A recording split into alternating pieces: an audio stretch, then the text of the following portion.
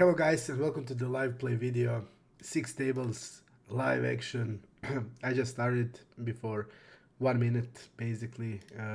Just arrange tables and arrange everything for, just let me click here. Okay, now it's better. Arrange everything for the session and we can go in. Let's go, let's call here. So 6 tables today,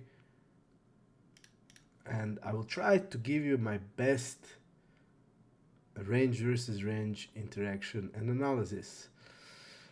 So this is his check fault. Let's see what he's usually checking behind. It's important to see his check back range.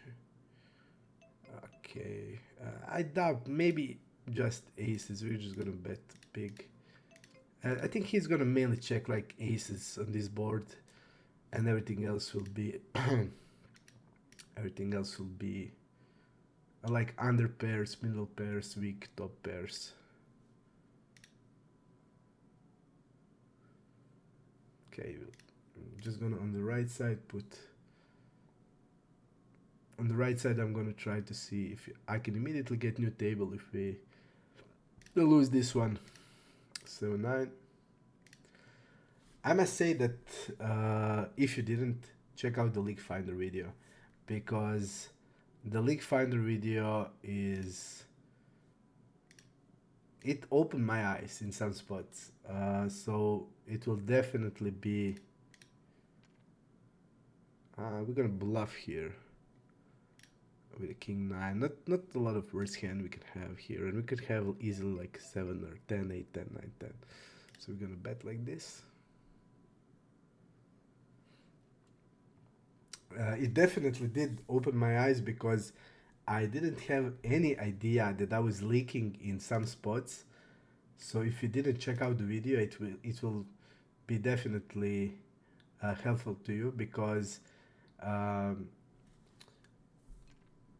like a lot of people are losing a lot of EV in spots that maybe they don't even perceive that are important, and maybe it will be hard to recognize these spots, because for example me, I lost really a lot of big blinds per 100 and a lot of money in spots that are like pretty basic spots, and definitely I didn't feel that I'm losing in these spots, and I was losing massively. And I'll try to fix these things, and we will see now in game how I'm doing it. Okay. I have one table on the side, so I'm gonna add it now. Okay. I'm gonna put it here. We're gonna bet 1/3 with 3-bet in a heads up. This guy overfolds to 3-bets. He goes with the raise here. He usually didn't raise ever. He can have raising range. He's gonna have Jack X hands. We're just gonna call here. And against him, we're gonna jam the turn. We're gonna bluff here with the delay bet. I go actually like this. We're gonna check aces, kings pretty frequently here. Some 6x also. Like even pocket 10s can be checking, pocket queens.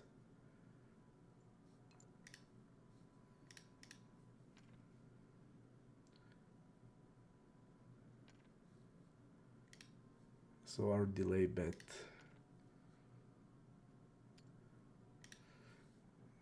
I need to just this.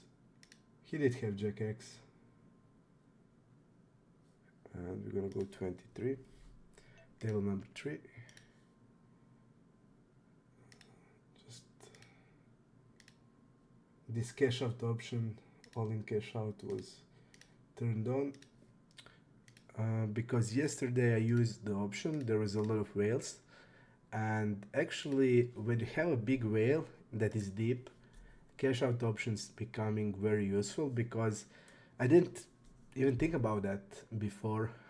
But on our Discord we have that discussion about it, and it's really good, definitely good to know that because, for example, when you're deep with the whale and you go all in and you have like 70% equity, 80%, doesn't matter. But if you lose this spot, if you lose this spot, you're losing much more than these like 200 blinds, for example, because you're losing ability to take his stack. And now we're going to go back to 100 and he's going to have 400 big blinds, and that's something that is definitely problematic. I'm going to go 7.5 here. On lower boards, 1/3 half pot, but mainly half pot. I'm going to bet here. With the king queen we can go check, we can go bet. I think both is okay. Big blind versus small blind, I'm using half pot here. Let's see, 3-bet pot as a caller, check raise 6.5. And this is interesting.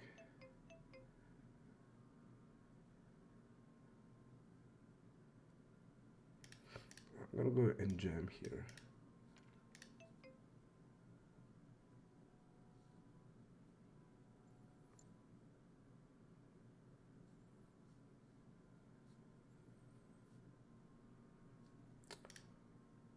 Table number 2 we're gonna open and we're gonna find your table.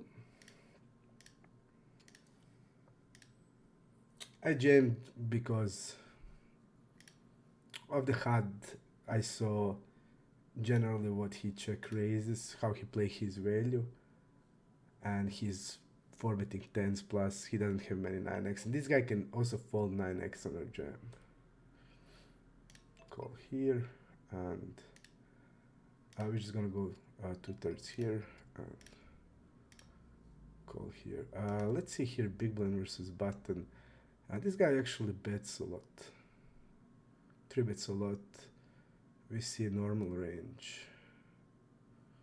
Okay.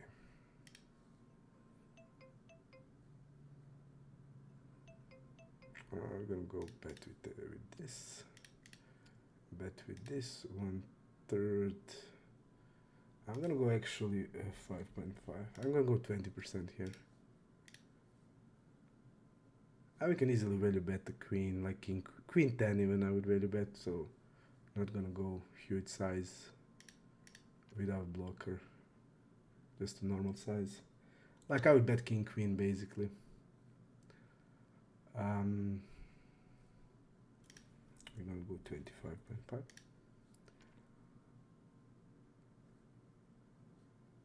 Check call. I think check is okay. Check or small bet is both fine. I think they generally check raise immediately with hands like even 9s plus on this type of board. They don't check call it very often. We have a clear call. He would need to turn like hand like an ace 4, ace 6 into bluff. Hand like a king queen with the clubs. But his value range is like, he's now saying he has basically aces, hand like a jack x of spade.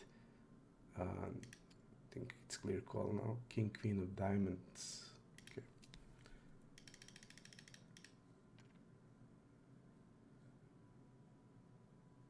I'm gonna go bigger on table number 5. A little bigger. With my ace 3. He check raises here. Let's see his check raising range. Okay, he's gonna be top pair also heavy.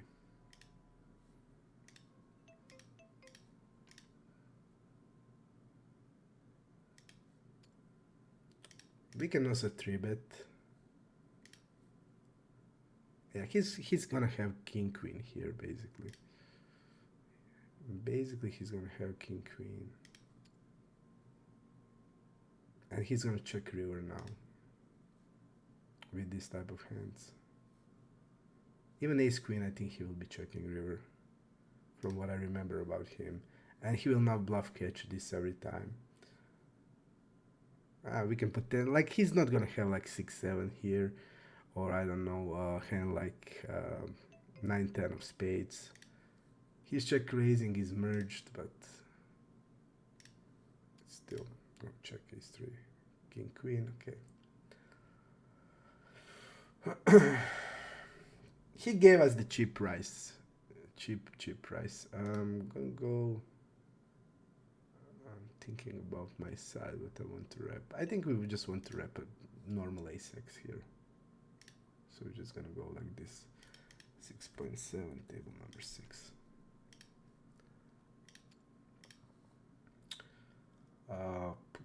Boom. I'm gonna go 75. Table number 3.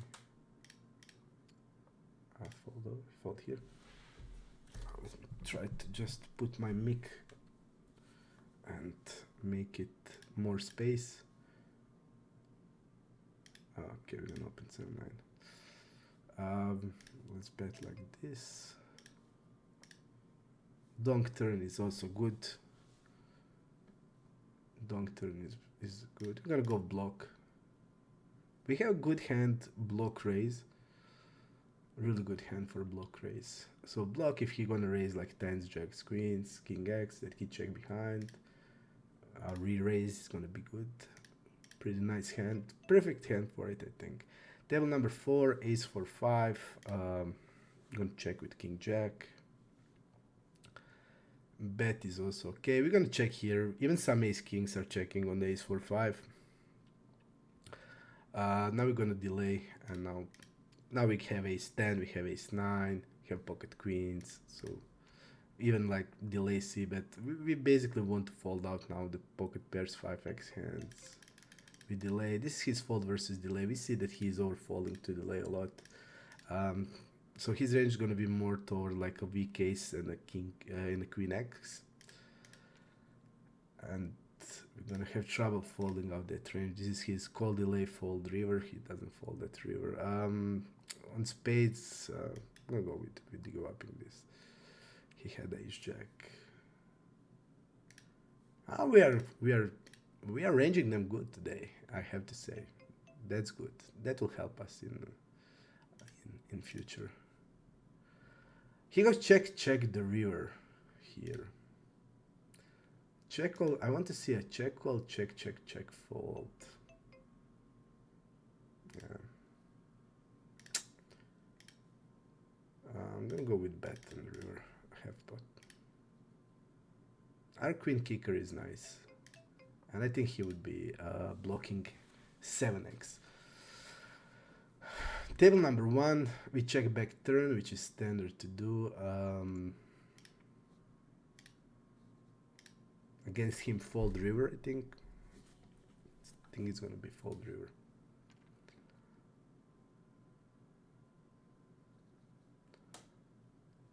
Yeah, this guy is not going to be value betting. His step river is 50 here, but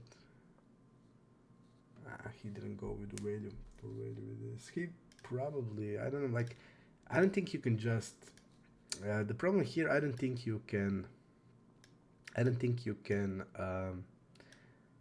mean, you can queen 7 to trap and go, if I'm betting the river here, I can potentially still have even a flush. That is checking back turn. I'm gonna have some flushes checking back turn.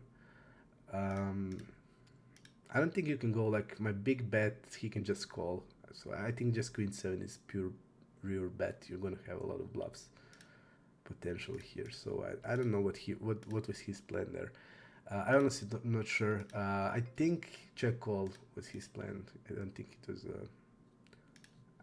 was a trap to check raise. Okay, we're gonna bet deuce jack 1/3 size, blind versus blind. He should be calling like queen 10, king 10, ace x, pocket pairs. He goes with the raise on the deuce. Let's see generally how he play. Is he gonna be polar here? We see like he had 5-7 off. So this guy will probably have more deuce x, like deuce 6 suited and stuff like that. maybe even some like king deuce, queen deuce. When this guy orbits turn, it's not great. He's making us bluff catching now. Now we're not bluff catching anymore, but I'm pretty sure the guy just has a deuce here based on the profile. Pretty sure he has a deuce, so now we're gonna see. His value range is only a deuce, so he's not betting jack. And he did have a bluff, that's nice to know. Queen 10.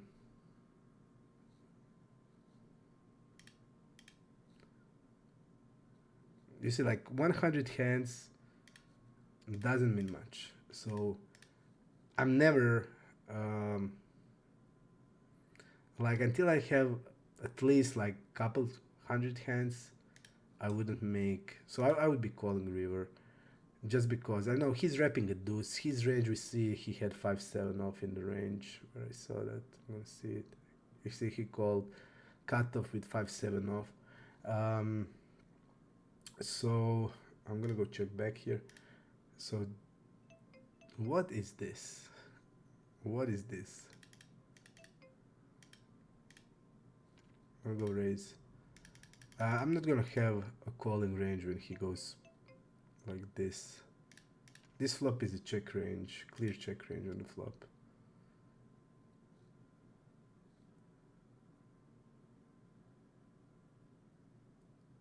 So this flop is a check range, he's overbetting the flop.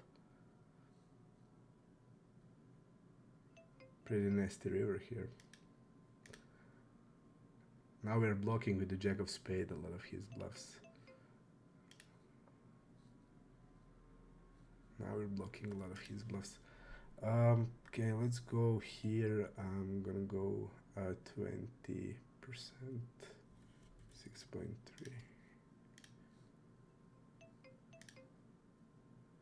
Let's see river. I guess he will be folding. To me, here looks like that he has an ace king. Looks like that. I'm gonna go 20 again here. I'm gonna go check back. I think he has ace king. Okay. He didn't go for value on the river. Okay.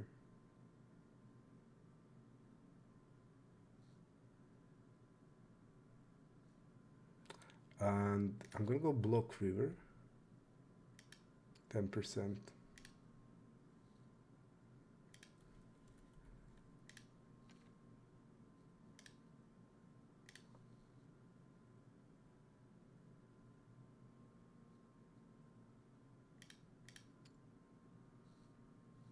And we're gonna have like I'm gonna have ace queen ace jack in this line, also even some ace king when I'm threatening versus ISO. And when I'm using this strategy, generally with bluff catching, we're gonna bluff catch pocket queens because ace queen is gonna be his main jam, and this is his river bet.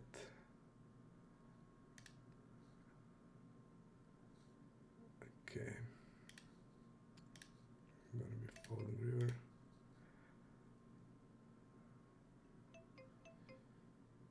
Okay, let's bet turn here.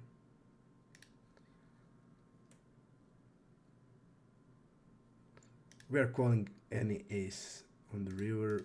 We're gonna bluff catch with some pocket queens. Pocket jacks we're gonna be folding. Pocket jack is gonna be highly turn check, but this is the special. This is the different little line because there is no GTO here because he did ISO, and in the GTO world nobody's limping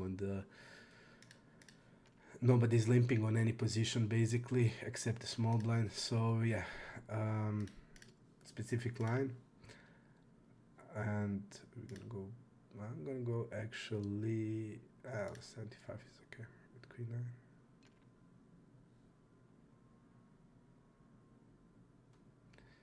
And we're bluff catching again here. I think he would just call king. So he did quickly check with we did timeout, he quickly check. We're gonna just call, but we are bluff catching. He reps a flush basically. He goes with the king. We did bet big on the river.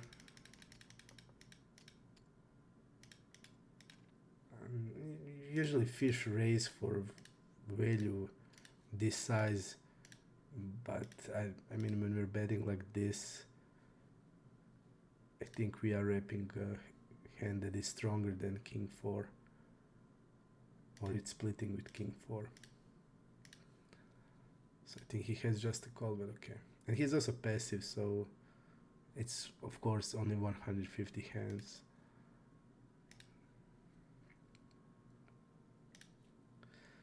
I'm just wanted to say like my strategy here. So this is a line that you will not gonna find in the GTL line, because we are now 3-betting versus isolation of button versus fish on the middle position basically. So in this situation, just gonna try like this. In this situation,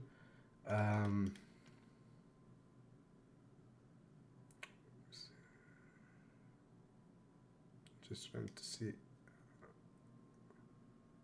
Okay. That table number 6, I'm not sure if you see all the numbers, so I'm putting like that. Okay, so this is the situation where we 3-bet big blind versus eyes of the button. So these are the ranges are completely different than the range of the big blind. You know, the big blind is gonna have different range. Big blind versus button 3-bet is gonna be different range than this range versus eyes. This range is gonna be a lot stronger. It's not gonna be polar. It's gonna be more linear. Okay, that's the first thing. Okay.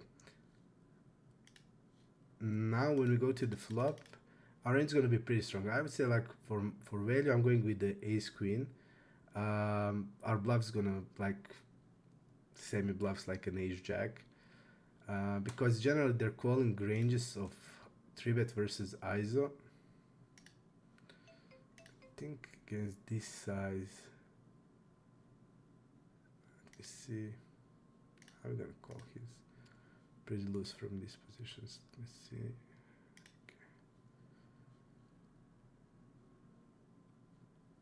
Okay, let me get back into the thing. Fold on table number 2.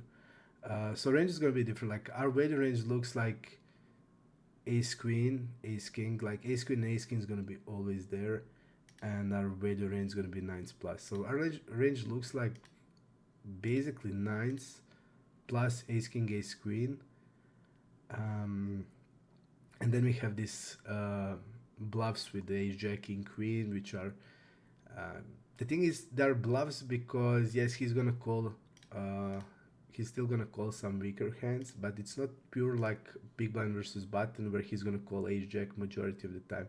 Here the ranges are stronger because we are now 3-betting versus the ISO, and then the ranges are stronger. So basically our ace jack, he's still gonna be calling like queen jack suited, jack 10 suited, king jack suited, but basically it is lower portion of our range. Ace jack off, king queen off. Then we have the suited broadways that we're gonna mix. So like ace jack, ace queen, king jack, mainly 3-betting. We're gonna mix with king 10. We're gonna mix with queen jack, jack 10. We're gonna mix with this, and we're gonna have some ace 4 suited, ace 5 suited, basically some suited aces. So how we hit this flop? We have this portion of the under pairs to an ace, which is going to be quite high because it's going to be like 10s through kings. We have also pocket 9s. So we have aces, we have 9s, and he doesn't have deuces. So we have, and he doesn't have aces. So we have majority of range advantage there because we have ace king, we have ace queen, and our range is structured like that we don't basically even don't have many weak hands at all. And we crush this board. We're gonna go 20% on the flop, and on the turn, our situation he calls, he's gonna call like all the pairs that he ISO and call the 3-bet with, so 7s with 7s, 8s. So all pairs are calling to 20% on the flop. Call here. So all of these are calling, and now because of the linearity of our range, but still strongness of our range, we still have here aces. I will be checking, but we have pocket 9s that can also sometimes check because we still have this under pair region, so we want to protect that. But generally, I should be mainly checking jacks because I know how he plays. I did go with the bet because this guy knows that I'm gonna have decent small bet. Strength of my range is gonna include hands that can easily call off the river. So I'm gonna have here hands like an ace jack, for example, ace queen.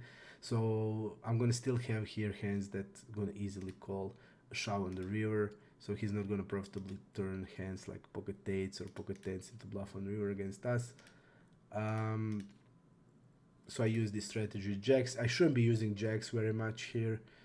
Queens are better. With queens, I would be also, his main shoving will be ace queen. I think he's gonna mainly call ace jack. So having pocket queens and blocking ace queen and unblocking pairs, lower pocket pairs that can be turned into bluff, it's gonna be okay.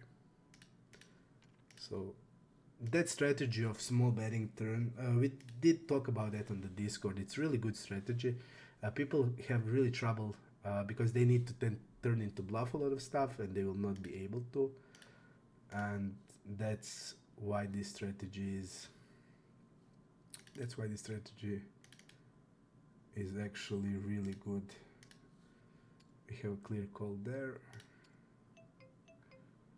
I'm gonna go a bit donking here. 4-5 we're gonna call.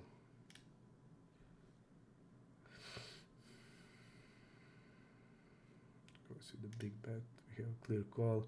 Small blind versus middle position around 8%. It's gonna be like 8s plus ace king, ace queen, suited broadways, ace 4, ace 5. I'm gonna call here.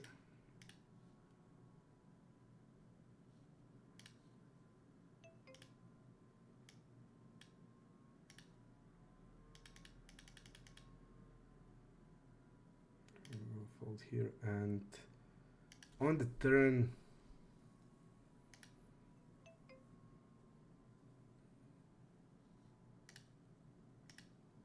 I'm gonna go with that.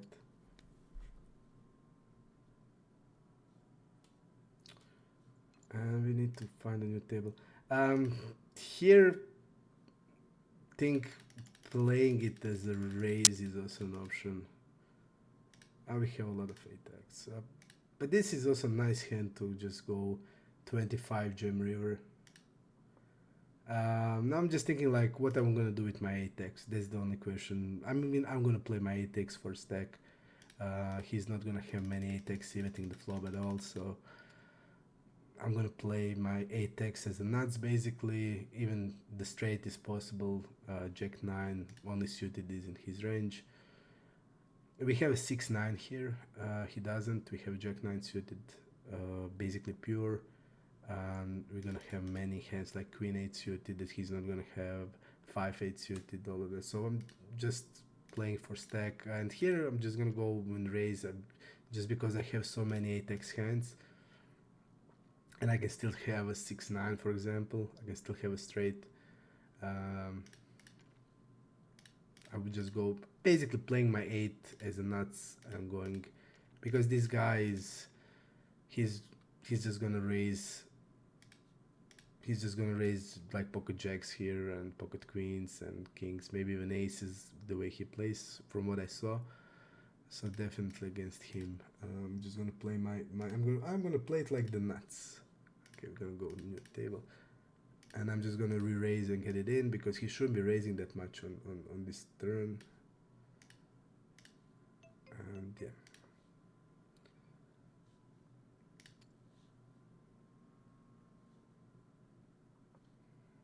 Okay. Just checking the river.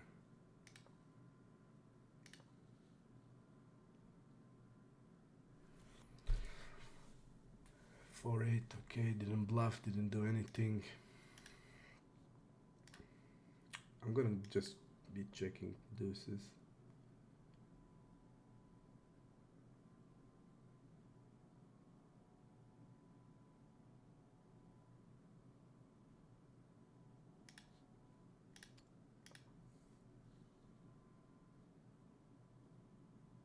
Now I don't have much worse actually, so I'm gonna go over the bet. This guy called a6 off against middle position.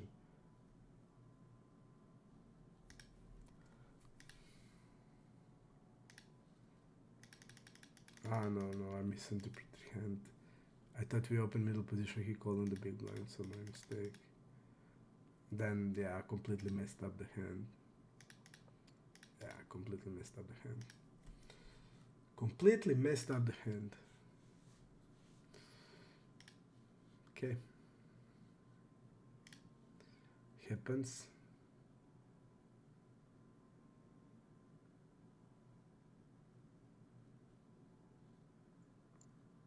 Even in that line of triple check, this is not gonna be good ever, so I don't mind it.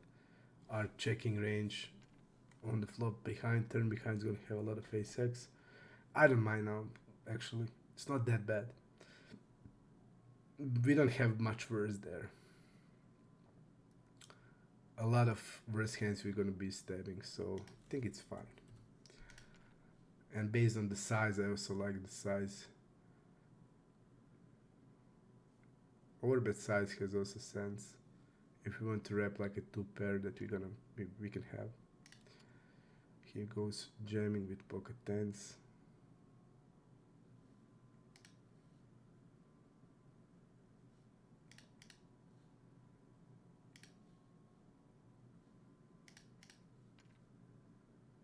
Ace 5. I'm gonna go folding. Queen 10. Fold.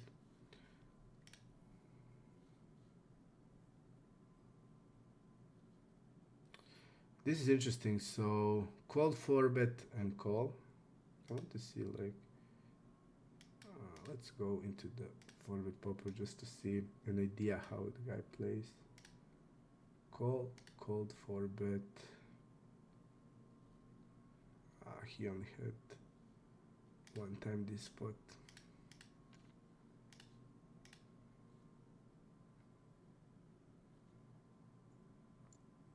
Against middle position, we're gonna be folding. Against cutoff, we're gonna be 3-betting. Let's see here what happened.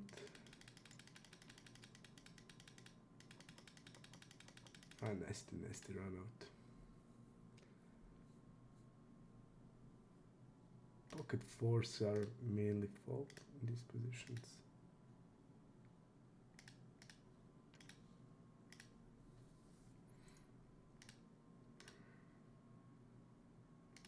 In these positions are mainly folding.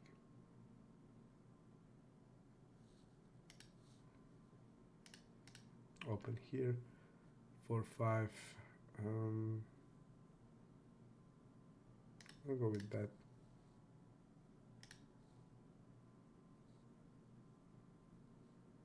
Checking is also okay.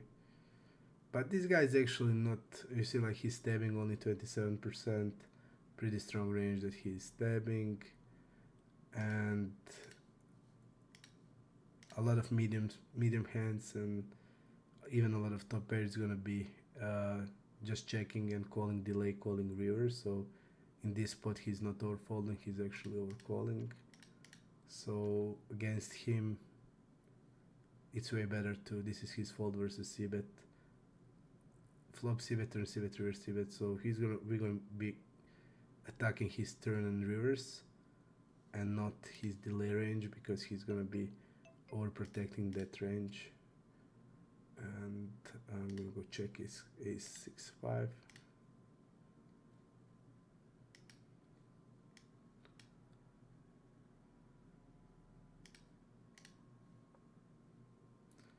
%59 of range. Check behind 65, only 35 he's stabbing. Let's see which range he stabbed. Queen 10 on the 3, 6, 7. I don't think he's gonna be stabbing very lightly here.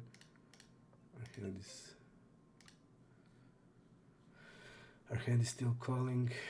4 is connected with his bluffs. So now his bluffs should be hands like Queen 7, Jack 7 suited, 7-10 suited. So we still dominate some of his bluffs, but he should be also, let's see, step flop bet turn 42. Still has some trash in the range. He's basically saying he has a 2 pair plus on the, so he's repping basically 5, 6, ace 4 sets and straights. Let me see what read I have on him. Okay.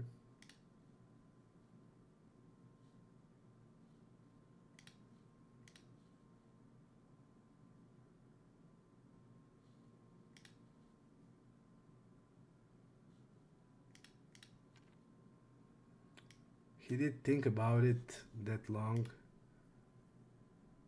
Like he's probably thinking what he can go with value.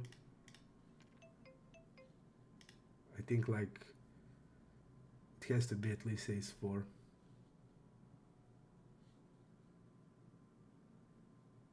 We're gonna have a lot of ace x here. So he had a set. His bluff cap. When we are shoving, we are saying we have flush. So his value range, to me, it looks like the way that he did think about it. It felt to me that he has ace 4. Maybe even like he would be checking back ace 4. So maybe ace 6. Ace 6, ace 5. Basically, these 2 pairs are his. Ace 4, based on his stats, he would be check backing, I think.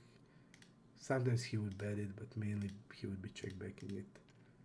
So his value range is going to be mainly ace 5, ace 6, basically.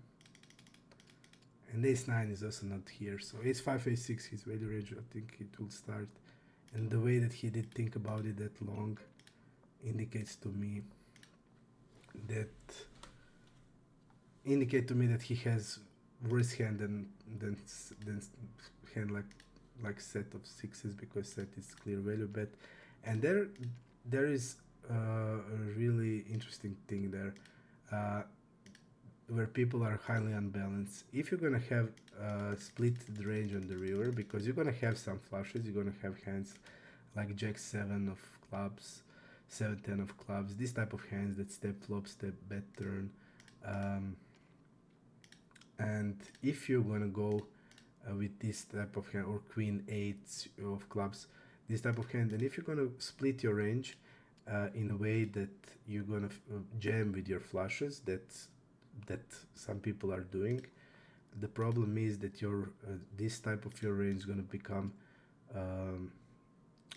vulnerable, because now people can I'm gonna go with better.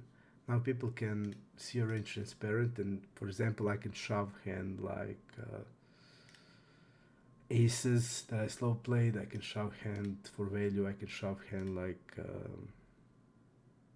for example, 7, 8 of hearts that I slow played, and that's the problem. Then becomes a problem. This guy looks really nitty. Our hand is mostly a 4 bet, and against this size, I'm not gonna call at all. I'll go 24. I mean, I'm not gonna call ace queen at all, ace queen off at all. I'm gonna mainly 4 bet or fold it. Against 7.5, I would be calling around 25-30%, but against 8.5, I'm just gonna be with the ace queen mainly 4 bet or fold. Generally, we're gonna have still calls even against this bigger 3 bet size, but we're gonna also have jams. Now, when he goes 8.5, suddenly I'm gonna be jamming ace king almost always. I'm gonna jam like pocket jacks, pocket queens, even some ace 5, because now he's using bigger 3 bet size, so jam is we have now more incentive to jam. And ace king is perfect hand. You build around ace king, but if you only have ace king, he can start calling you lightly with pocket sevens, for example.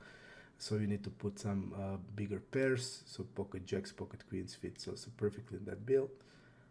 And what you can do more? Yeah, you can, some bluffs like ace 5 are gonna be okay. Ace 5, maybe king 10 suited is one of that I like.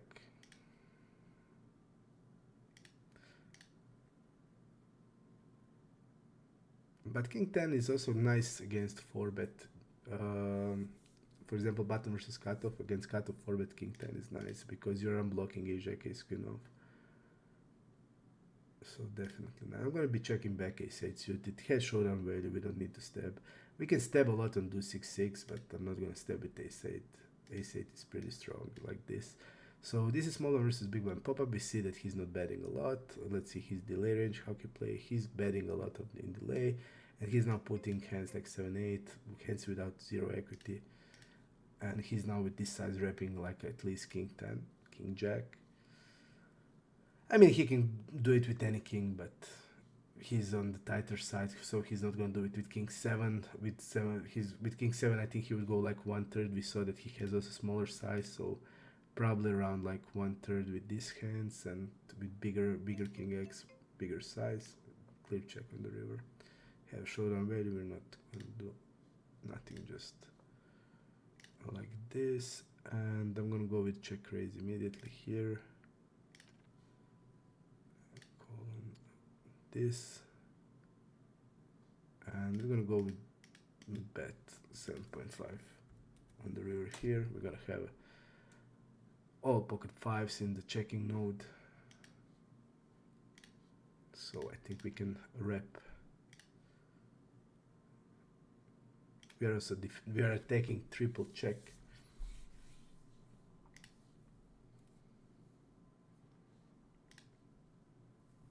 And guys, in the comments for the next video, tell me what you want to see and I'm going to do it. I'm going into the live tournament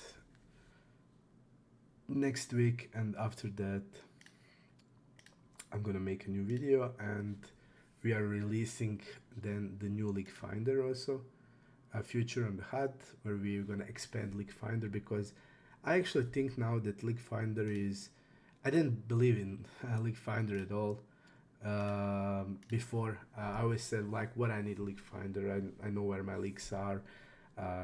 By in-game, I'm just gonna recognize what I'm doing wrong. And I was mistaken a lot, because there are so many lines where you are not aware that you can leak from these lines. For example, if you saw like in my League Finder video, like how much I leaked in playing against 3-bet on the flop, like 4k BBs per 100 I lost. And actually there was a lot hand, so it was really a lot of money that I lost in that line, where I was just going into the super strong range, calling it super lightly, and losing 4k BBs per 100. So on 100 hands, I lose 4,000 big blinds, and it was around, I think, more than 1k hands of that spot, I think, or it was like 800, something like that. So I lost a bunch of money in this situation, where I check raise or raise and they 3-bet, and they 3-bet extremely strong range, and I was calling it super lightly, especially also in 3-bet pots. Because you have some spot in 3-bet spots where you actually raise fold, and yeah, I wasn't paying attention that much. And then in 4-bet pots I leaked so much, like my fold on 4-bet pots, my usual fold versus 4-bet was super small. I mean, it is in the GTO frequencies, but compared to other people, because people are not 4-betting GTO frequencies, especially in position. Out of position they are 4-betting decent, but in position they are under 4-betting generally, a lot of regs. So they are lacking bluffs, and I did call out of position against a range that is much stronger than GTO range. I called the GTO range. That's like super big mistake actually, because I lost bunch on it. There were some lines in 3-bet pots where I was struggling, even compared to just a normal average reg, and if I would compare myself to good regs, I would be losing even more. So definitely good stuff, and now we're gonna expand that feature in the new update, where we're gonna add more lines, more spots. We're gonna add every position against any position, and I'm gonna also make a new League Finder video when we release it, and I think it's gonna be extremely helpful, because if I had this leak finder before, and if I used that option and I could correct my leaks, I would have much better win rate than I have now. And that's really good because I would never think about that. So definitely something that I'm planning in future to invest in this future. So in future I think I need to invest in that future. So because it's going to be extremely good. We're going to put all positions and many more lines. So that's the plan for the next month. Until that, I'm going to the live tournament, and I'm gonna play this week GG series. I think couple of tournaments. GG has the couple of really good, highly guaranteed tournaments with a little bigger buy-ins. So I'm gonna play some. It's gonna be buy-ins of 5K. I'm not gonna play these ones, but I'm gonna play.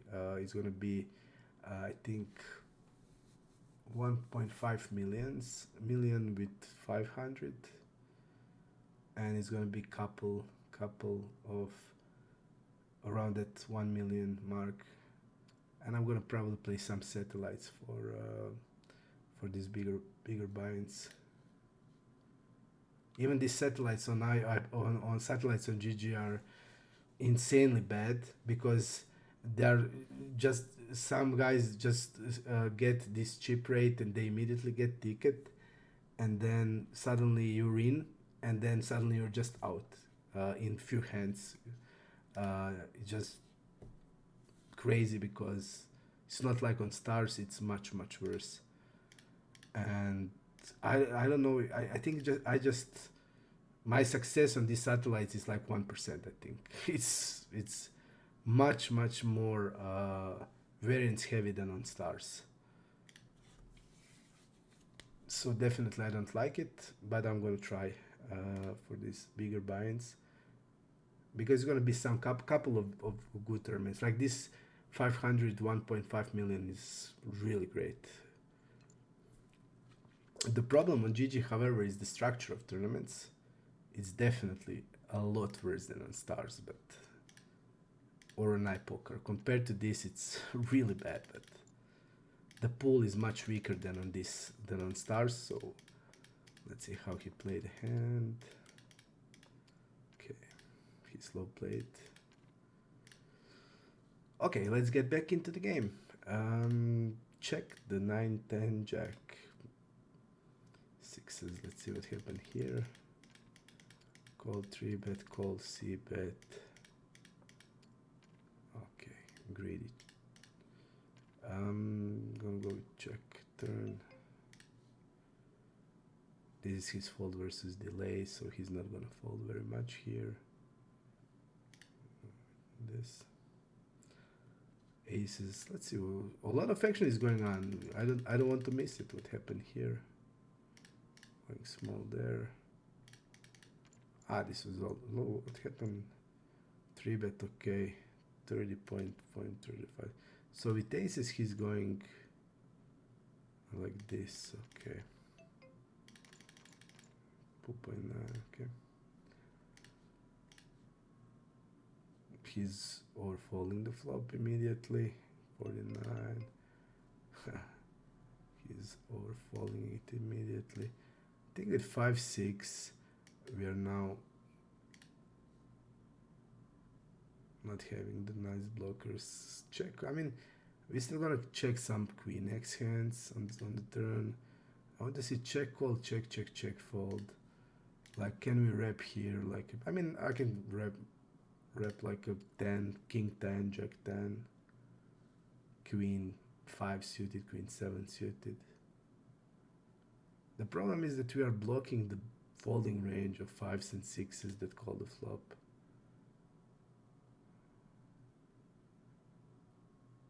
And this is like, I would be calling off like my 10 and queen here. I don't think it's, I mean, this guy is raise and river, so this is his fold versus river bet. After check turn, he never raise. Okay. It looks to me like he's now wrapping at least a two pair.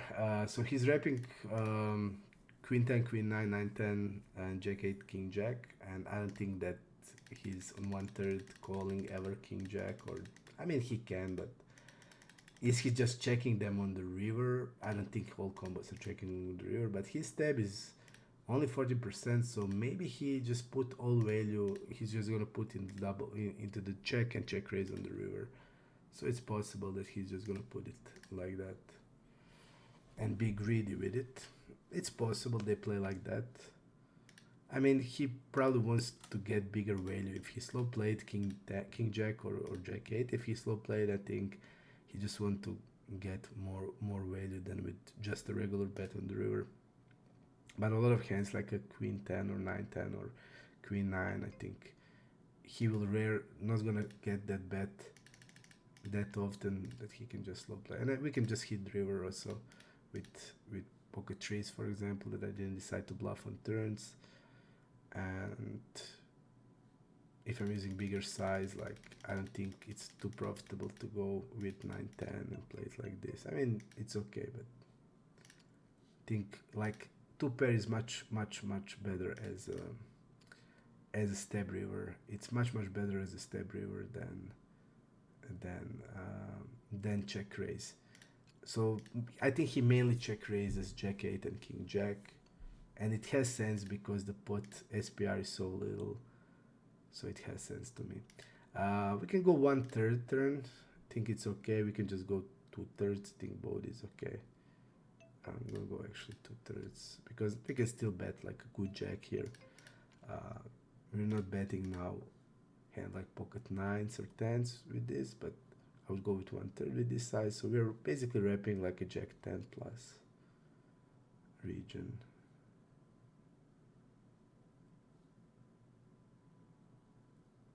Okay.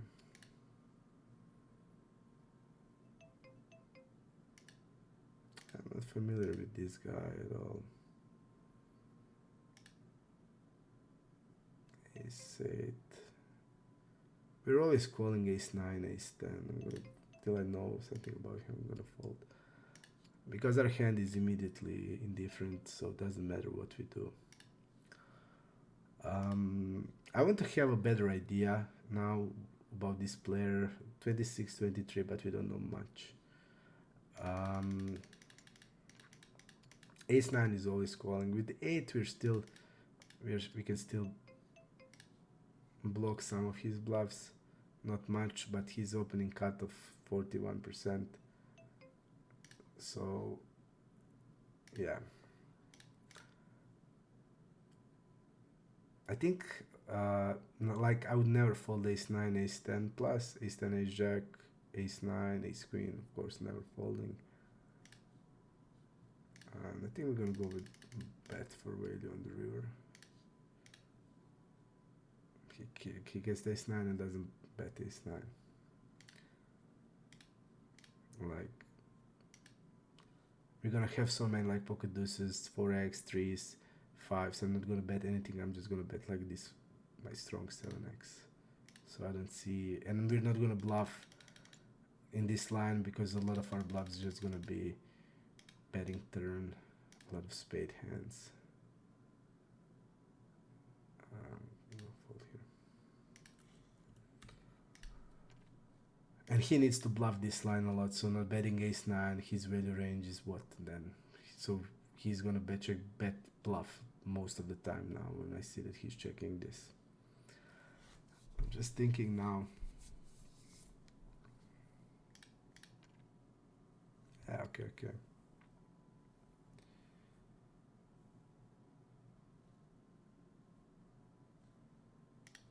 So basically ace 9 I would never fold plus. Just thinking like ace 8 it's against 150.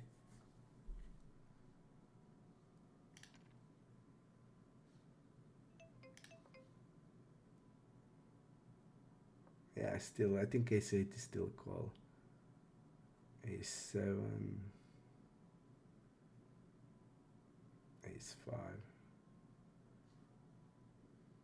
Against him, we're gonna bet is a6. Even he's not, or he's or folding against us. Generally not against the pool.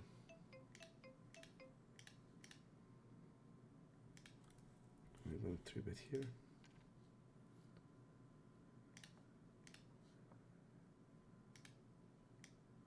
With a6. I'm still gonna barrel it.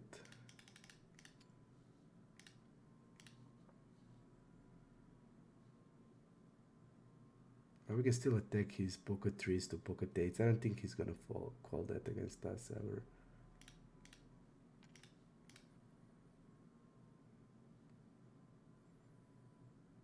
What is this?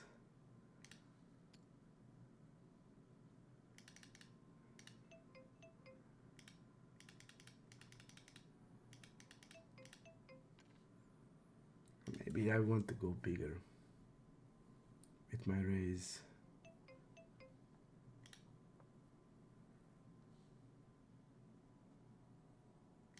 Maybe I want to go bigger.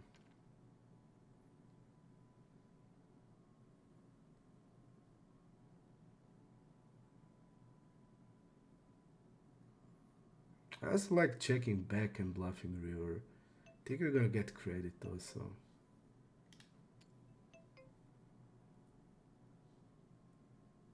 Let's do it like that.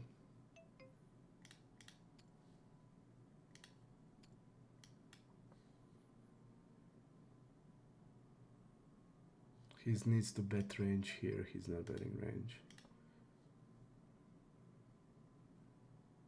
Okay.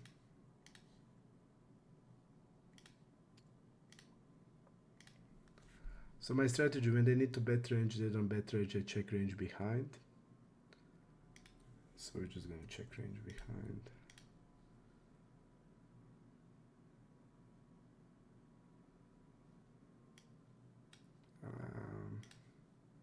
He's wrapping a jack, that raise, delay.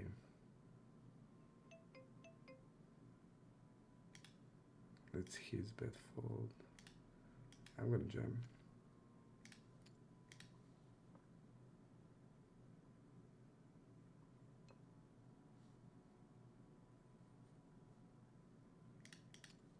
He's wrapping like a jack, and he's doing it with the jack. Also really often blocking ace jack, the check back, which should be stabbing most of the time. So he's gonna have like a medium jack. So I'm just gonna jam with this.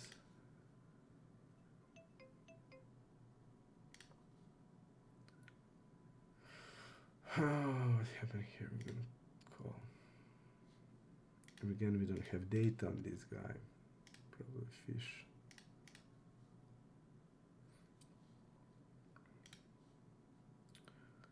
This is not great. I'm just gonna fold.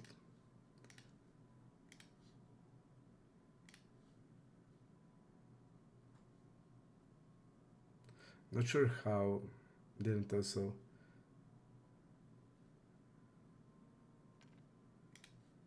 see. I'm gonna see what happened there. I only called, I think. Oh, yeah, because of fish. Okay. Yeah. Okay. Now it has hand has perfect sense. I think he will be checking a lot of our pairs to check raise against the fish. And when he get us also in the hand, he has a sweet spot with check raise. We're gonna mark this guy as a fish. He gets the sweet spot there. He should be actually checking range there on that board. Let's see how he play in the multiway. So this is PFR multiway. He's gonna have check range. He's playing the strategy. I think how the strategy should be playing.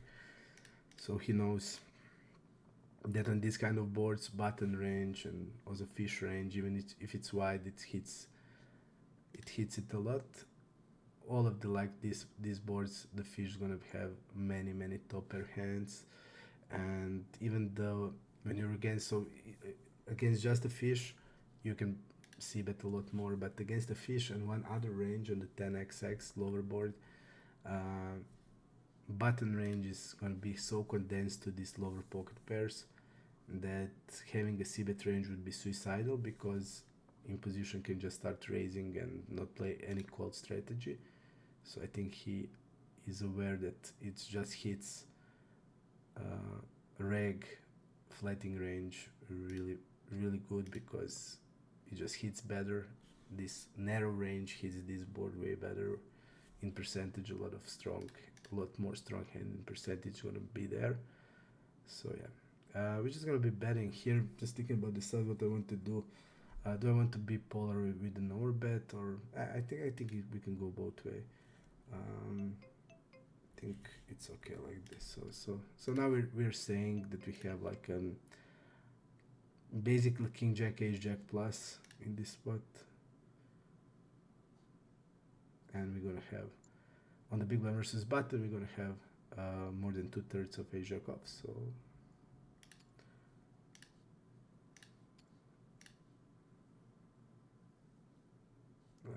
check back here with the king. Bet is also okay, I think. Stabbing it. Let's see his strategy. Small blind versus big blind. He actually bets a lot on the flop immediately, so I would be expecting all of his jack x hands to see bet the flop. If he checks, we're gonna be betting. I'm gonna check back some weaker 10x hands. We're gonna have some hands like king jack just checking back, ace jack just checking back. But now I'm gonna go bet it bigger, because now I'm just gonna bet this stronger jack x hand to check back the flop. So we're just gonna wrap that.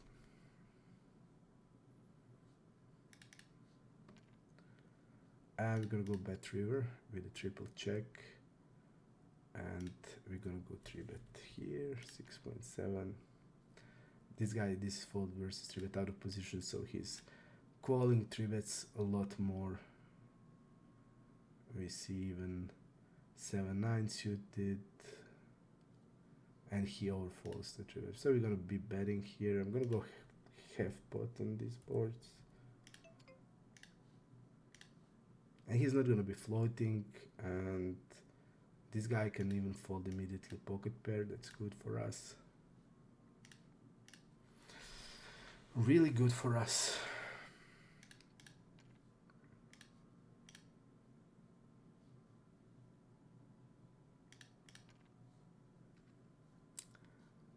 Okay, this 369. I think I'm gonna be betting it with bigger sides. Let's see big blind versus button, how this guy play out. Fold versus C at 49% here. Yeah, this is...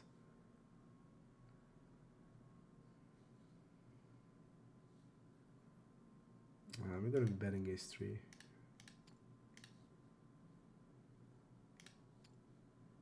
We're gonna be bluffing with it.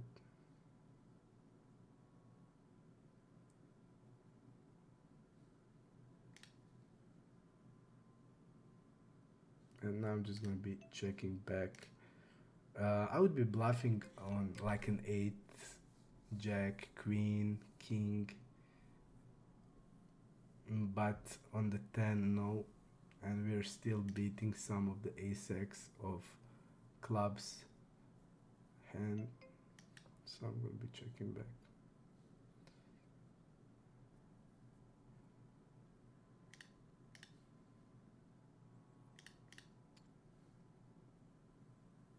This 10 is...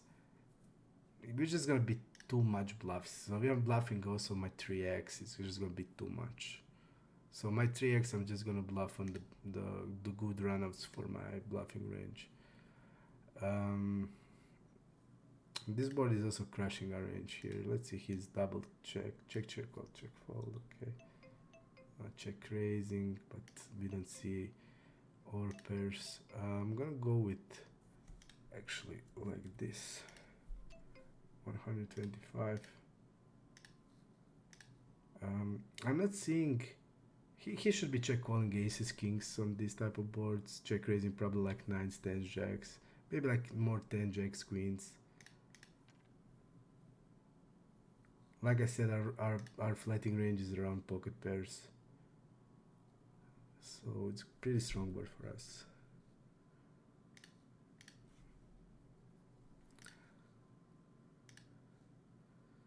If he calls here with the jack 9 of diamonds, so I think we have a clear bluff on the river on many runouts. First we unblock spades. He doesn't have nines or jacks in this. Actually, he can have pocket nines. Pocket nines, I don't think they're check raising that much as jacks and queens do. And it's good then to have a 9. And the jack is also good to have because it's unblocking folding range. So yeah, I think this hand is good for the just going.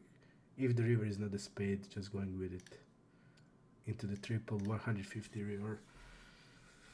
And that's it. 150 or maybe, I mean, we can also just go bigger. Oh, this is weird. So he's 4-betting.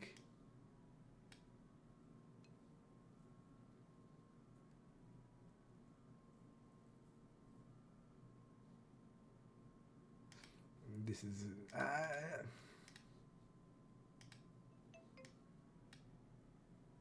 he never 4-bet as a caller.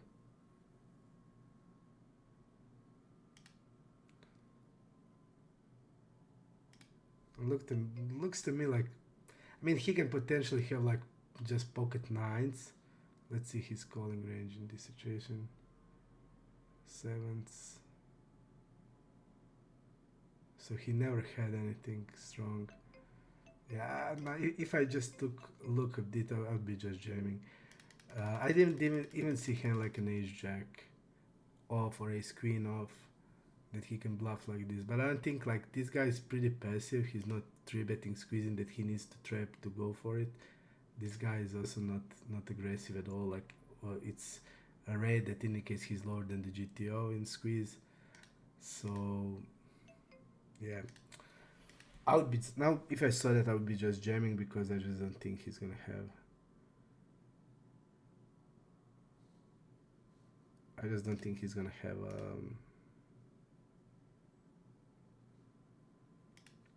basically any traps.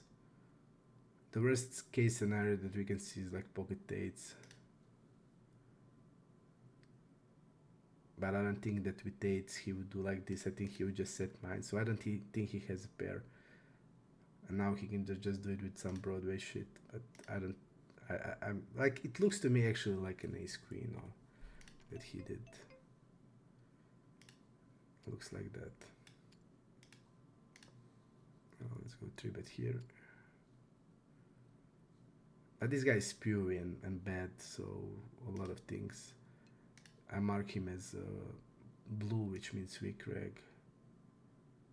I'm gonna go with raise here with pocket eights, merge raise. And I'm gonna go raise here. This guy is overfolding to raise. He has a 3-bet range against raise. So I think this guy would actually immediately go raise with pocket jacks, pocket queens immediately. Just 3-bet the flop. Let's check back. And okay. Let's see here. Let's check here. And call with eights.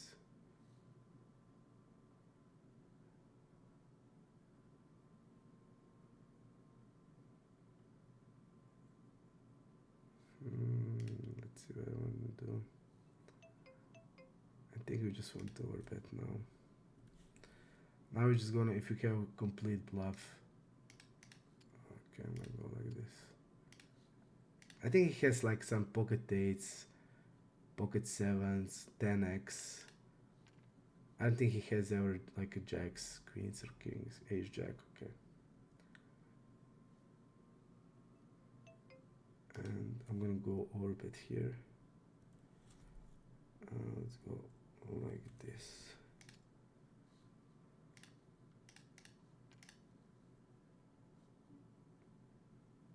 With the ace of spade, I'm gonna give up. We're just blocking too much of his folding range. And this is his fold versus on river. Let's see, against me his fold is 0, okay.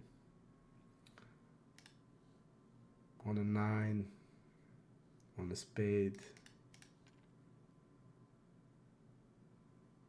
Yeah, we want to bluff on these completing rivers of our bluffing range.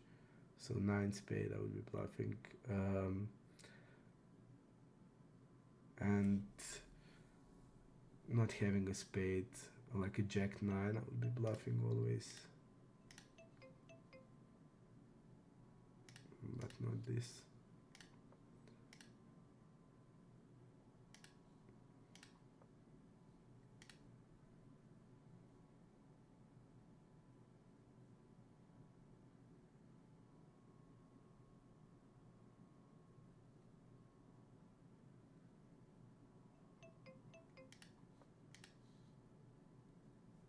He's checking ace-10 against us. So he's expecting me to be bluffing here in this line where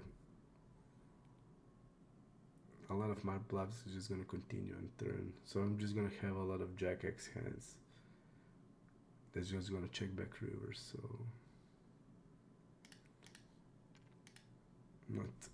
don't understand why you're checking the river. Okay, let's go 8. Let's see what I have on him.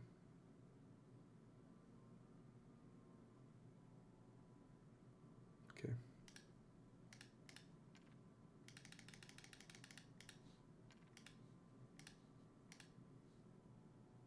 He opens 27 UTG, so he's very loose. Going 1/3. We are deeper, so 1/3. Half pot 1/3 is basically 2 options. Let's go into the deep pop-up to see how he plays. Folded, okay. Here we're just gonna go bigger size. I'm gonna go actually immediately or bet on the flop.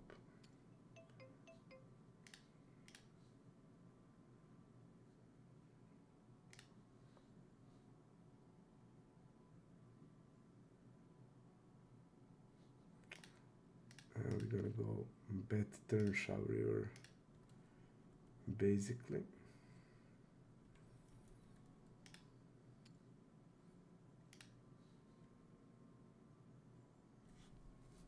Now we're gonna be checking back. We are now beating queen 9, jack 9 type of hands.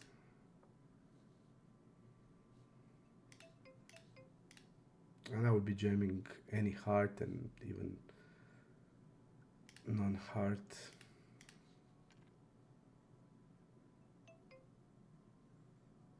I'm gonna go, let's go like 1/3. We are also a little deeper, so 1/3 half. I'll be mainly using 1/3 or half.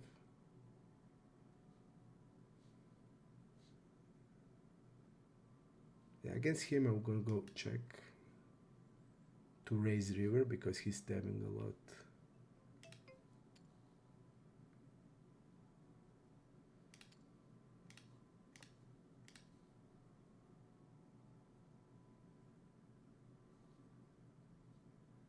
Pretty strange. I'm gonna go just normal size. We're gonna have still 9 stands. I'm gonna go just like this.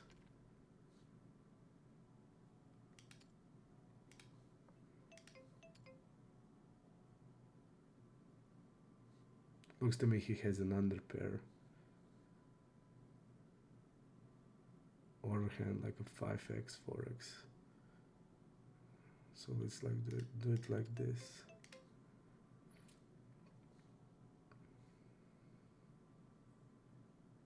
I'm gonna go half here with this. And I'm gonna check river. Let's see this guy. Really small check fold.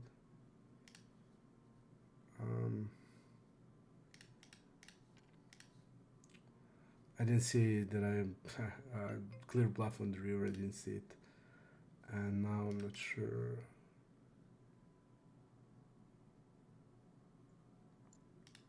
I'm gonna go half. This is checking usually clear check on the river, but against him, we can just basically check. But against this guy, I'm gonna be betting. We're gonna call having him on the big blind. I think it's okay.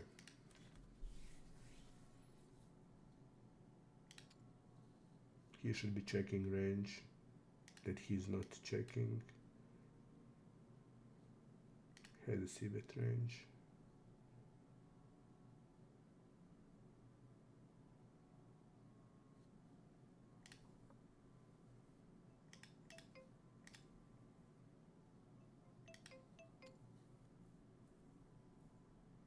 Pretty weird.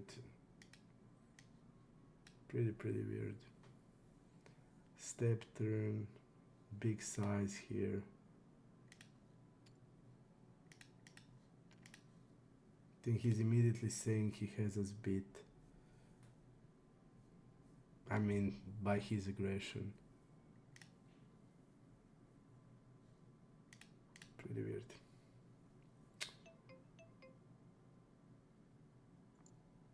Let's see, after check.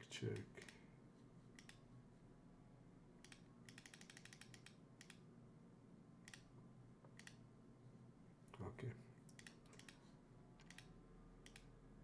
The fish are afraid of flush. I wanted to bet river still, but that would be a mistake. Like, the problem is that fish are afraid of flush. That's the thing. They're just afraid of flush, and they will be checking straights. And his size can be like Jack 10, 5-7, 7-10. He has off all that hands. I think our hand is clear check back. I wanted to bet, but that was a mistake. It was just a mistake. Actually, I think by his turn size, he's immediately saying he has us beat. And look at his, all is red, so all is passive. I think my mistake. You saw that I actually wanted to bet, but clear check. Big mistake. Let me see what happened here. Okay, let's see what happened. What happened in the pocket eights? He 3-bets. Okay, nice. He played it good.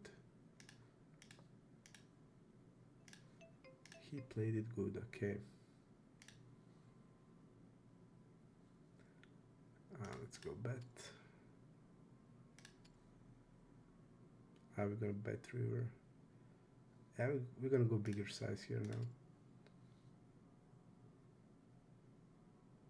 I don't think he's ever now checking a king,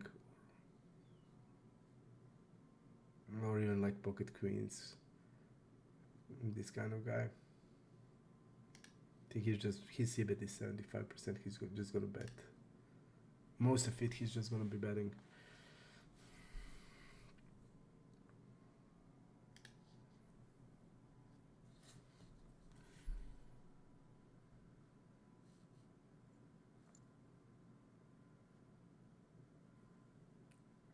This guy opened 3-4 off on the UTG. Oh no, again I missaw his big blind.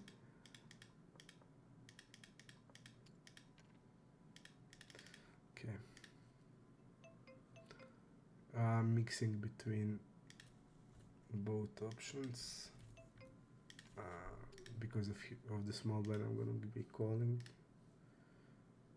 Mixing 3-bet and call.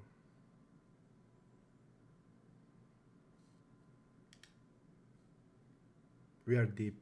There is no ever overbet range. It's checking range mostly on the flop.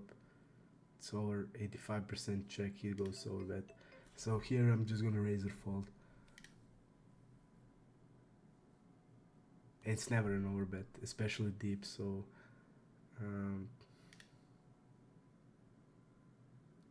it's I'm gonna go with 6.8. It's literally never no, or like deeper deeper you are out of the position, you're checking even more, and it's clear check range. Deep 100 BB is mostly a check, so I don't know what he's doing, but these are Ipoker regs. Like you would never see on stars that somebody is doing like that. I mark him winning reg basically because he is winning, but yeah.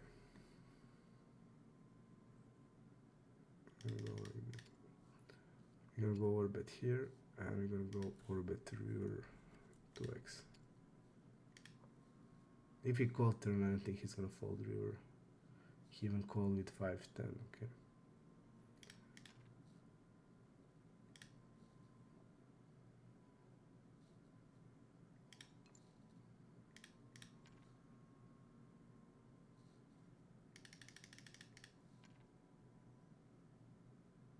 I'm gonna go bigger on king 4-9.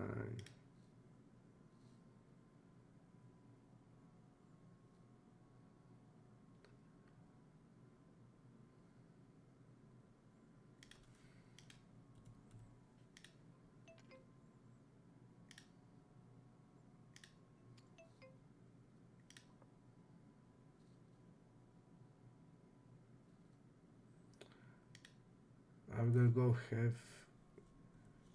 half pot here on 4-bet.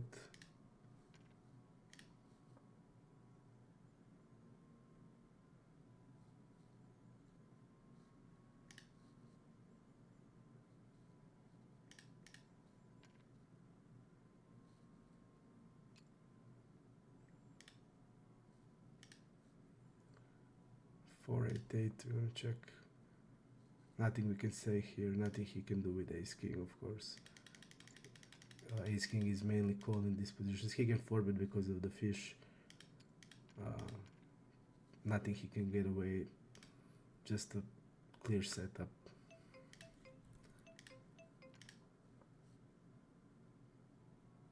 Fish is raising, probably ludicrous range. I'm gonna go 8. I'm gonna go 3x on the river.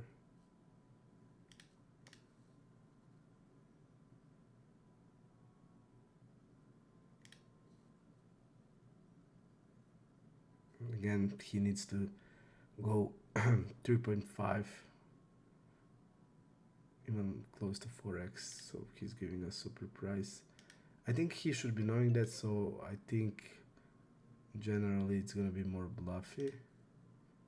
He shouldn't be having like 10s and jacks, even now queens are, and he needs to check range here. Okay.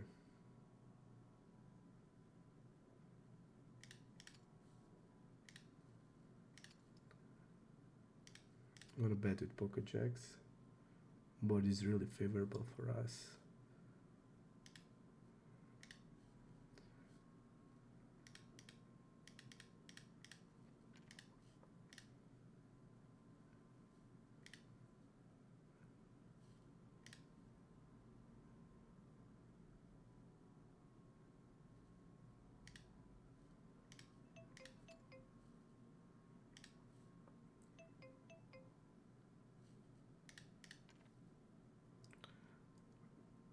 Against this type of play, I should be immediately fast playing it immediately. And I had immediately feeling that I want to do that. I should immediately just be raising it because they are capped. They're not even checking back any flush draw on this board, and they're super capped and I'm uncapped. I can have anything here, and I just want to play it aggressively, so this was a mistake. because they are unbalanced here, so I should be going with max exploiting them, just going super huge immediately fast playing in this situation, not going to protect anything because they are unprotected. And why I need to protect if they are unprotected here? um,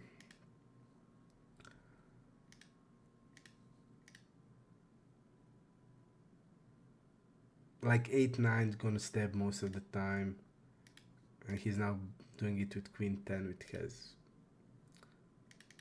like donk river also. I like one, even half pot river donk I like. Okay, this is a mistake, my big mistake, because I just need to um, just capitalize.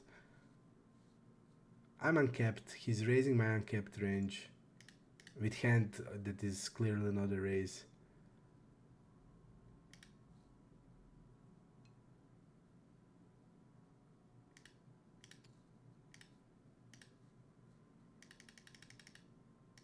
Let me just see. Okay, didn't see this hand. I want to see what happened.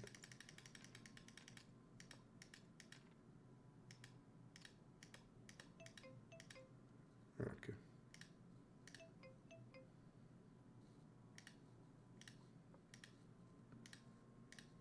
Let's see, new table.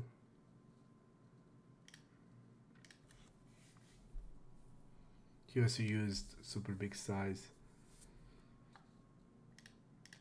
And because I know he's capped,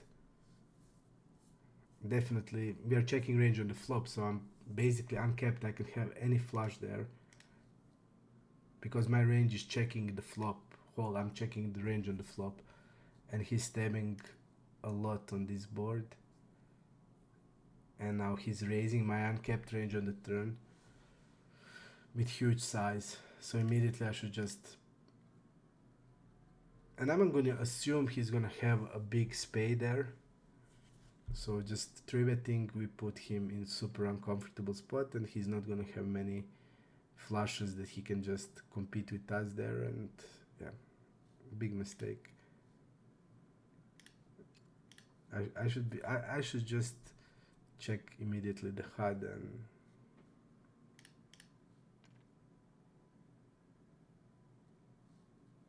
because GTR is going to be calling these low flushes, but I think it's mistake. Basically, I'm pretty based how he played, it's a mistake. And I'm just gonna go 75 because we have just so much bluffs here, and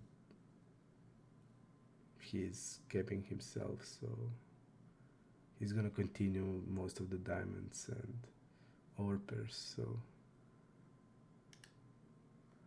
against him, actually, against him, I'm still gonna.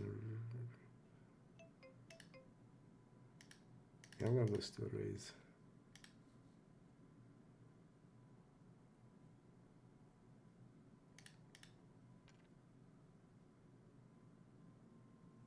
Even the guy looks aggressive.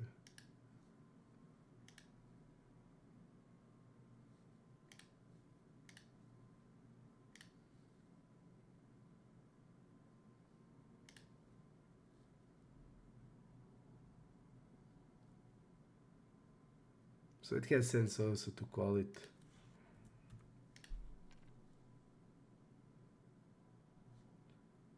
Still low sample. Looks to me like, I always talk in my videos, you have this fish, like he has fish that has went to showdown like 25 to 30. So this type of fish is much better range aware, and then you can just bluff them a lot because they will understand which spots they should be folding, and then you can attack them a lot more than other type of whales which are going to have like 50, 45 to 50 and low when cold river stats. So that's the thing, but it's still too low of the sample that I can tell something. But yeah, looks to me, my impression is that this is this folding type of fish that is much better range aware.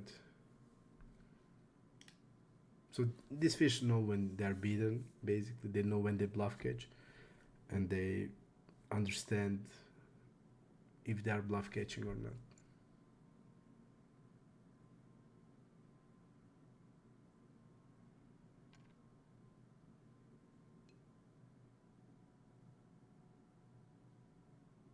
Okay, I'm just seeing the reads I have on this guy.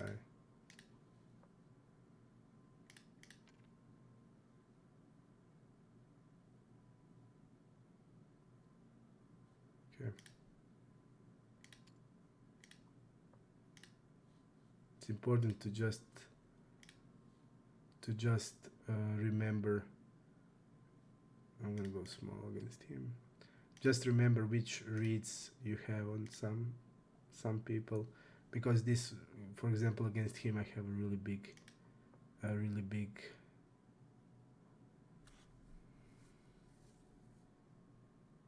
don't like this very much.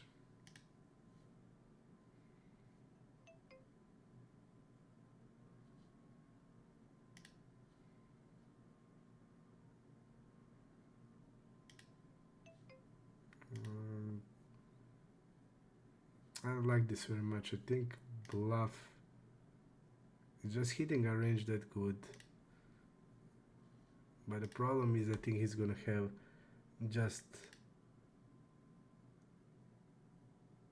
when he calling here, he's just gonna have a lot of Queen X and Jack X hands. He's gonna check back hand like Jack 10, Jack 9. So he's gonna have Ace Jack, he's gonna have King Jack, he's gonna have Queen Jack, King Queen. So I need to. I think it's gonna be tempting for him to call King Queen also. Just hitting him also. He's having low c-bet frequency, that's why I'm saying his range, his checkback range is gonna have much more hands on the river. That's gonna call us. And that's something I don't like very much in that spot. For us to bluff, even our hand is okay. I think when he calls turn here, I don't think we have now much of the showdown value on the queen. Yeah, we're gonna beat some. The problem is hand like ace 5 of spades is gonna be betting the flop. So ace 7 of spade has sense not z-betting the flop. Ace 3 is also much more, ace 3 of spade much more is going to be betting. So I don't see like much of the showdown value actually. Hand like king 7 of spade is going to be betting.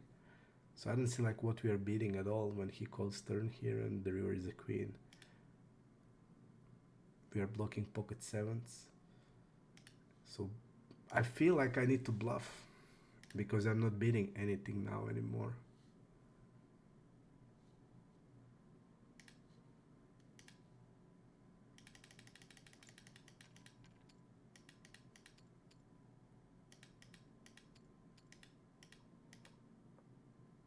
This guy didn't bluff with 7-8. Complete bottom of the range. I'm blocking. And this guy, the fish will be like folding.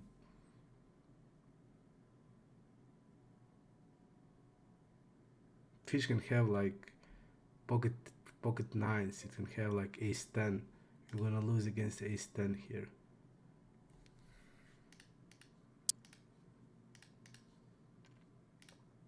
I think he has clear bluff if he decides to play like this. I mean, the guy had ace king now, but the guy, this is new fish, so he doesn't know him. Sick.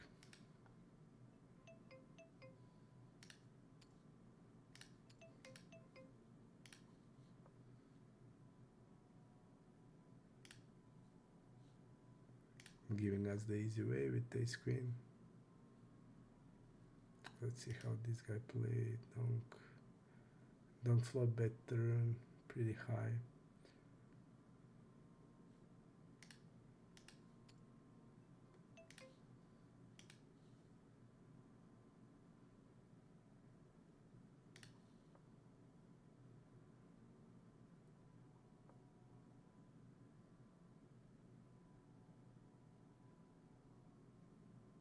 He's not blocking a 9 in this situation. Against that, he would be checking it quite happily. I think he's wrapping a 7 now. Just gonna be folding. He can also, like, if he's gonna have full house, he can just block and hope for a raise of the flush, or... But no. I know how he play. He would be checking there. And I can attack his check. Because block in this spot will actually be strong. So yeah, I like just... I'm gonna go 75 here. And just shoving the turn. I think is the best way to play it.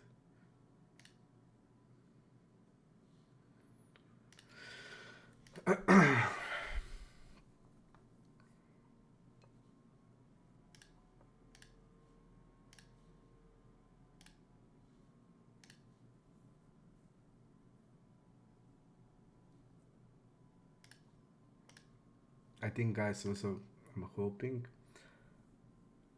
for a soon move up. Finally, I usually don't like mixing limits. And I don't like mixing sides. A lot of people are saying on our Discord about the coin poker, but I don't know what to think about it. If somebody of you are playing on coin poker, I appreciate if you give feedback on the comment section. How do you like the site? I don't like playing in this like cryptocurrency. That's the first thing that I don't like. I don't use crypto. I'm just old fashioned. I like the old school, not USDT. Just good old dollars or euros are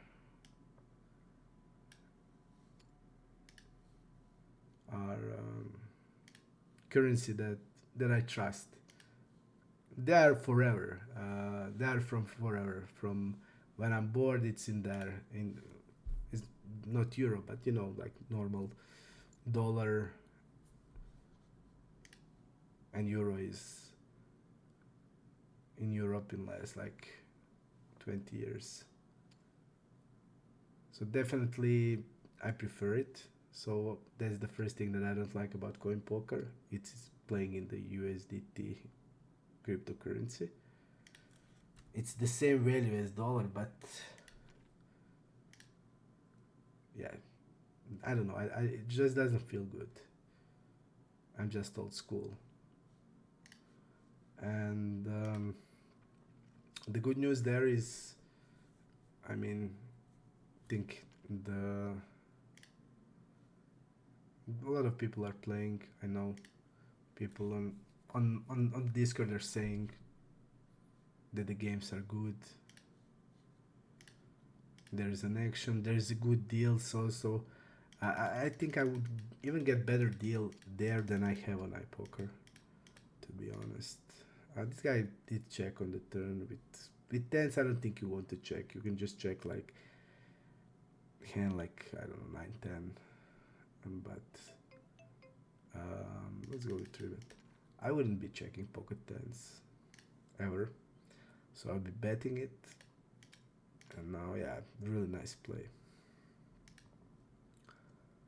Really nice. Okay, I'm gonna go 1/3. Quickly call.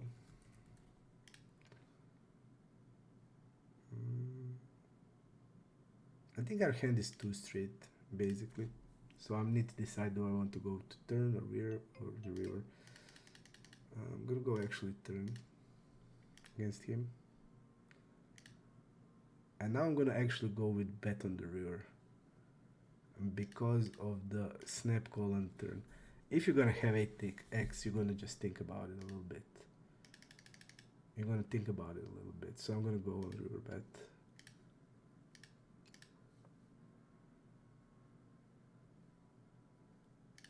I'm pretty confident I'm good here. His snap call on the turn usually is a sign of weakness.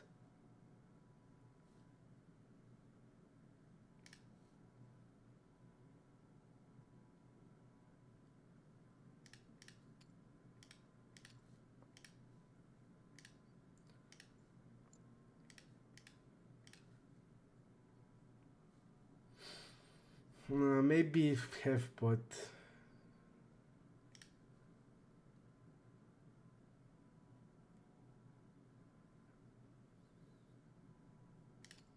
Let's go like this.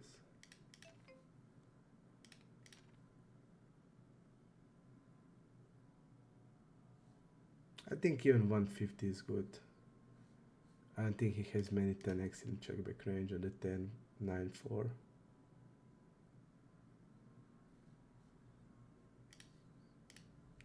So 150, I think it's also okay.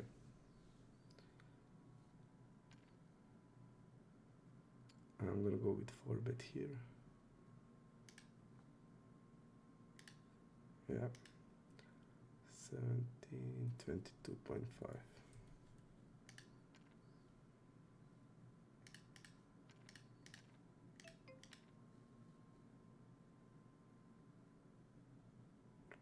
Jamming is also interesting. But I would jam ace king. King, queen, queens, and kings. I'm gonna go half pot.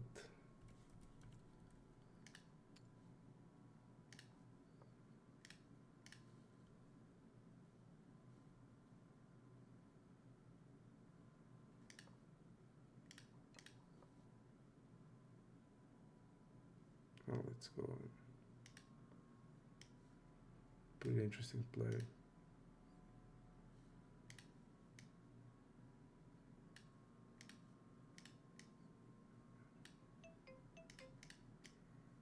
He actually didn't ever call a 4 bet.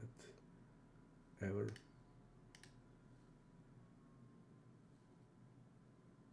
I mean, we don't know the range.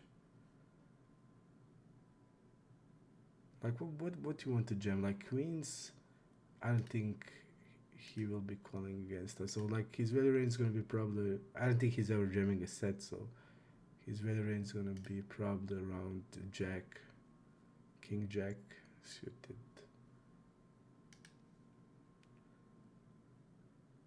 Yeah. Yeah, I think I like 50 on this board. I like 50. It's also a board that's good for us. And I also like jam immediately.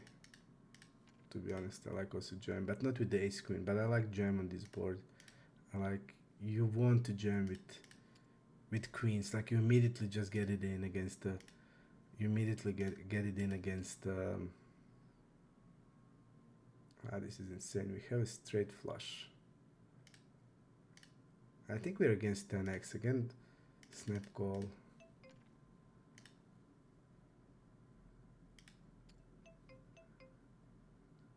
And now, yeah, it's a pretty tricky spot because now I'm gonna go actually at 97 because now like 9 is a straight, so I hit straight.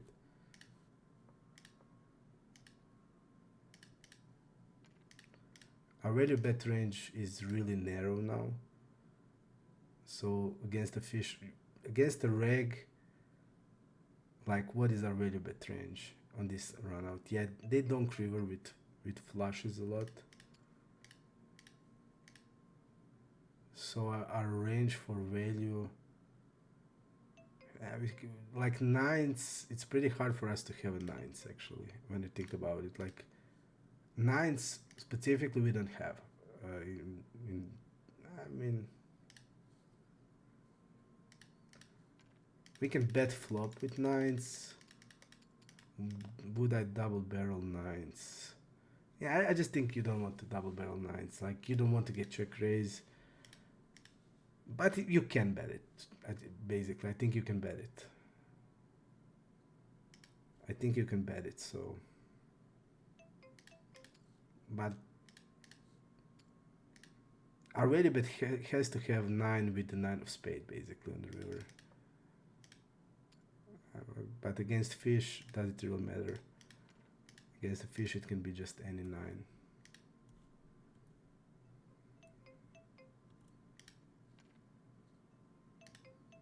I think against the fish, it can be just any 9.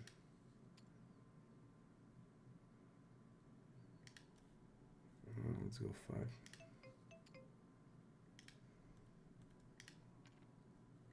Yeah, I'm gonna get back to this hand because it's interesting.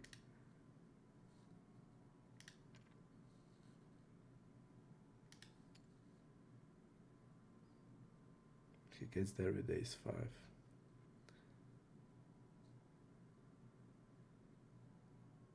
And I'm gonna go 20% if you remember. I'm gonna go 20% again.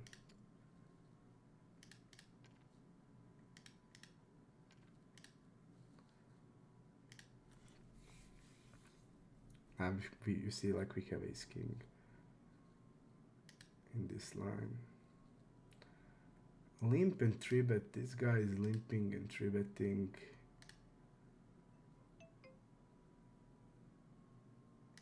I'm gonna mainly call. But he has a limp 3-bet range. We don't know the hand.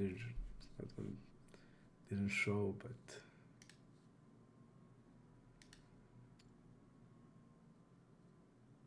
he has it.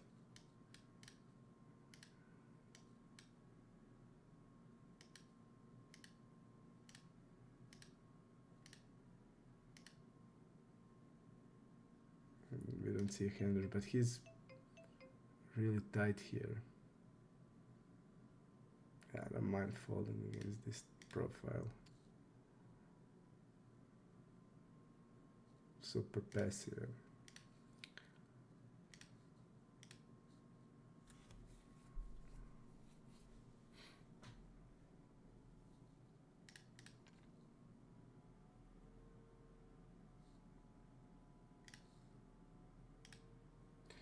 Basically, against the fish, I think we have the nuts. We just want to play our hand, and that's it.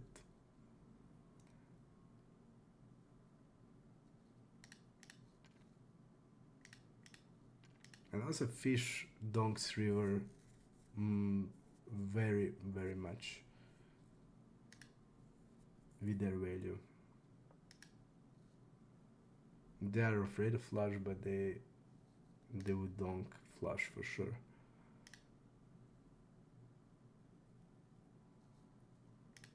But it's tricky spot when you think, because when you think I mean, I have now 7-9 suited, but usually my range is not going to be constructed with this type of hands a lot. So definitely on this run out, our overpairs are screwed. We don't have many sets, we don't have many straights. But against the fish, I think just playing the hand and that's it. Maybe even jamming river has sense.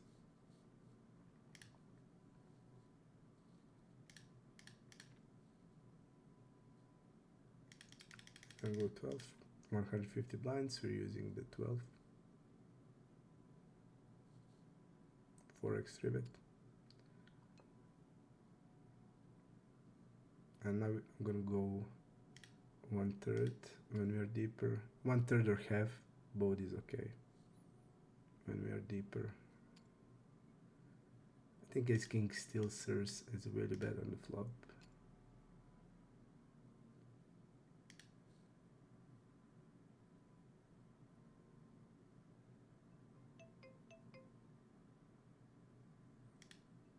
And this shouldn't be happening very much. Call.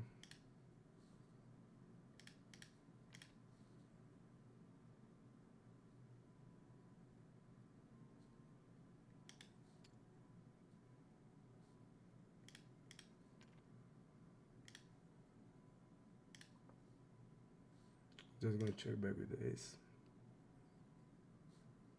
He didn't bluff anything, okay.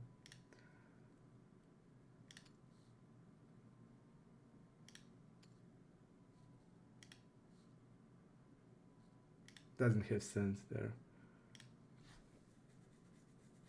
To lead turn into the polarized 3-bet range that has 4x. We have off ace 4 off. We have 4-10 suited, jack 4-10 suited, jack 4 suited.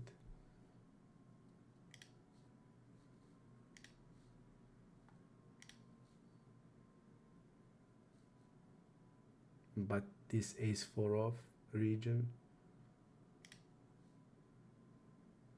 is really important, so he can't donk. He did. That's why I wanted to raise even ace king and just shove river, just because he's doing something really stupid. But with a lot of my range, I would be just raising turn, because he's donking there. That has not a lot of sense. That indicates to me like, yeah, you can donk middle card, but in completely different constitution of the range you can do it. Here it's like a low card that you don't have much of when you call 3-bet or 4x 3-bet, and in position guy has it and he's betting the flop with it quite often. So that's the problem. I'm gonna go 20% here when we're deeper. Maybe 4.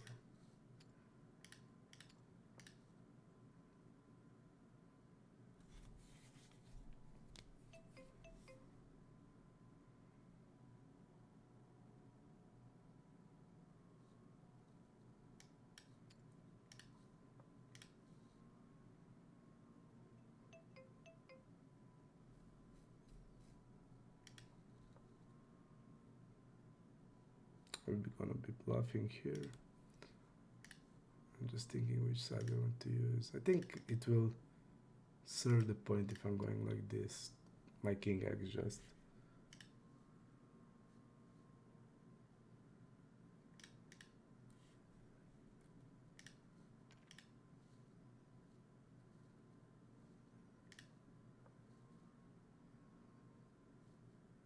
Unlucky river.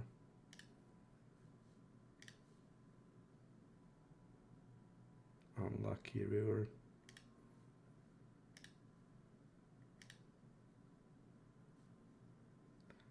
King 4, we're gonna fold. So I think just to finish the story, I will be playing, I think, still on Ipoker.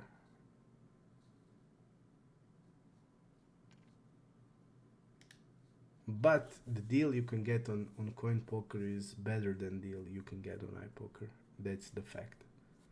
On coin poker, VIP grinders, I think they're giving at least 10% better deal than on iPoker. So 10% more rakeback. I think around 60%, maybe even 65 you can get on coin. So it's not irrelevant. But I don't know, the software looks bad compared to this. From what I saw, I just saw a couple of streamers playing on there. The software doesn't look good. That's the first thing. Doesn't look good at all.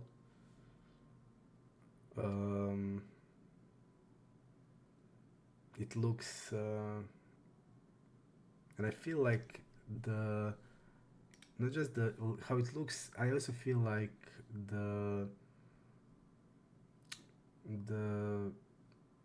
like any software features are not that great compared to other sites. I mean, stars are the top of the tops.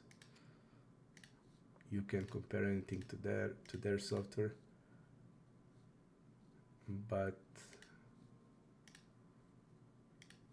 I mean, I think that also iPoker is decent, and from what I saw, but I'm not 100% on that. But from what I saw on this coin poker, it's not responding really great. It feels like that, more like, I don't know. I think maybe even GG is better. I want to see if some big hands happen. Okay, this is the last one.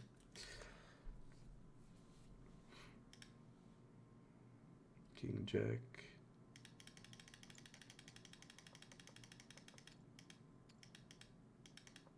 This guy's checking back king jack on the river. In these positions, we're gonna fold. He's also 3-betting middle position versus early position. Little less than optimal. Now he's optimal. Ace queen is small percentage of 4-bet, but with my method of randomization, I'm gonna fold here and call 6-8. What happened there? I want to see.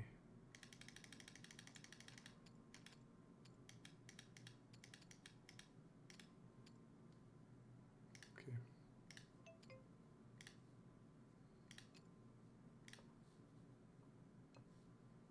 Just checking the river. Ace king, okay.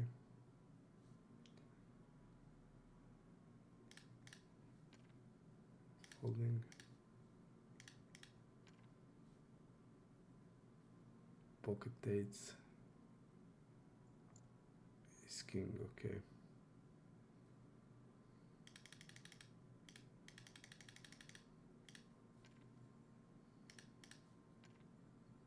We're going to 3-bet here. Calling with eights.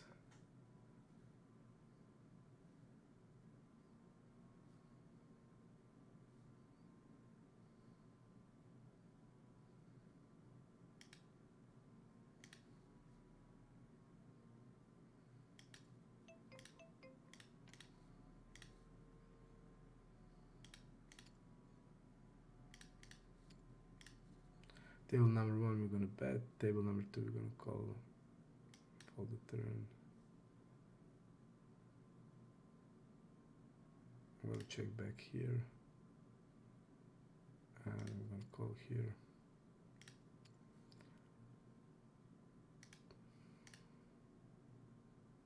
Yeah, I'm gonna go with bet turn.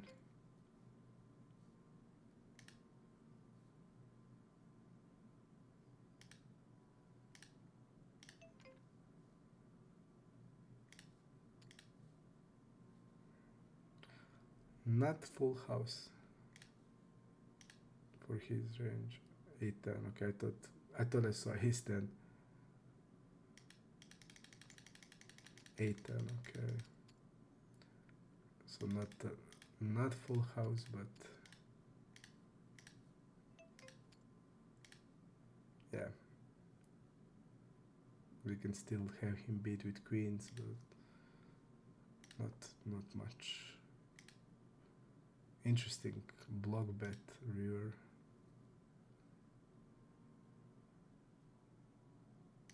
What is this move?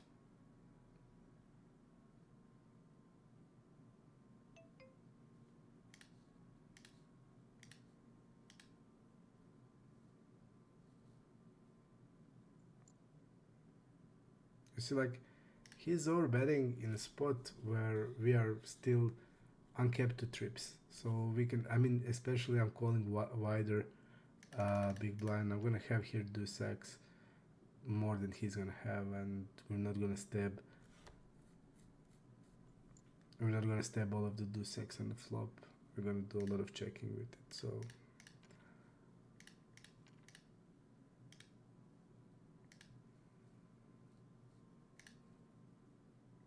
the whole point in our betting in this spot is when out of position is uncapped and in position is capped, and this is completely different situation because here actually out of position is more capped.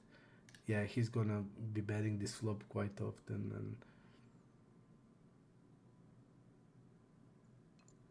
the thing is we can still easily have a deuce, and my range is wider than his opening range. So his opening range is 39% against me, and I'm gonna call like 65% call or 3-bet.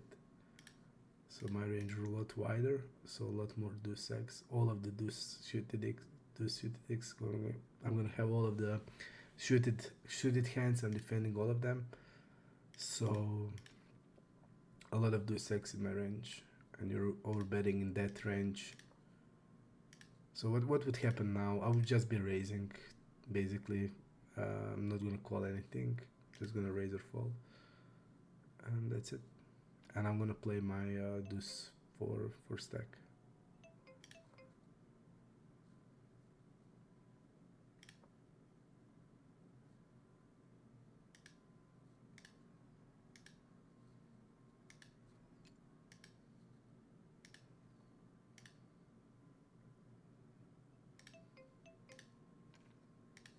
Raise here.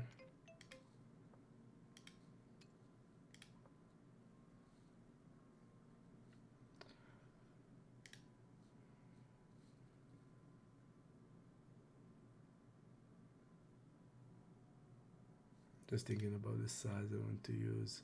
I think that if he wanted to bluff, like we are blocking his 8x that could have called, we are blocking a 5x that could have stabbed. So I'm just thinking what size I want to use, and still gonna have a lot of under pairs to king X hands. I'm gonna go block river 1/3.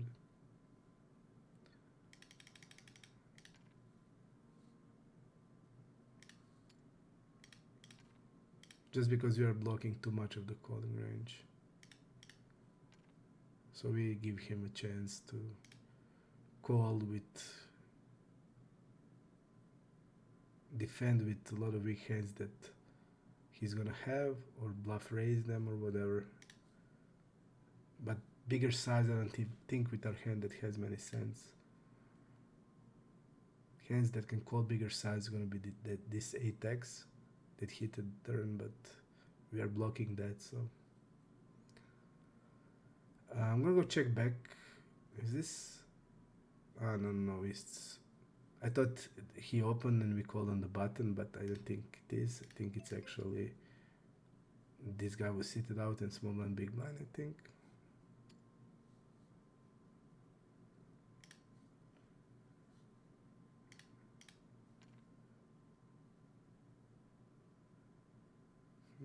Don't like this play, but doesn't have much sense. Basically, value is jacks.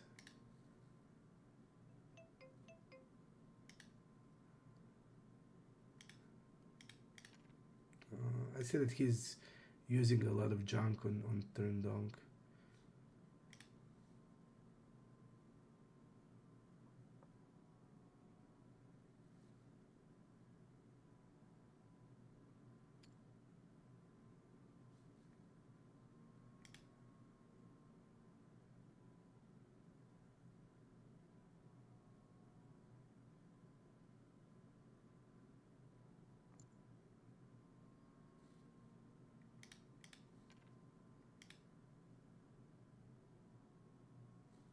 But when this guy calls,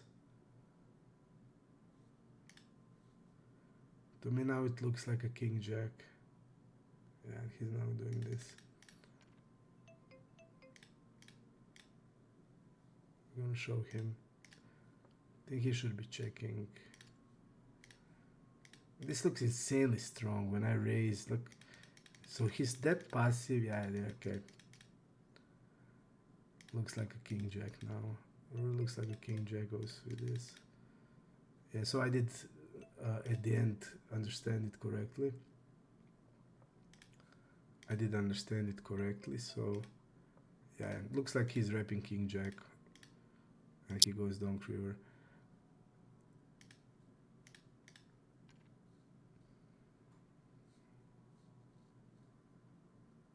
We're gonna check call. Check.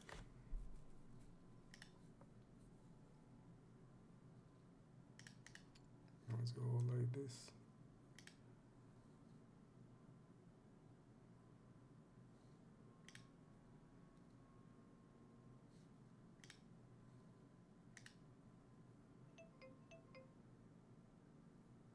I think I'm gonna fold turn here in this spot. I see a red, okay.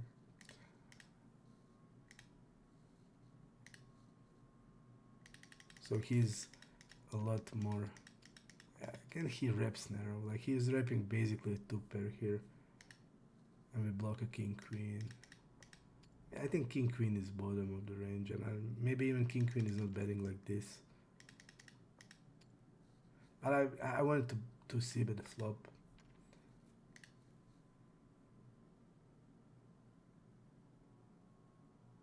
I don't mind jam turn. Actually, now when I look at it, I don't mind jamming turn at all.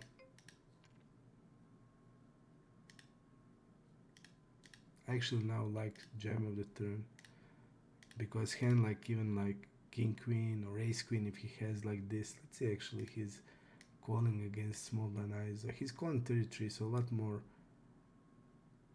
We see even pocket eights. I'm gonna go small with jack 9. We're gonna bet river if the non-spade comes with jack 9. And we can go 75 with our hand. We can play it, basically I would play, we can go even half here, I think it's fine.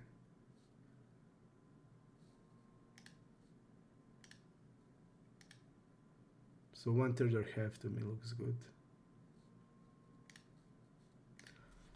And I want to see now, like, how would you feel here if you bet flop, double barrel turn and get jammed on turn? I think you would feel like the guy trapped with like pocket eights, jacks, queens. Okay, queens doesn't have sense, but eights and jacks have sense. Would I jam 9-10? I can. Would I jam? Sometimes I would, sometimes I would be calling down. The thing is that I see against this guy that he doesn't bluff any rivers. You see like his river aggression 35. And I didn't see, like, if I go into the river report, after betting turns in the big pots, like I didn't see any bluffs from him. Like any bluff, he didn't bluff ever. I'm gonna go like this still with my 8-9. So the thing is, I can jam, like against him I would be much, because he's not bluffing these rivers, so he can easily check back a hand like king queen. So why not jam like eights or jacks or 9-10 even against him? Why not jam it? It has sense to me. So if you put him in his shoes, like he's only calling it off, I think, with queen jack plus.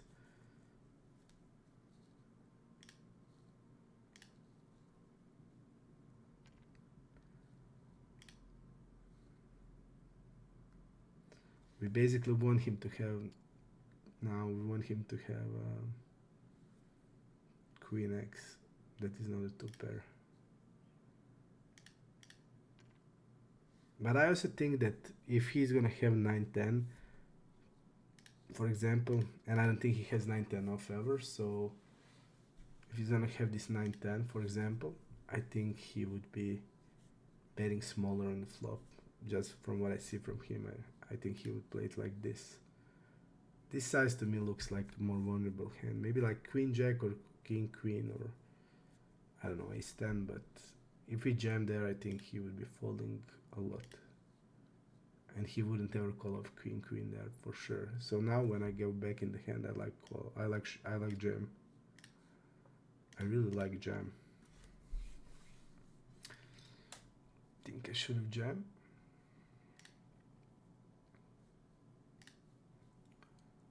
Based on the sizes and anything, I just feel like he would be folding the turn.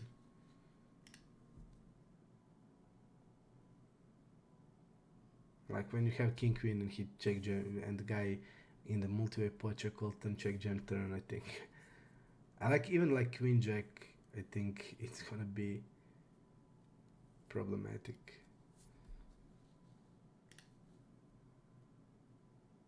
I mean, you would call it off, but you're not enjoying life. You got jammed.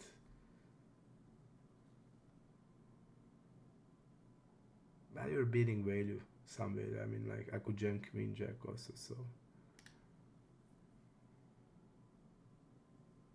I don't think he would fold queen jack, but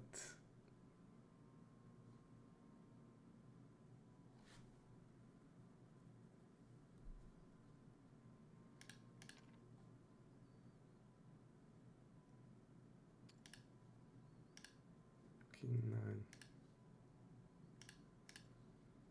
Let's go 1/3.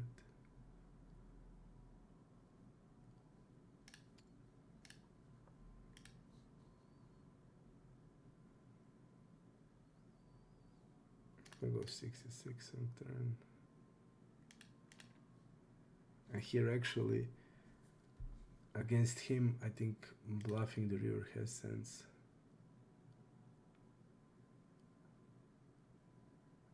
Yeah, against him I will be bluffing the river.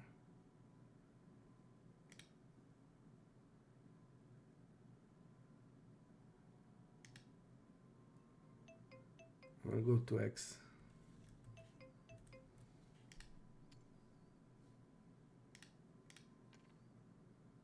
Okay, here's a flush.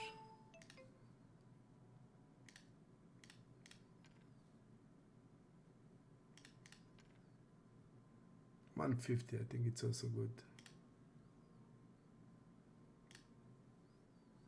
I think 150 is good.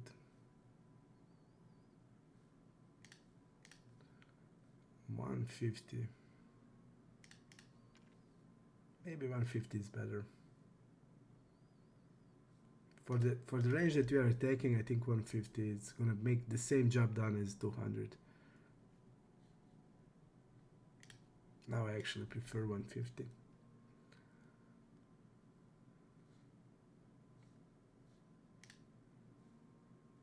Like 150 and jam. Now in my mind, these two sizes are good. 150 jam. Yep. Jam because we can still have full house.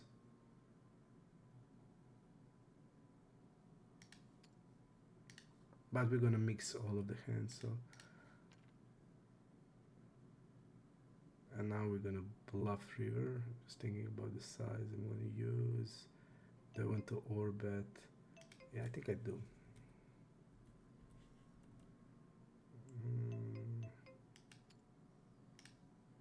I'm gonna go 3x.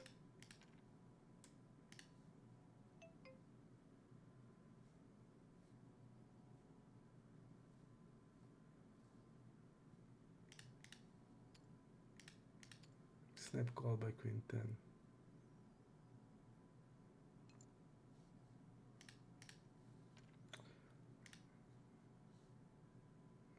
Okay.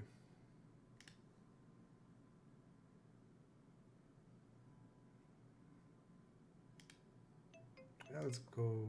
I'm gonna go bet check bet.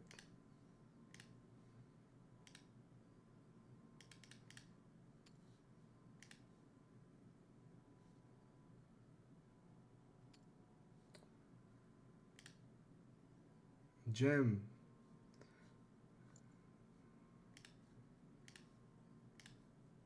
I mean, we now look. I mean, I'm looking like a jack, betting jack. Betting jack.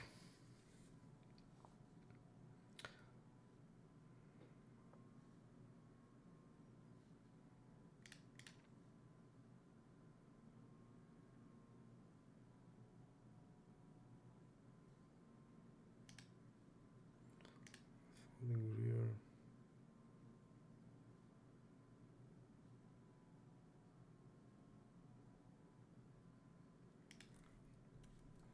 Gonna go half.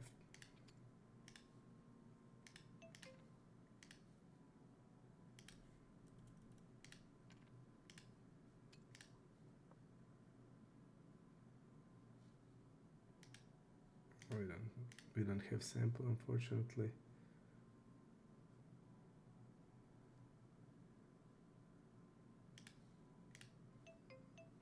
Oh, let me see here. Mostly small size. 20%. Mostly 20.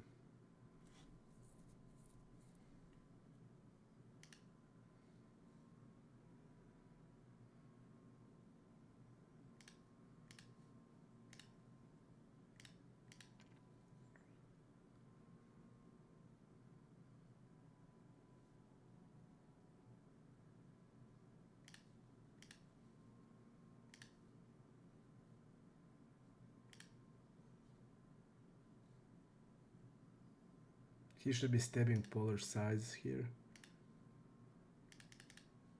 So mainly half pot. Even okay against a big blind. But we are deeper, so our range is more linear. If it's 100 blinds, then you have 1/3.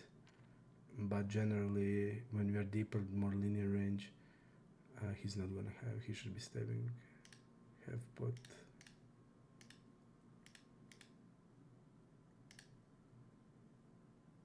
But I fucked up because it's basically 20% bet on the flop, and then on the turn we're gonna go sometimes 20%, depending on turn. Sometimes half pot.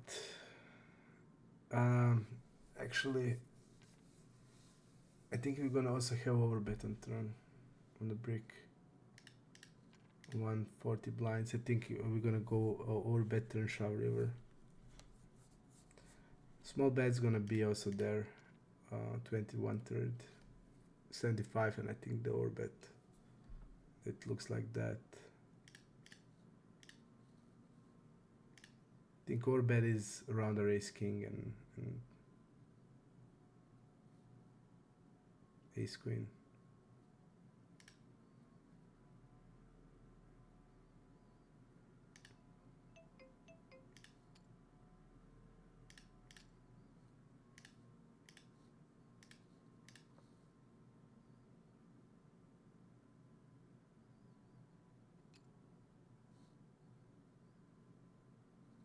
Against him, I will be folding the flop.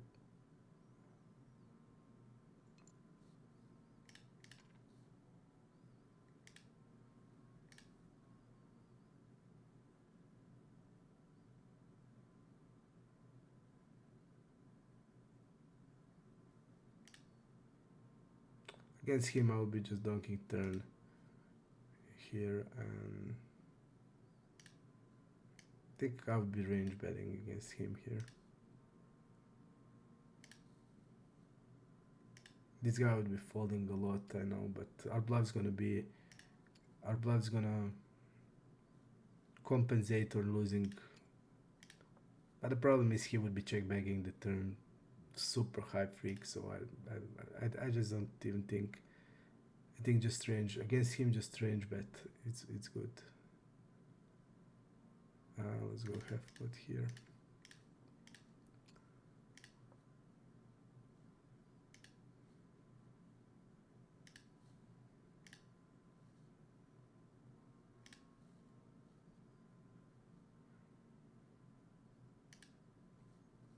Clear call on table number 5, and here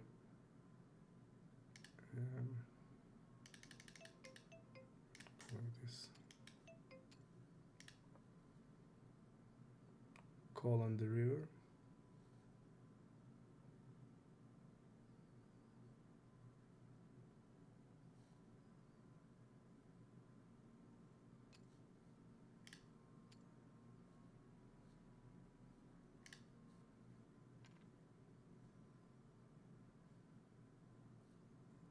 I think he's pushing it too much if he's doing that with ace 10.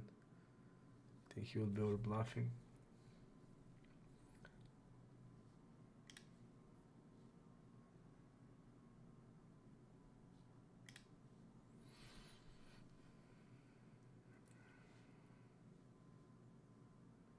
The guy seems tight, to be honest. Look at this. I'm just gonna be folding. I'm not gonna call forward here. The guy looks too tight. Too tight. I think his 3-bet range against ETG is just too strong. The problem is this guy's falling to 3-bet 70%. But yeah, still not think he's just gonna over 3-bet him. Against the reg that I know, I would be called 4-betting a lot because reg will 3-bet more as a bluff against this guy.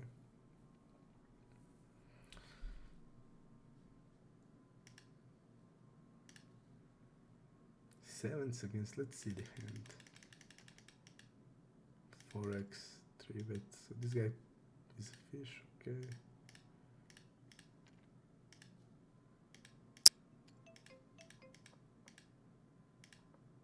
He's an even better river. Okay. I think when this player check back, he doesn't have any like. He's not gonna bet check bluff at all. He's just gonna take showdown with this.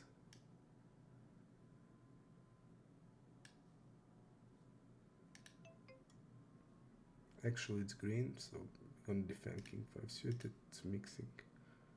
Small percentages called. King 6 is more. King 6 is a half. But against, if he's using 20%,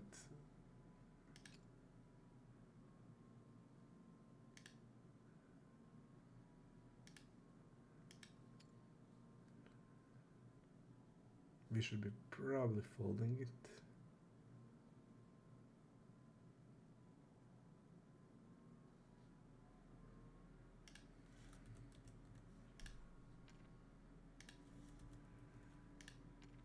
I'm gonna go check back.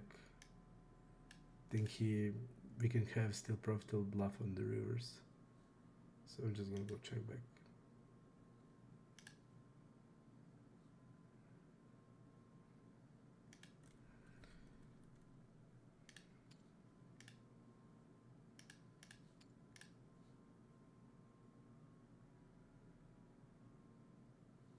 I'm gonna jam river.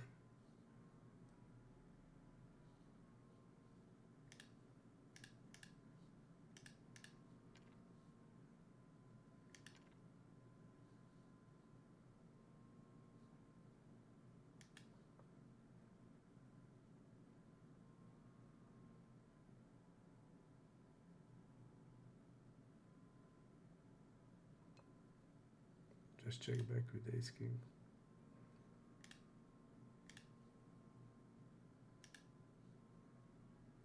Against us, 0, so I'm just gonna fold ace queen.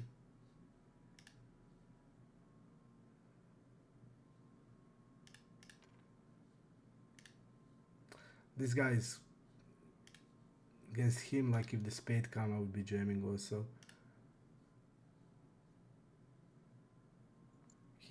This guy is, look at this, super profitable against him. So he's bet folding out of position hugely. And you see, like in bigger pots, he's just gonna be bet folding.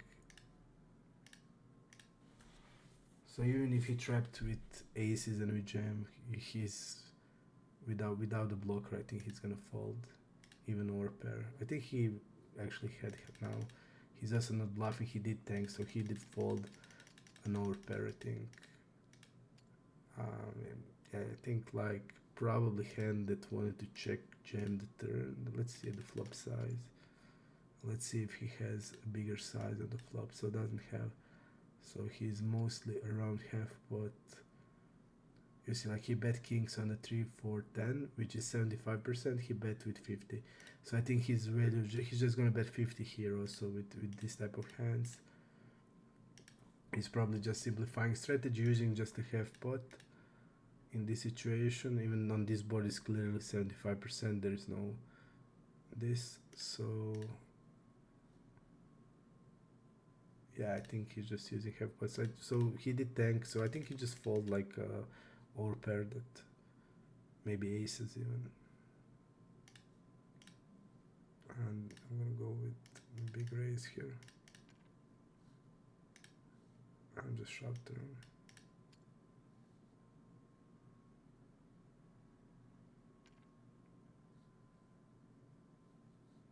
Okay, we are lucky that he didn't have a7.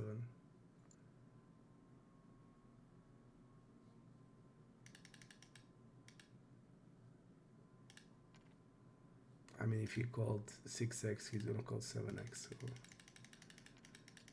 But I just think like going even bigger on the, and this is okay, but even bigger is okay.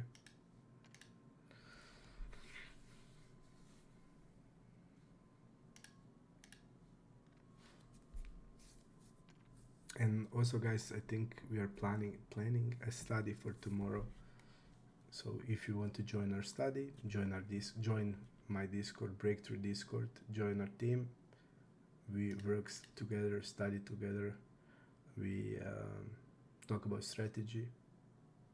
We are also improving my HUD together, and it's really good company there.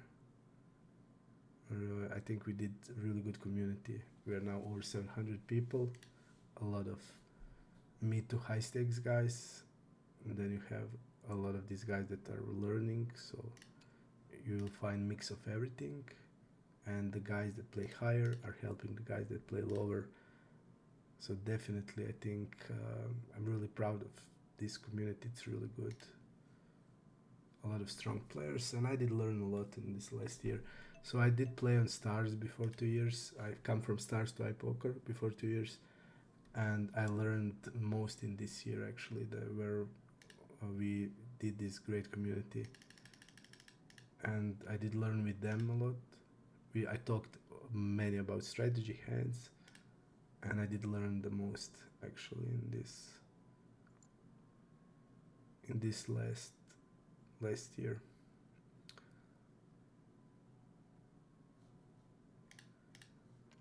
Yeah, I don't like king queen as a bet. I'm gonna go check.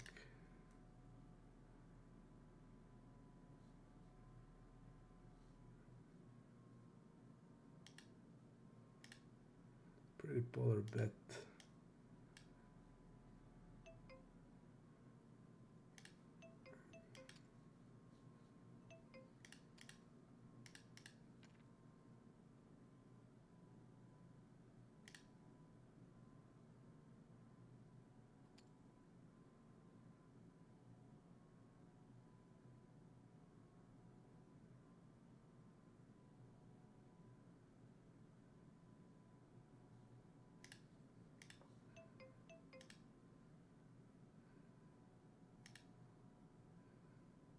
Like is he saying he has ace queen here?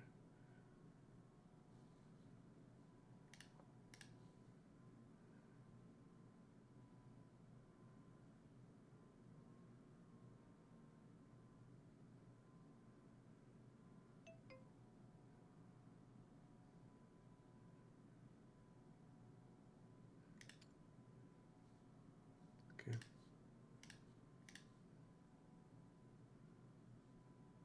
I never thought he's gonna have ace king here ever. It's 100% 4-bet. But we are deeper and he's calling ace king. I don't even think like he's betting ace queen here. So he's basically repping. So no ace 5, no ace 8. And I think like 5s and 8s he would go. I think he would be overbetting the turn from what I see. He's not range aware, so he would be overbetting even 200 blinds. So he's like repping ace queen.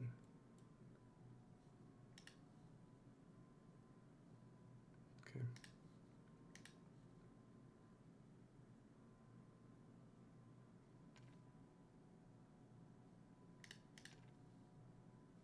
He's also stabbing super high on turns.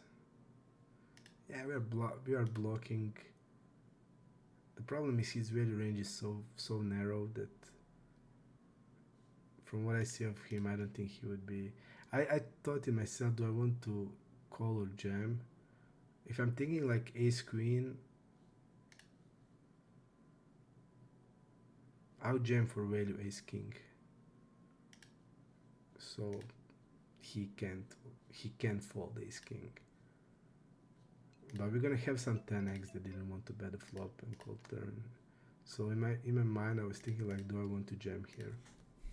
Actually, jam or call?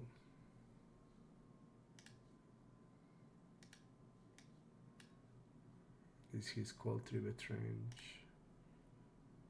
Betting versus me see that every time. The problem is I don't think he would bluff river against me at all when I call turn. Because now I look like I have a showdown value and it's hard to get me off there. And I call I called with a king high. I called, which on this board I think it's pretty bad bluff catcher. So against me, I don't think he would be bluffing because we saw he had 0 bluffs on rivers. So in my mind now the jam, but the problem is I'm pretty sure he wouldn't be even betting ace queen there.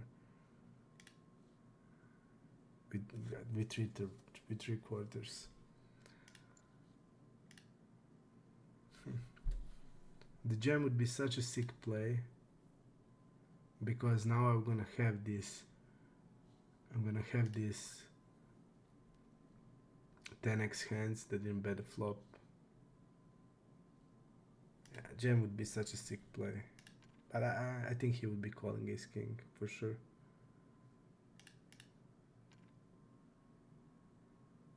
But fold would be better because he's just not bluffing any rivers at all.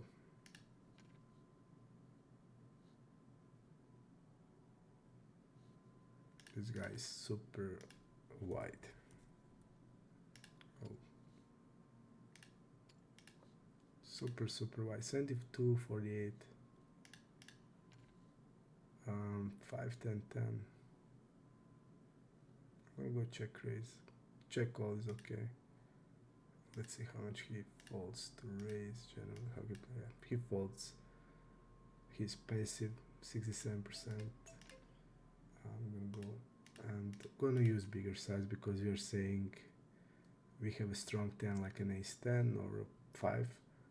So I think going bigger has more sense.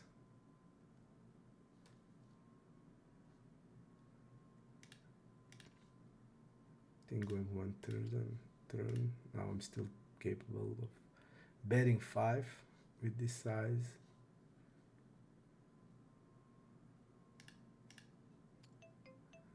And I'm just thinking like which size I want to use now. I think with 5, I'm gonna go with half pot. So I want to still, I can still bet an 8.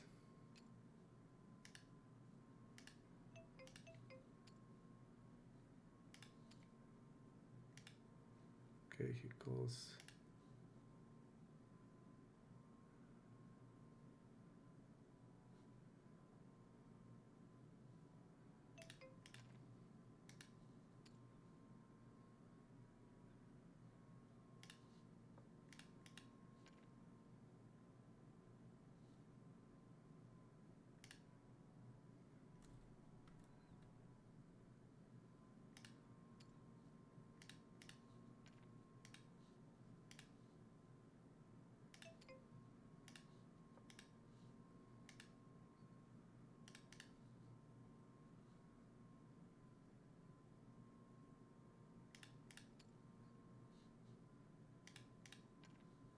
Wrapping a full house.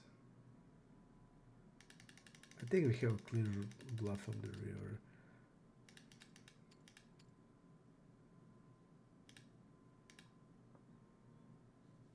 Yeah, I just think we have to bluff.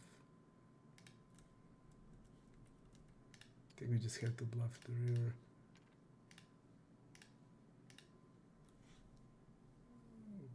We're just trying to fold him out of better draws.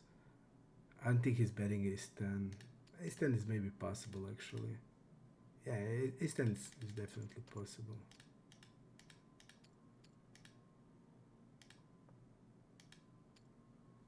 Maybe a little smaller. Because what is my, I mean, I have kings here. I'm gonna have full houses. I would actually have one size here. I would have only one size here now when I'm thinking about it, so maybe even go like 54 and have it with straights and straights. I don't have many 9x hands, so I will have some 9x of hearts. But I don't think I would be betting it.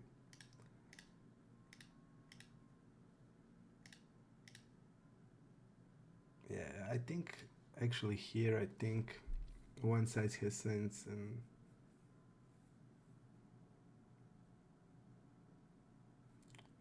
I'm just thinking now, like, we're gonna have these full houses. We have tens, he needs to 3-bet a lot of tens, and we have kings. We have king 9, we have 9, 10. So now suddenly to me, the jam also have sense.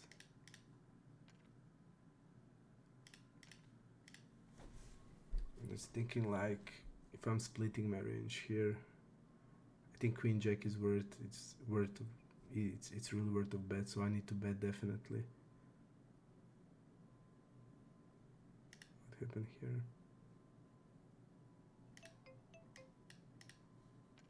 I think he will be 3-betting anything he lost pot here. We run into it. I want to say that now when I'm thinking about this spot, maybe having 2 sizes has sense.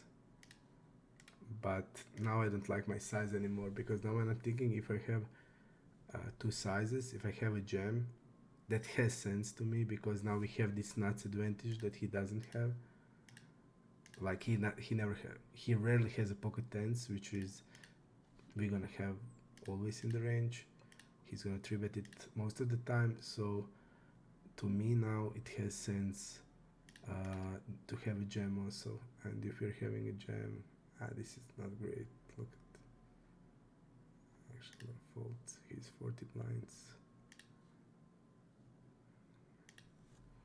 and I'm gonna go 1975. I want to say that, yeah, jam and maybe 2/3. 2/3 is gonna be a straight, and I would put kings there often, and in jam tens, 9, 10, king 9. That has sense to me. So I miss the size. I think the hand that we want to fold out are basically ace 10. That's gonna be folding the river, I think, to even 2/3. Like 75, maybe like 75 in jam. 75 to attack his ace 10. And of course he's gonna have also the draws with the queen. He's gonna have draw with the ace of hearts. So these are the hands that we're gonna fold out for sure. And now even king x is becoming a really hard call. So say, yeah, 75 jam, but not that huge difference between almost a pot.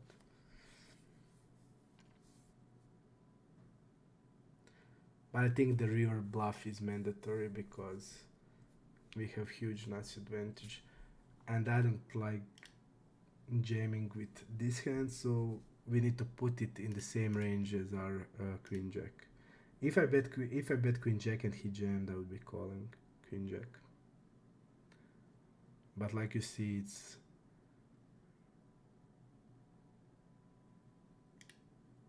that's why you need to always, when you split sizes, you need to have the nuts side and the nuts hands in both sizes.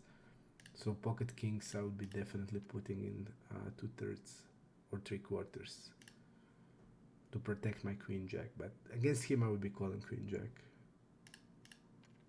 He did jam on me a lot of times with bluffs, so this guy is capable of doing it. So for example, this guy could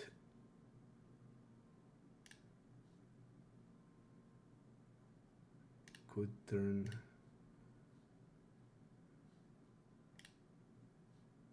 like even with he could turn out into bluff.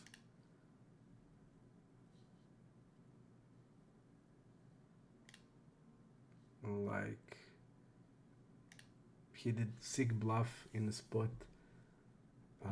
He did bluff here.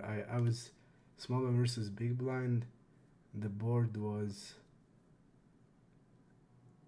Jack XX. I bet flop. He called. Turn was pairing of the jack. I bet small. He called, and the river was a jack. And I bet, and he jammed. And he jammed with 6-8. He had a flush draw and called turn and jam river. I had aces, so. But he repped quads. So this guy is capable in this situation. So I wouldn't fold any queen jack against him. So I wouldn't fold any value that I'm betting on the river.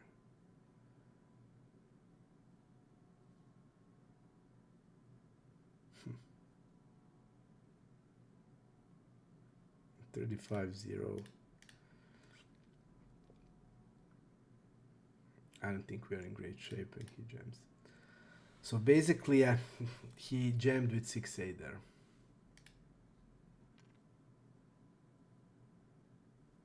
And I bet 2/3 on river.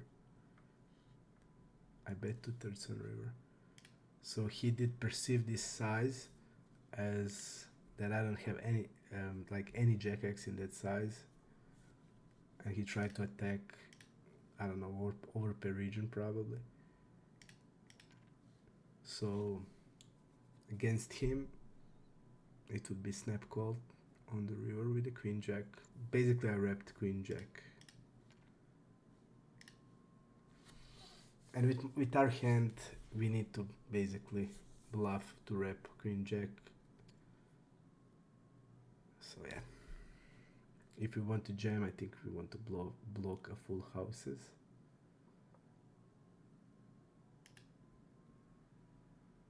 Against, look at this, 16 against pool 11, against us 9 and 0 and 11. So against us he's 3-betting way less. Our hand is fold.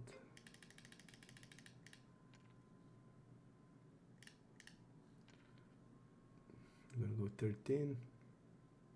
Polarized 3-bet range on the big blind. We're gonna have hands like ace-7, ace-8 off, ace-9 off, ace-10 off. This is called. Button versus big blind. He's 4-betting more. He had only value from the hands that we saw. Jack 10 is a call, and we're gonna go with the check raise and get it in with our Jack 10. We have pocket eights, we have king queen in the range, so I'm just gonna be jamming it. Gonna be flipping.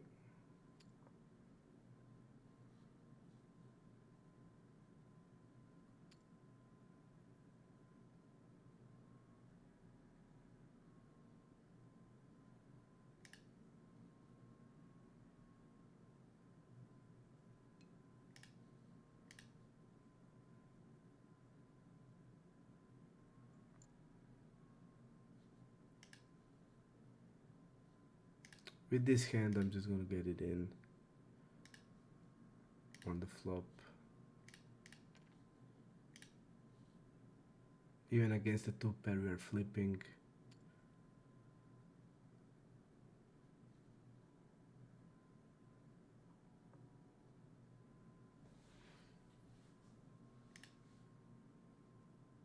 Insane, like this guy would be losing on stars. There's no way he could be break even on stars. And from these regs, he's like one of the best reg on this pool. So pool on Ipoker is insanely weak, and I just can't wait to run normal too, because I'm pretty sure I'm gonna have win rate better than I had on stars.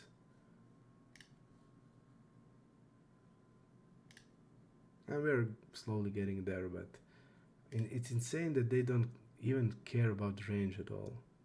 They're just not caring about the range. They just play their hand and that's it. In many situations. Then he has like hands that are never in the range. He calls with ace king there. It's always a 4-bet. It's actually 4x4 better. 200 blinds, never call.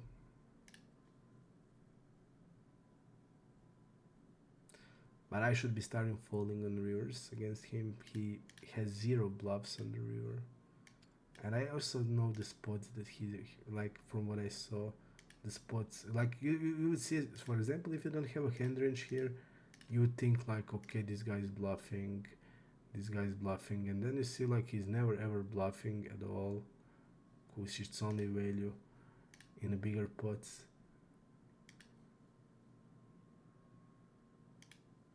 So it's definitely you see like how important the hand ranges are to see, because only pure stats can be misleading, because on 6,000 hands you would see aggressive stats, you would see like aggression frequency 35, which is not that aggressive on river, but 38 on the turn, 46. But on the river the guy is not bluffing anything, but you see like his river bet is lower still, but he's like one man soft flop is it's just because he just get hands. Call this then. Mixing also 3-bet. And in this situation where we call his turn stab on the ace 5, 8, 10, 10, I don't think there's ever chance he's gonna be bluffing, because you see like I called king queen there, and there's no way he's gonna be bluffing, so that was my mistake.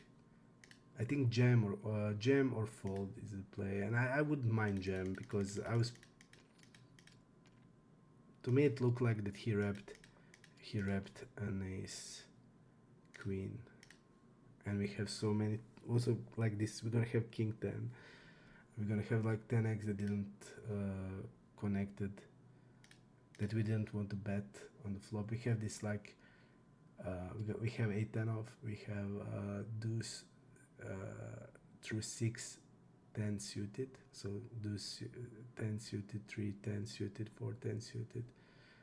This type of hands we also have in the range, and I wouldn't bet the flop with everything there, so we're gonna hit this 10, and I would be jamming of course 10 on the river. So yeah, to me it had sense.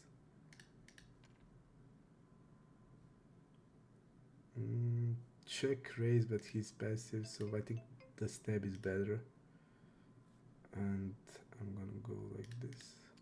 We are deeper, I'm not gonna overbet here, and the river we're gonna go overbet.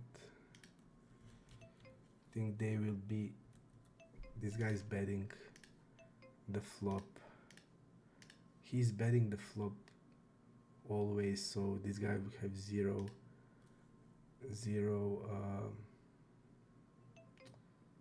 I'm gonna go 2x. He's gonna have 0 flushes in the range, so I can take that range, whatever size I want.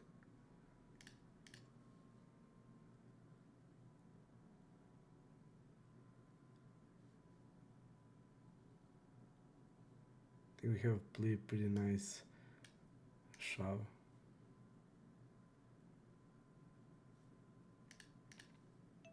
But the problem is, against him I'll be give upping.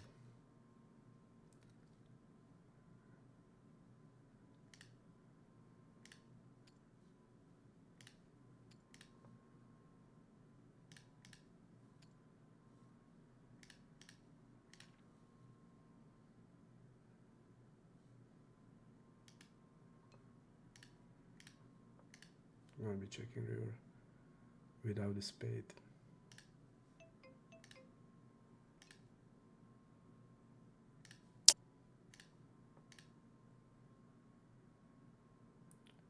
That's why I was going bigger on turn.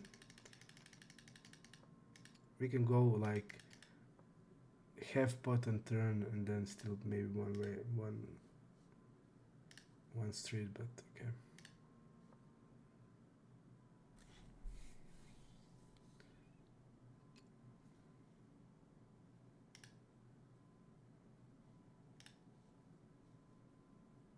Pocket sixes here are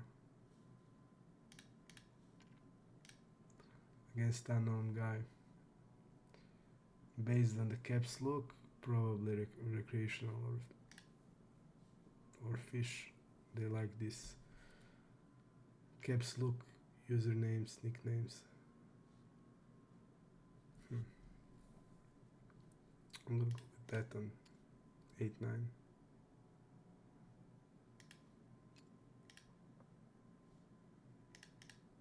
I think we saw enough. We can put it. Let's go. Or better.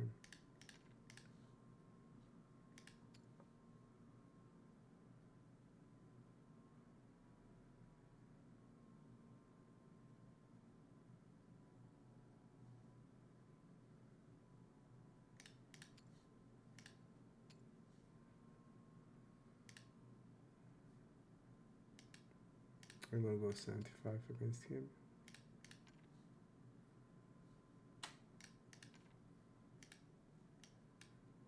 Bet versus missed.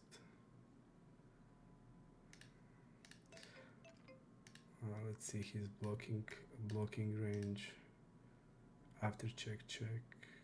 How his blocking range looks like.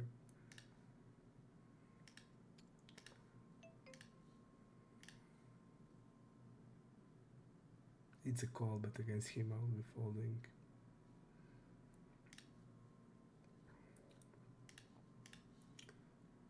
Against him I will fold.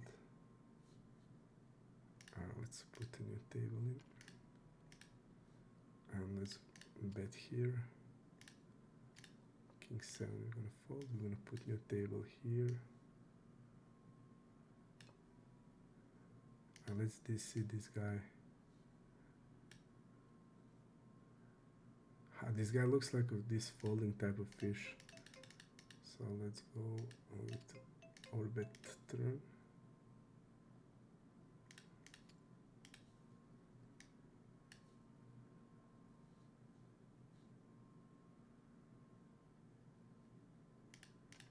I think we don't have many strong hands here, so well, our top pairs just want to bet normal size.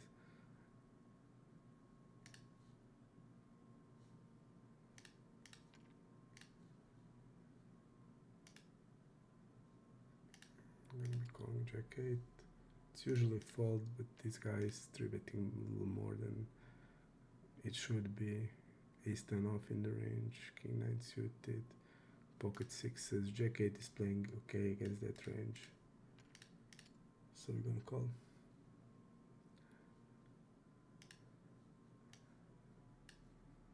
Call here.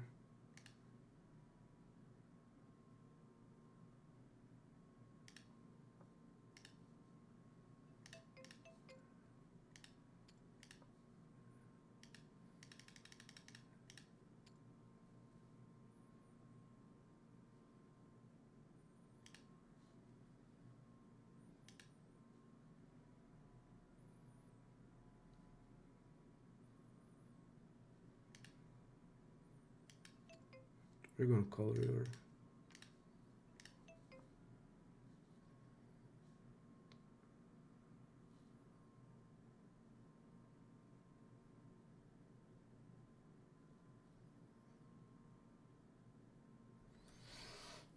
I just want to see what he gave up here, because he's give upping for sure.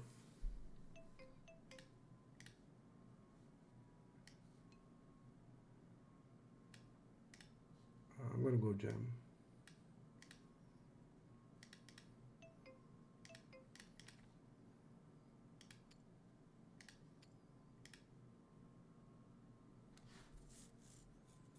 Okay, he slow play Jack 9. I could get away here now. I could check back, but to me it didn't have. Jack 9 has sense. Okay, Jack 9 has sense to check blocking top and middle pair, so it has sense. Okay.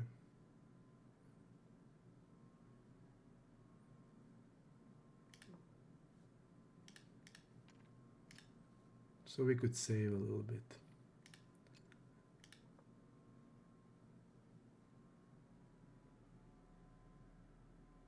We are flipping really poorly today.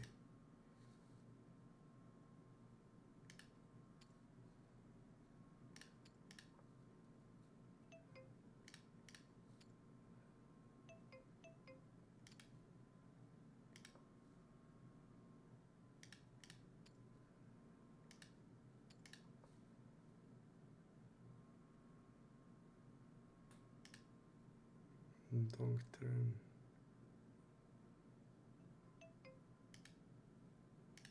Having king of hearts not great.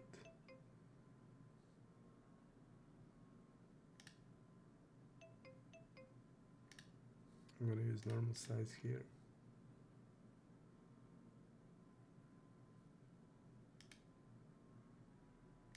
Really passive.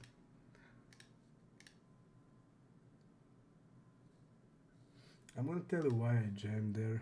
I'm gonna just put this table just for sure because I think one table will be broken.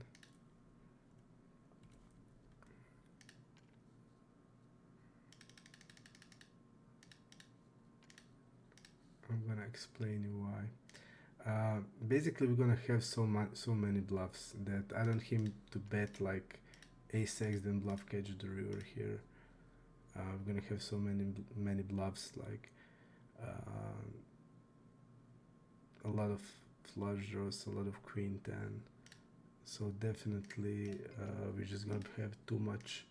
So that's why like I have to jam even this, I think, because I would be now jamming everything basically.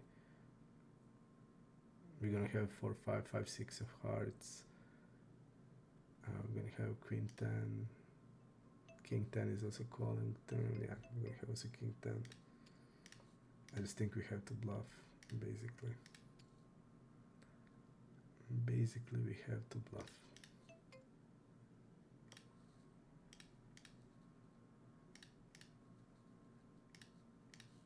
All of these hands we have to bluff against the check, so jack 8 has a lot of sense to me.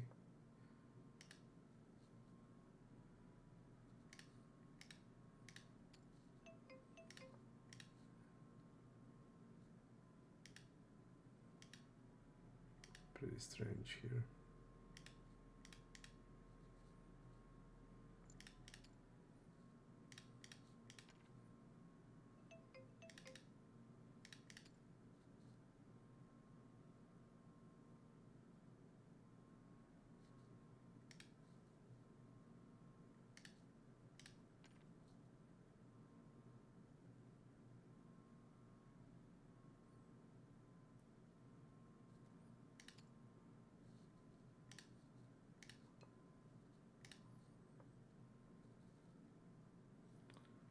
Line looks really strong.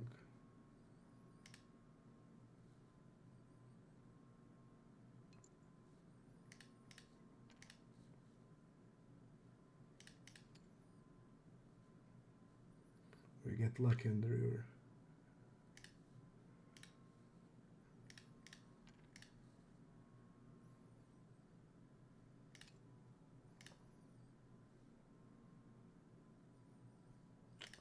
He can still have some hands like 5x. He can have hands like clubs that check raise, like a jack 9. So we're still beating bluffs. So there's no way we can fold, ever.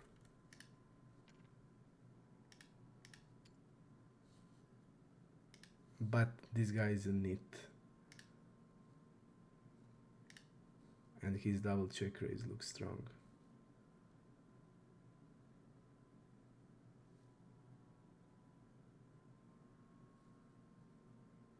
Check.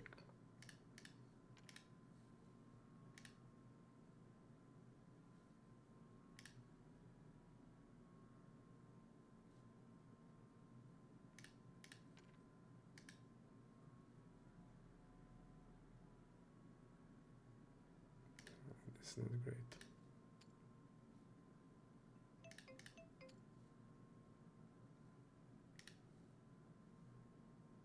I think donking river is the play here, and this guy's gonna be checking back ace-x. and we can have a lot of king x, queen x, or diamond. So to me, it has perfect sense to be betting river, donking river.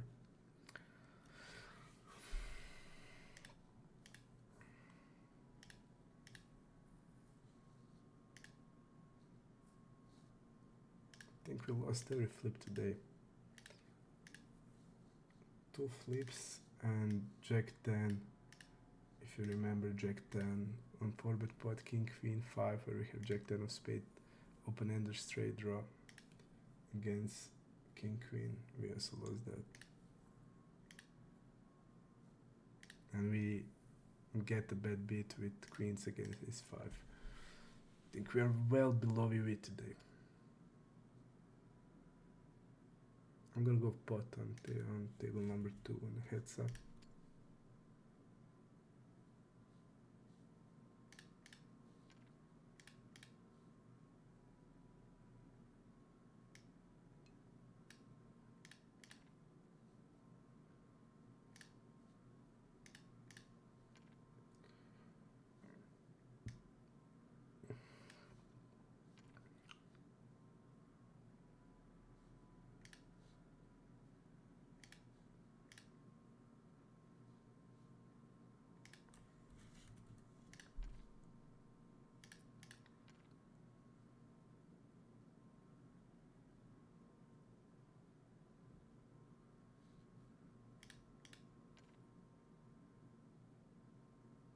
Really nice play.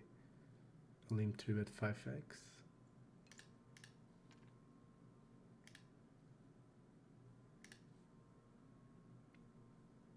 I don't know this guy. I didn't play with him ever. Just know that he's probably a fish.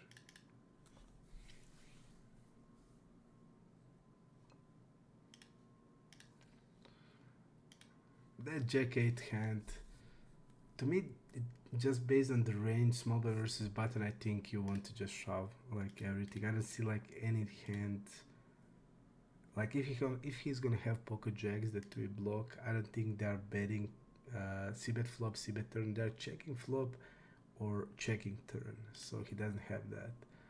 So to me, it doesn't have much sense in that spot where you have all of the king queen of hands, for example, queen 10 suited hands. I think you just mainly want to be jamming as out of position, and when he checks, I would bluff everything in my range. Like any flush draw, I would be bluffing, and so I felt I want to bluff also this. I mean, I want to value bet. I want to value bet this, but bluffing with everything else I have. Like king 10 I'm gonna have, it's also open-ender on turn, so we're calling that. So we're calling the king 10, queen 10. So queen 10, king 10 are must bluff setting. And like 5-6. Then and basically all the flush draws except a6. So yeah. Just the spot where I don't expect any checks. I didn't think Solar is brutally folding when he checks river there.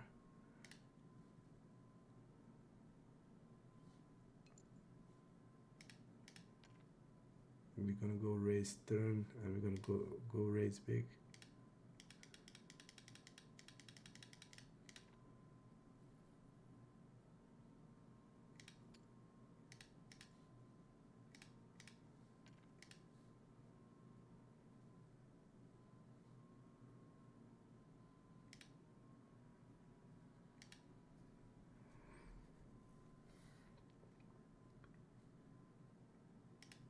I'm just gonna go check back king 3.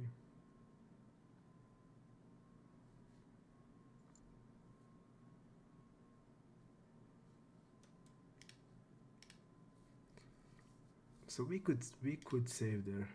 We could definitely save there.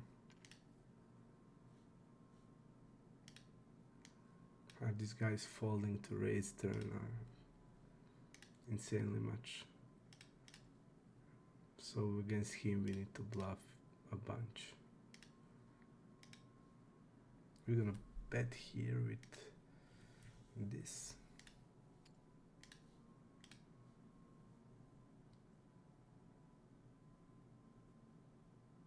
We need to have some like bluffs, totally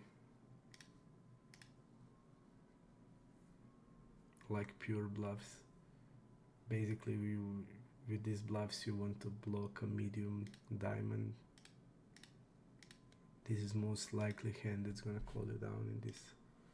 So I think our hand is okay, not bad.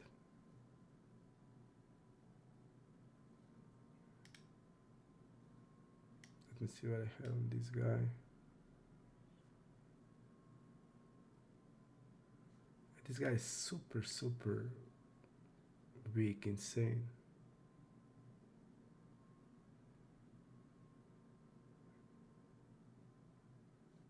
He's fast playing the spots really bad for his range also.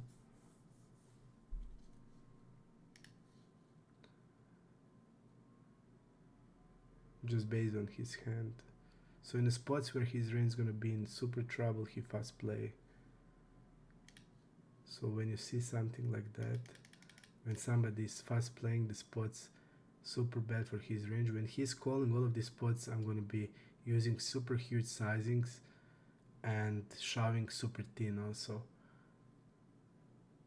Because if you just erase from this from his range this fast plays, then you actually get a lot more capped range than solvers. So you can attack him with huge sizes and you need to go more thinner, because you can go thinner because you can just know that he will go with this thin with this portion of his range, higher portion of his range. Even on this he's not gonna slow play even with these horrible turns for his range, then you can easily go for value much thinner, and just using huge sizes has a lot of sense, because you are punishing then the most with these huge sizes, and he's losing this value portion that he needs to slow play, because it's hard spot for his range, and then it's easy. I need to, guys, make a quick bathroom break. I'm gonna back in 1 minute.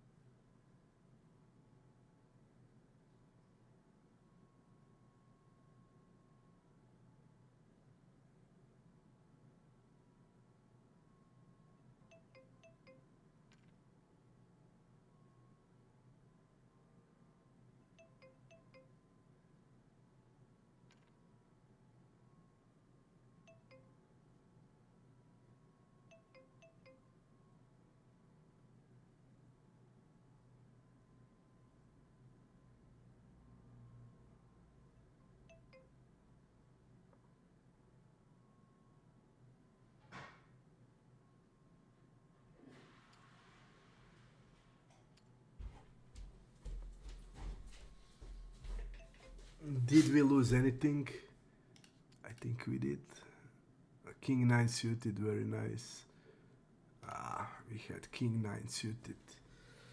King 9 suited, very nice. 8-10 we had also. Okay.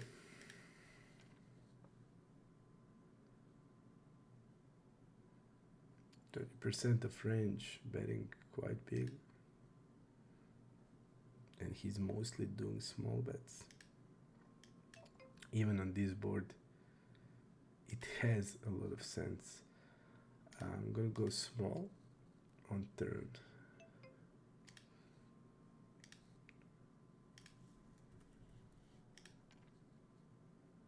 Ace king is always calling.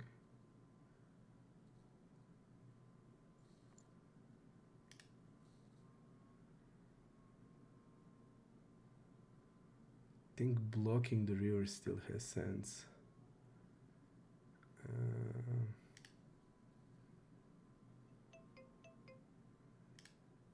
Blocking still has sense. Let me check here. I think blocking is the play river.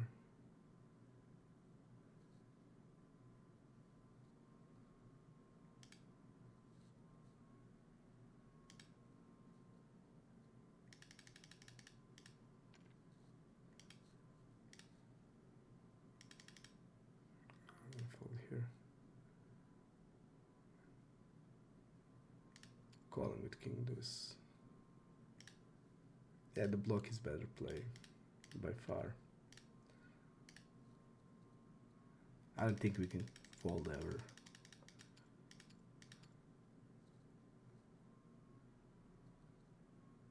The guy's opening 31%. He can now turn into bluff like all of this. Jack 10 that we are unblocking, 7, 8. Ace X of diamonds also.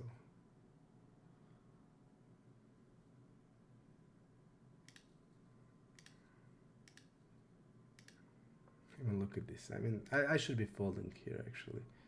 When you see like this profile of the player,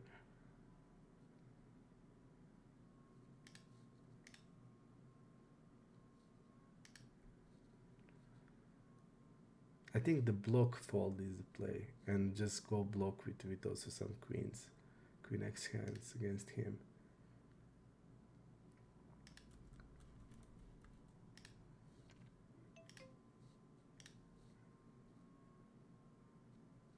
I mean, we can also have easily queen there, and donk turn small.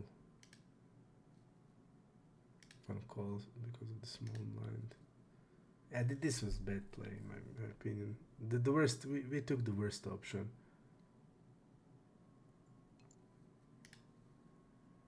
Because he will be checking like the kings, aces, he will be checking all of that. And then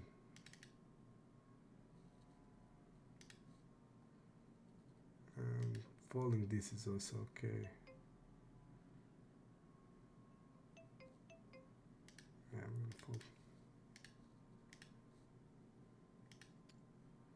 Let's see here in the multiway pot. Rarely see bets. This is his turn multiway and turn c-bet heads up. No sample there, so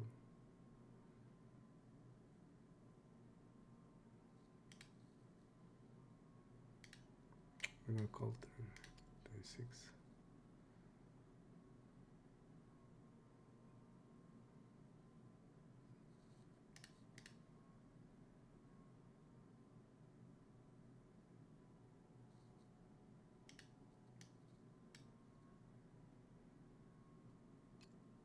Against him I will be folding the river. Look at this.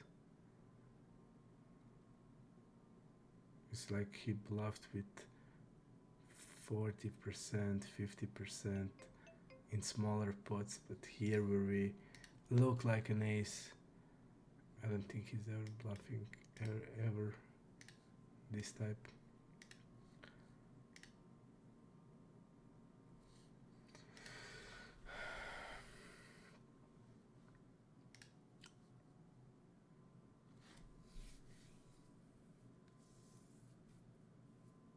Ah, 1816, I'm gonna mark him as a nitty immediately.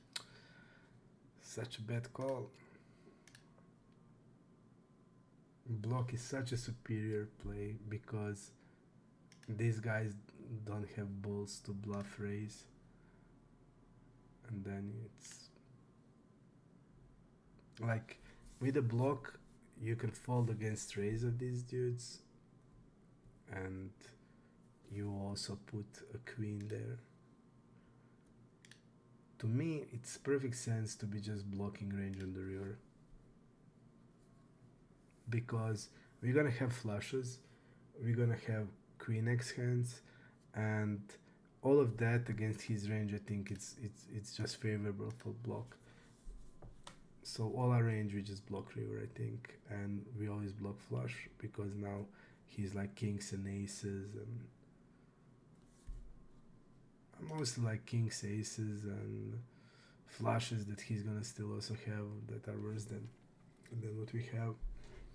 We get value from aces, kings, and flushes, and like this we lose minimally when we're against the queen, and we protect our flushes with queen x against them and against him, because this guy is like 18-16 aggression, 24 turn 31 river. Like how can he, like, he's gonna have like jack 10 of, I don't know, hearts.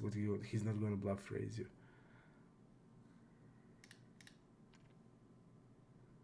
Or whatever, or raise x of diamonds. He's just gonna give up and that's it.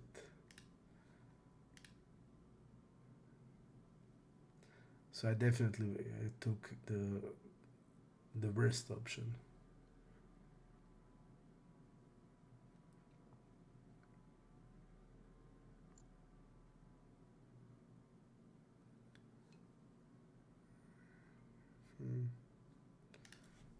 This guy is also looking suspicious.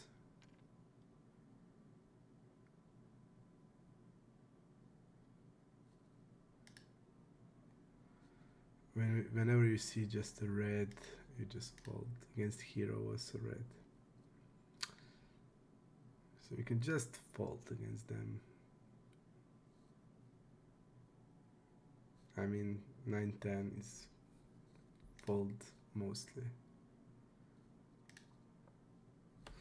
So that doesn't matter that much for that, but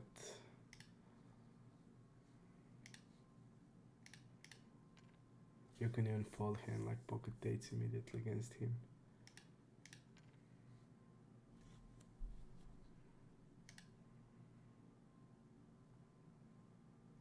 Let's go 1/3 table number 5 on queen 4-8.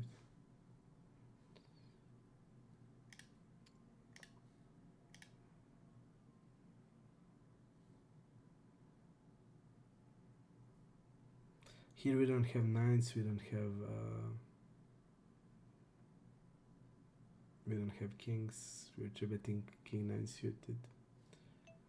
We have still king 9 off.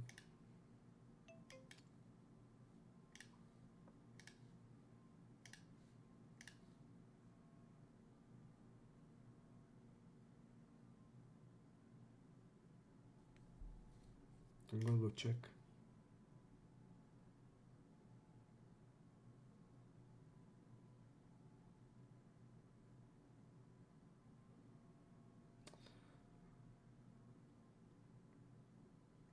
It's becoming a really nice hand as turning into bluff.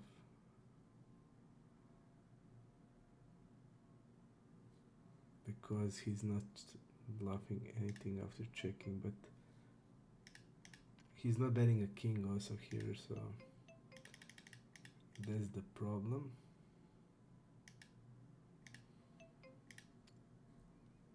I'm gonna fold against him.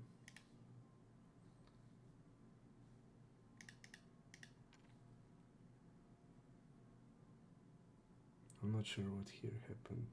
Pretty strange.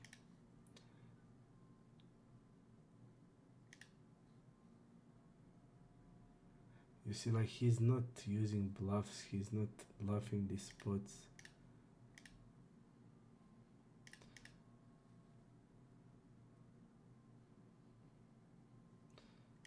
So I think if we want to take like his king jack, for example, that he's really betting in this spot, but he's not betting.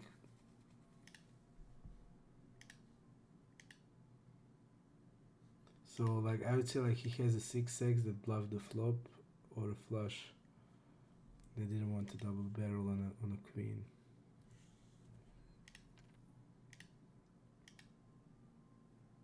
So if it's like king x in there, Even like jam is such a nice there. But I think our size need to be more. I mean, I don't think he has any full house in the range actually. Yeah, I don't see like any full house. I don't think he's checking back kings. They're not doing that. I don't think he's checking back king six, and he only has king six suited. I don't think he's checking back that. And it's like I think if we're gonna have like queen x flush, we can just jam. So I think jam is the play also. Yeah. I actually think the jam is like super nice play. We can have like king six. King six is not check raising flop, so definitely we can have it.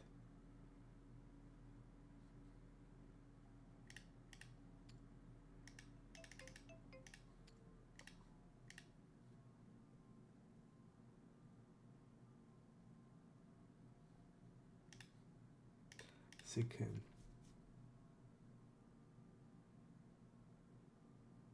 Well, let's go against him small bet. Look at his fold to double barrel. Let's just go with like this. And I'm gonna go small river bet.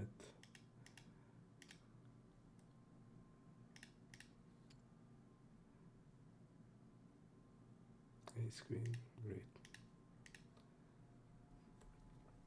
Yeah, that's really nice play, jam river.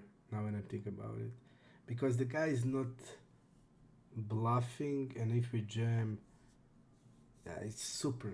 I think against him it's super good. Like this.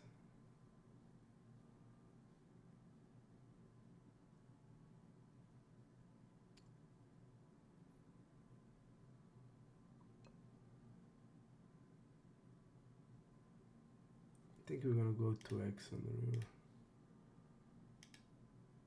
or 150. We are saying I'm gonna go 2x. We are saying we have a 9 or better, so 2x. I think it's good.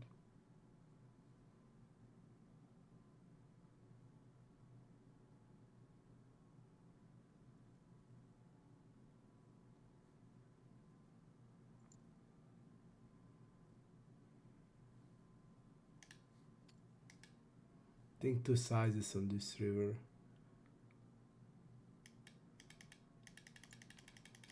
They also, I think they will fast play some 9x hands, especially the stronger one. So having value with like hand like king, queen has sense. He calls small blind, but his range, he's playing like this, so his range is gonna be pretty wide, even on the small blind.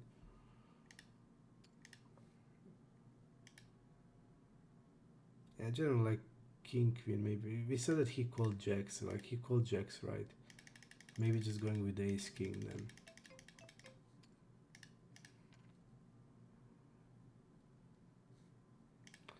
Maybe just going with the ace king.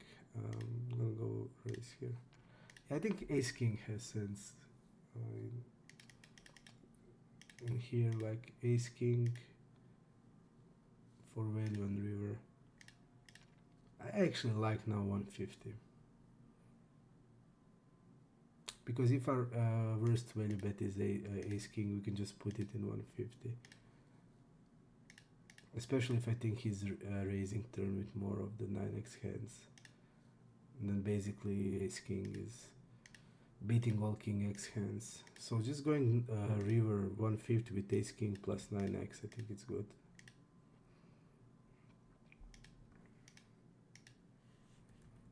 Let's go like this.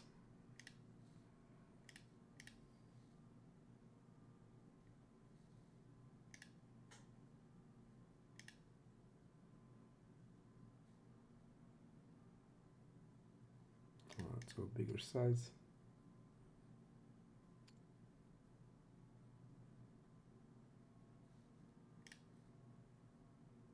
I think with aces, We can just let him realize equity. It's not that many bad rivers. I just think he has it. I'm just gonna go jam. I just think he has a jack.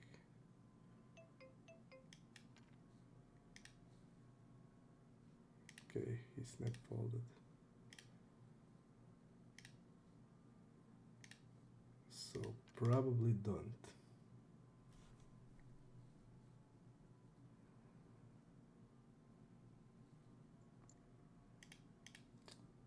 Turn we can go bet, we can go check. I would be betting queens and kings, always checking back aces. Think it's okay. Think it's good.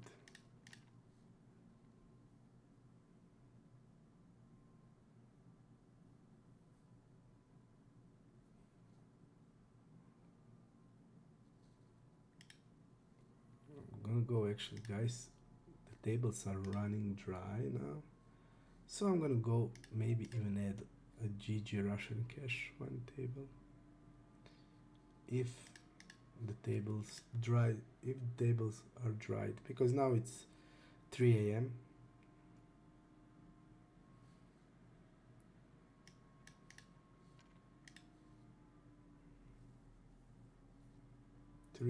So action is closing. I'm just gonna fold against him. Action is closing down.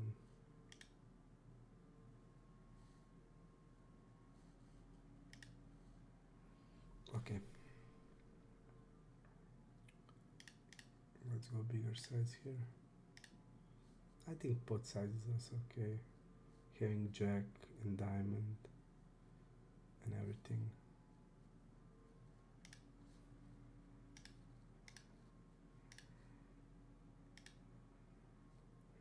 This hand has sense to me with a check back actually. I'm gonna use it.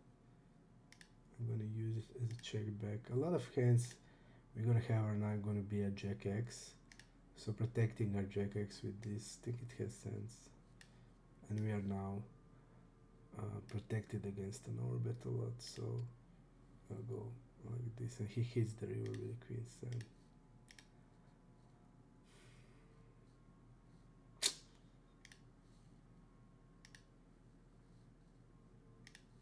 Pretty unlucky. I like our checking back range. First, we're gonna have some full houses in the range. Second, the turn is like that. It's gonna have a lot of jack X that's just gonna be checking back always. So protecting it with two pair, it's really nice. But when he hits queen seven,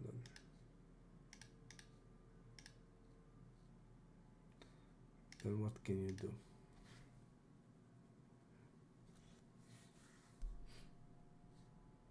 Check here on table number one. I'm just gonna fold actually here. Let's go 12.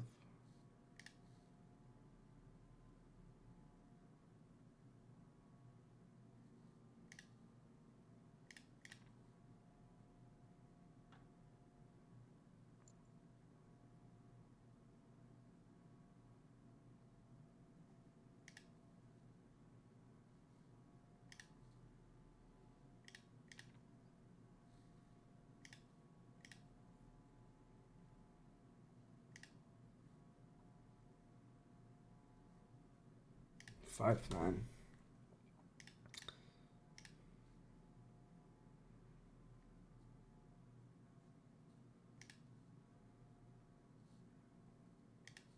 Pocket tens. Queen jack suited. Gonna call.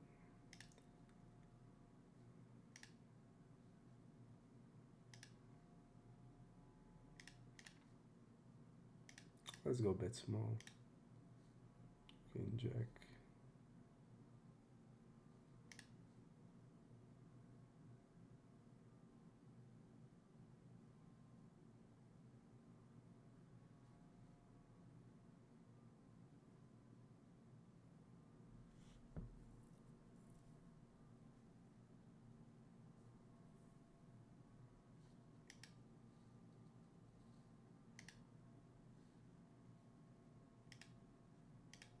Look at this guy's strategy. Look at this. Folding river. Sick.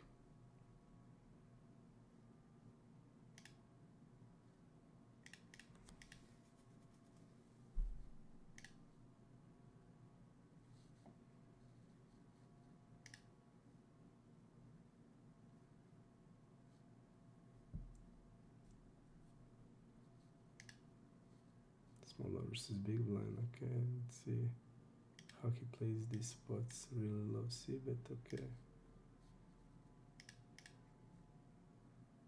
Not double barreling at all.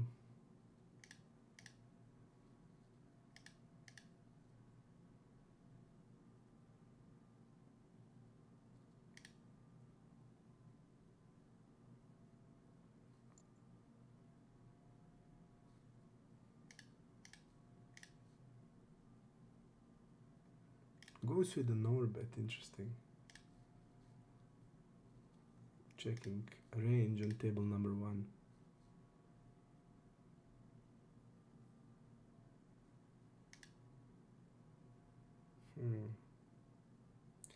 Table number 1. Let's go small bet.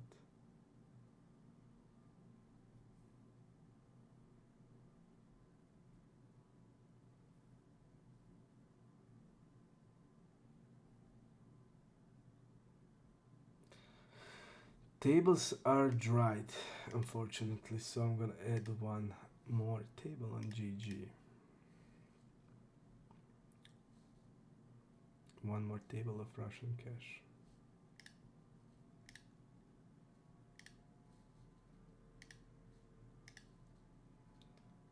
Okay, we're gonna add here, here, queen 8, king 3. So a little bit of Russian cash mixing with Ipoker. Usually, I told you I'm not a fan of it, but it's too early to finish a session and video.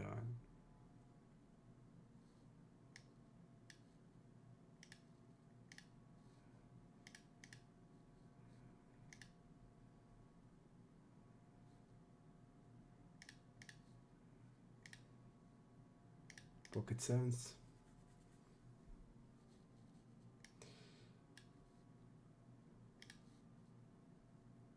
Smaller 3-bet size. Probably fish.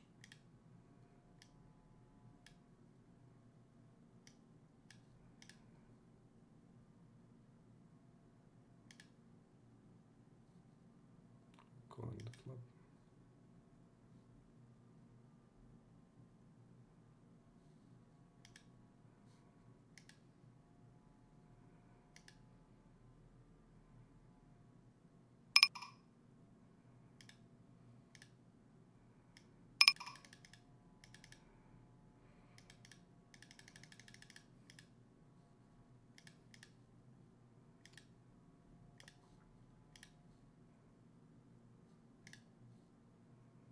Check on table number 2.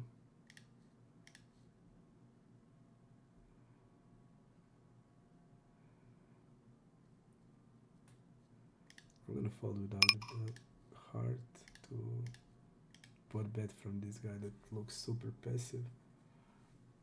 Check on table number 2, nothing else. Fortunately, it's 3 nines.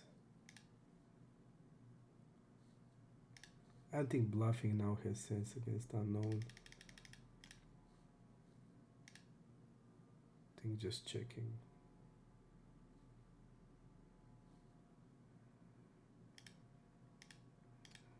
Let's go smaller.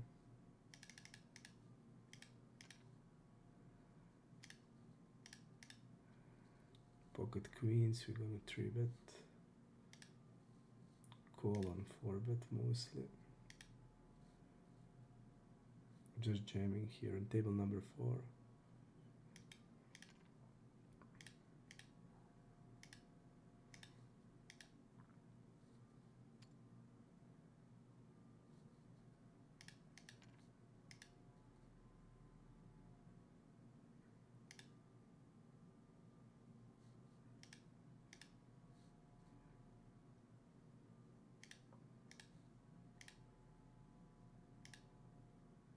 We get this flip.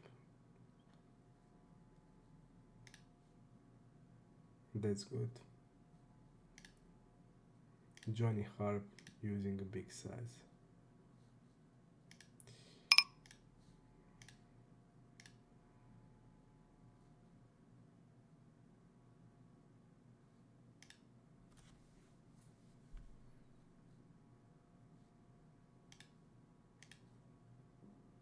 We're gonna go 3-bet here and 3-bet here on table number 3. Queen jack off. We're gonna be opening on table number 5. 10-4 off. King 4. Maybe this guy is a reg also.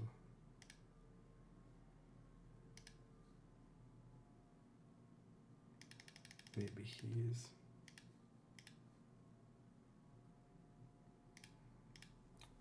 I'm gonna donk 6-8-7.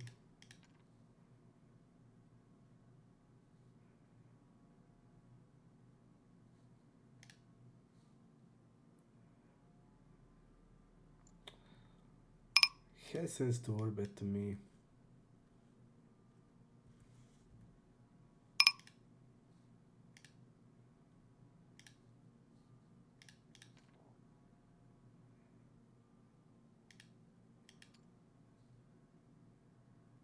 Going small.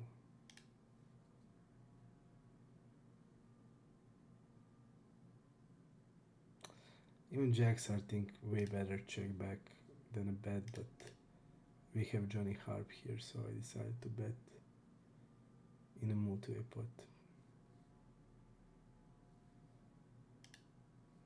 Check raise is quite aggressive, and I don't like betting it because now we are blocking a lot of bluffs from his range.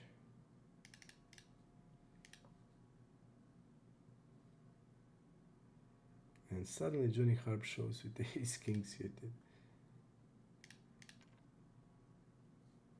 When he goes half pot, we have to call. Even our hand is of course blocking a lot of bluffs, but we did go super small on the flop so they can perceive it as weak, and their half pot on turn is usually not that strong. But this time it is. Go spot, which is good sizing for this board. Queen 8 we're gonna call. Check.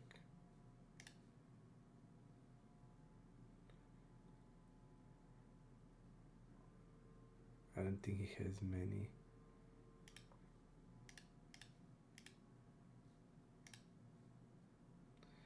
I want to say I don't think he has many ace-x hands.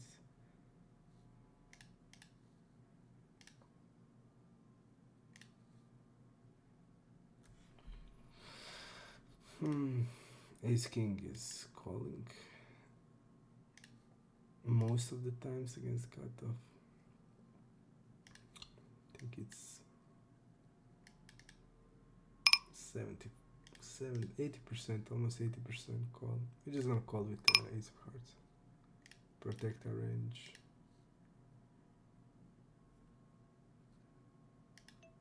I don't like this spot.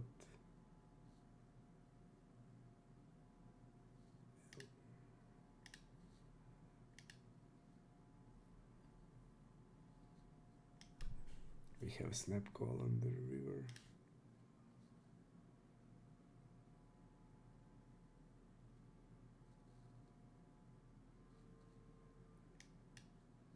I don't know what this size means.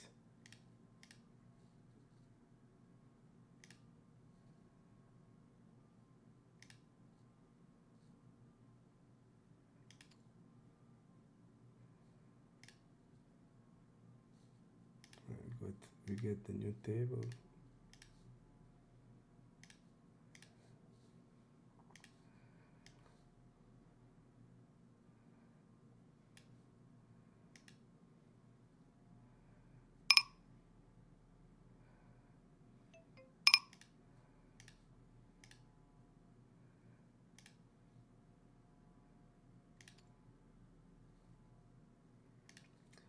Hits a jack on the river.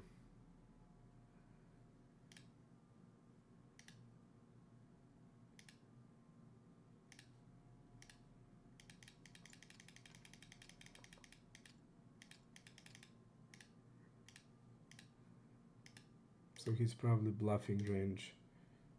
Based on his bluffing range on the turn. Hits a river. And jack is not great, jack is a bad card, but he's just gonna have so many random stuff. And he's suddenly saying I mean, he can bet probably an 8. Let me see on the river. Yeah, with that size he probably bet an 8.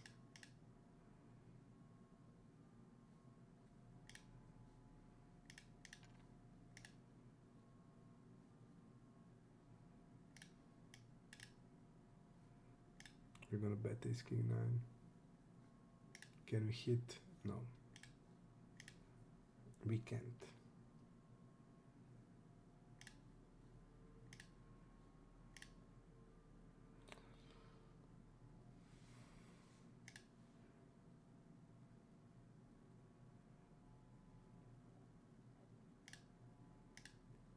I'm gonna fold against this guy. Fold here.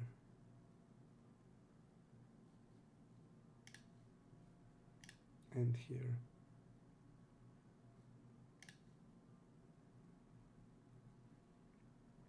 I want to see what happened there.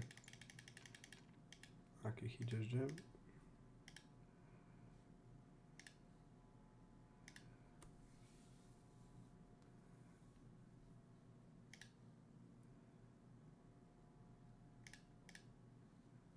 King jack off.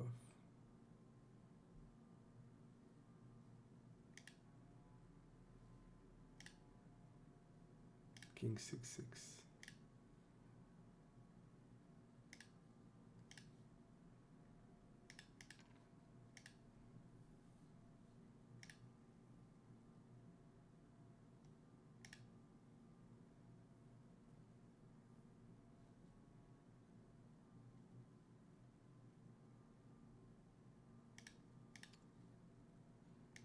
Knights we're gonna call. On board where he actually should be betting a lot.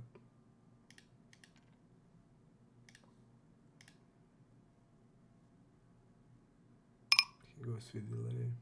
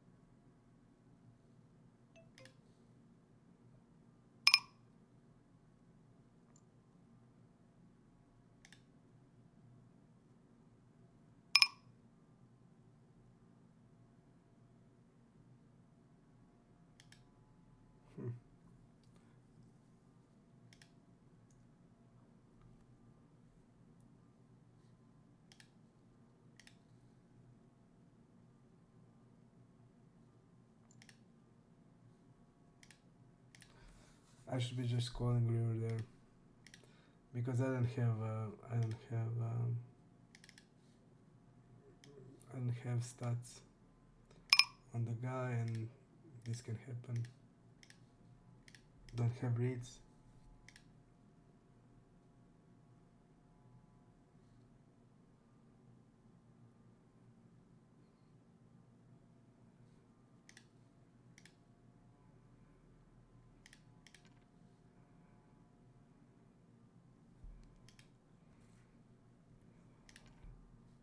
We're gonna forward ace king.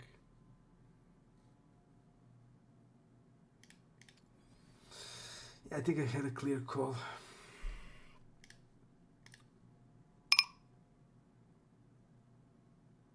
He can also have ace queen easily.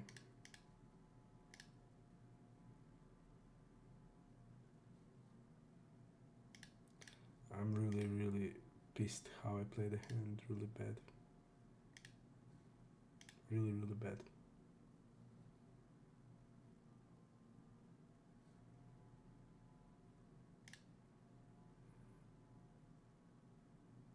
I was thinking about the size we want to use. I think we just want to bet like a king.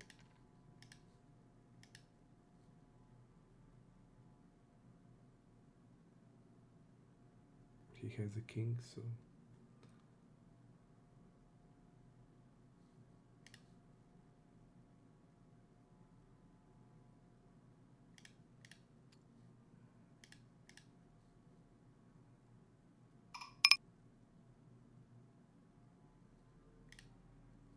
at this size I'm not gonna have any calling range.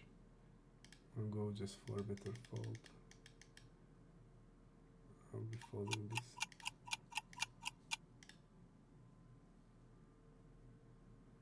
So only 4-bet or fold against this size.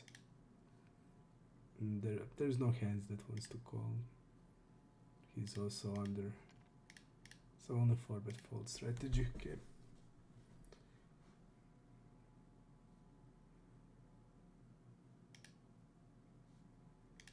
Much easier.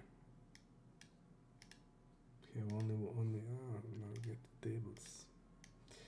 You have only one range. Only 4-bet range in these situations when he decides to use this type of sizings. Against 8.5 we have calls, but against 9 I don't have any.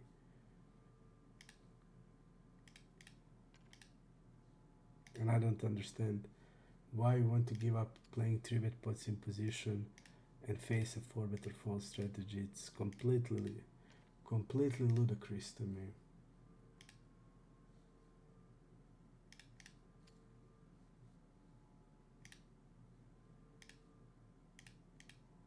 But I see people using that strategy, so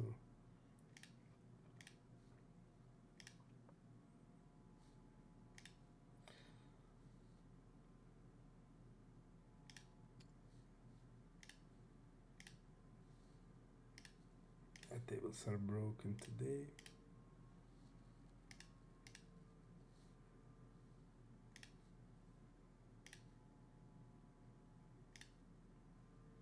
A lot earlier than I expected. Usually I play till around 4 to 5. Today it's 3 a.m. and it's starting to crash.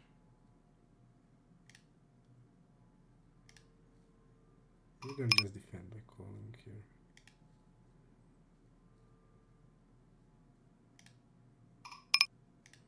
Let's go small.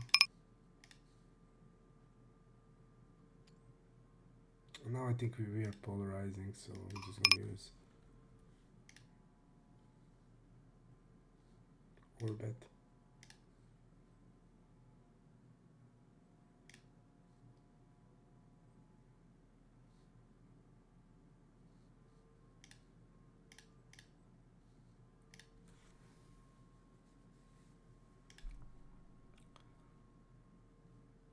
I think to this size we have to call.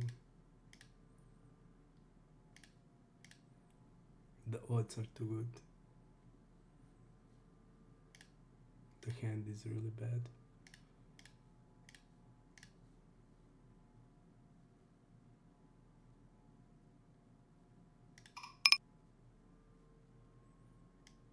This guy is also three-betting more.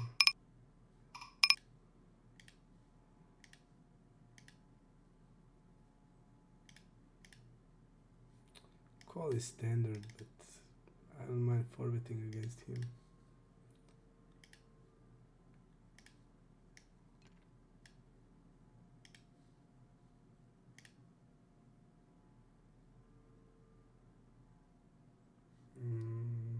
One open queen 10, check back with jacks.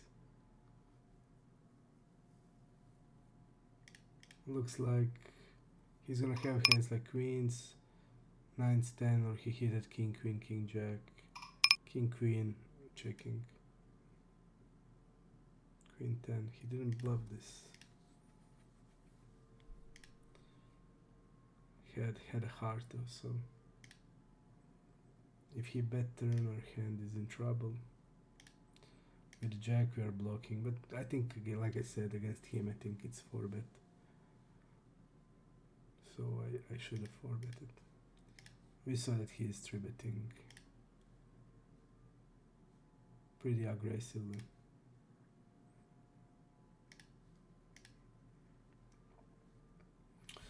So having jacks there, really good. Play for stacks. Play for stacks. Okay, against them, seems like two whales. I mean whales. Potential whales. At least one. And this one is also maybe 31. Let's see. 31-20. Yeah, also weak player. So let's bet ace deuce. Just folding it. Ace 3. I'm gonna go call on the button. Mixing 3-bet and call. With it, this combo I'm gonna call.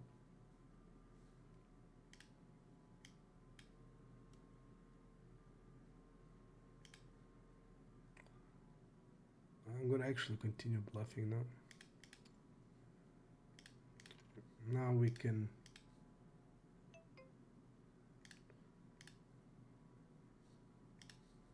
now make him fold better hands.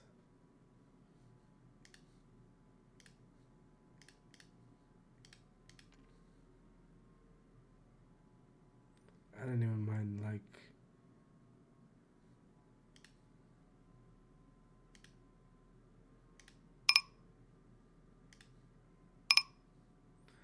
I think 3 would be better bluff. Still gonna do it here.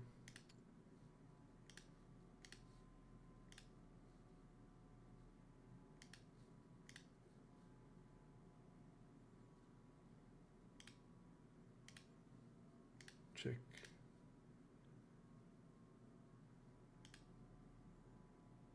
This is bad. A lot of Jack X he's just gonna bet on the flop, but now he's just gonna bluff a lot of Queen X on the turns. So I'm gonna fold on the river. Okay. Great that he didn't bluff the river because I would be folding. So great.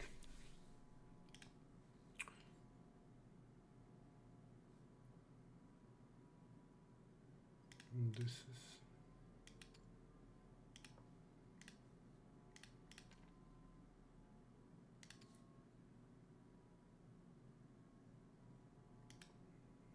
calling deuces. Calling ace 9. Calling the river with ace 9.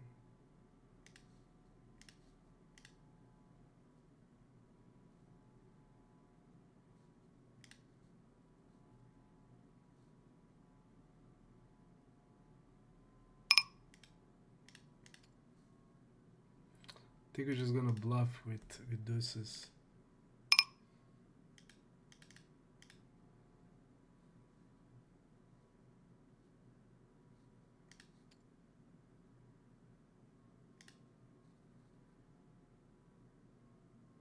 It's very low in a range.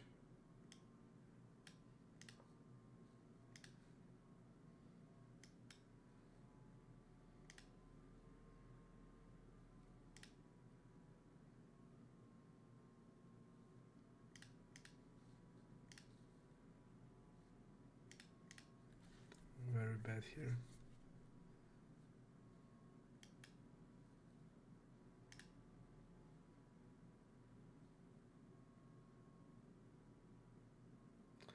And they lack not equity bluffs, so very spade heavy.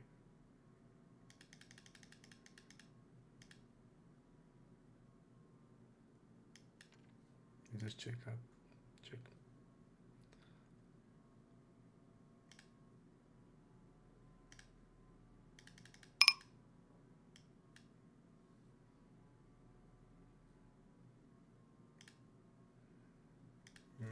Let's go 5.4 here.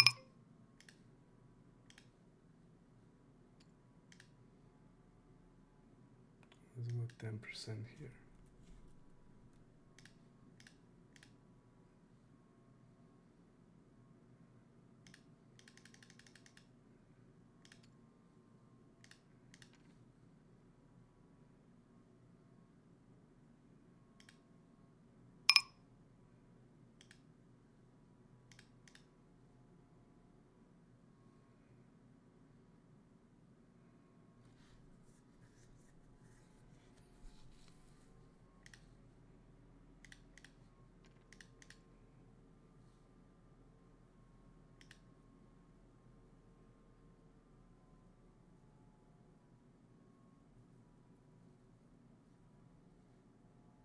We get tens through.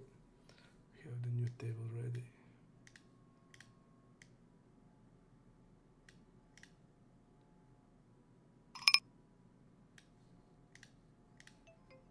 Ace jack, we're gonna go 3-bet. Usually it's mostly a call, but against this guy it's gonna be mostly a 3-bet. The guy check with queens also.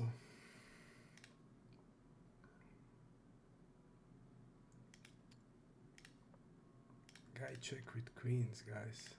With queens. I'm gonna go with it.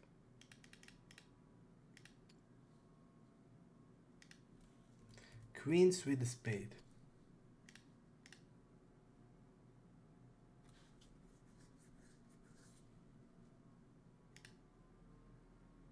I think we can fold turn without spade.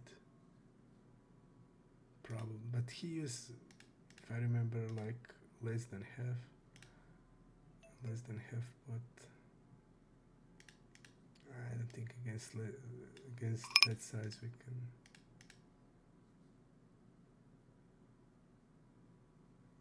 But then like it becomes better then. All of the spade hands becomes better calls than this.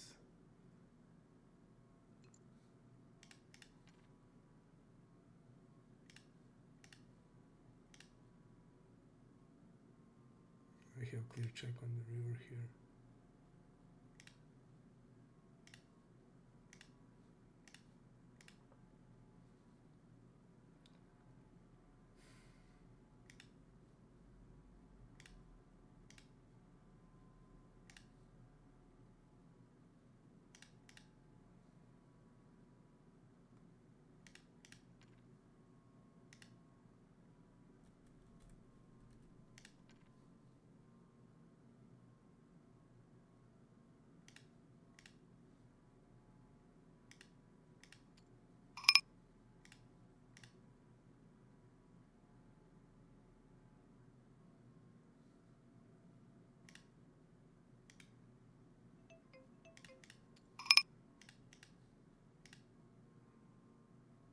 I don't like this against this guy.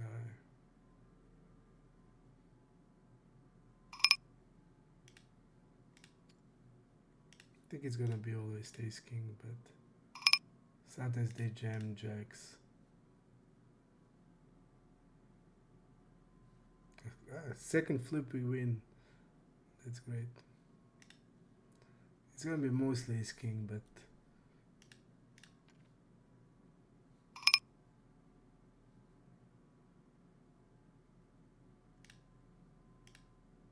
let's bet here.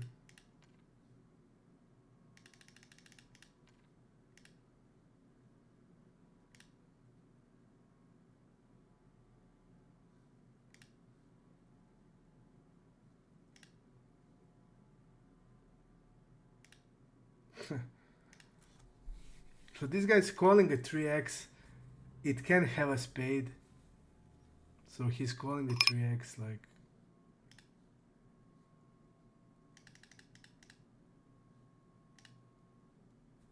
What? Yeah, they're just calling it.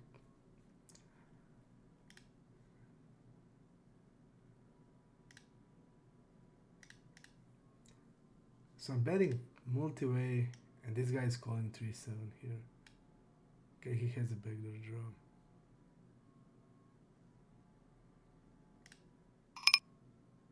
He has a backdoor draw there. It's never donked here on turn. Never ever. GG pool is even worse than Ipoker pool.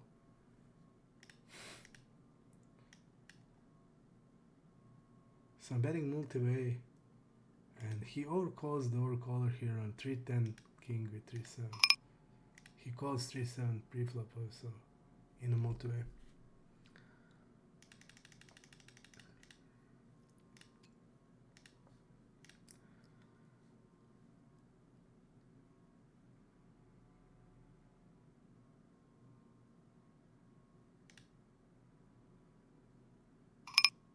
I'm gonna go ahead.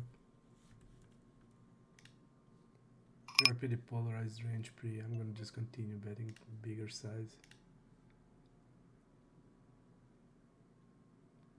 Really good turn.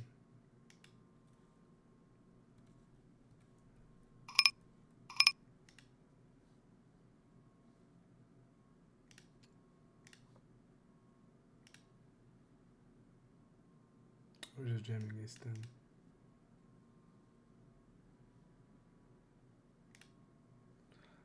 Calling king 9.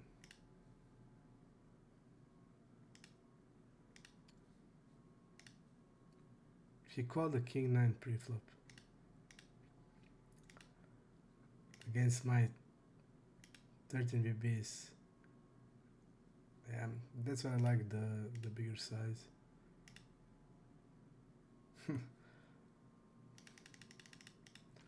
GG, really sick pull.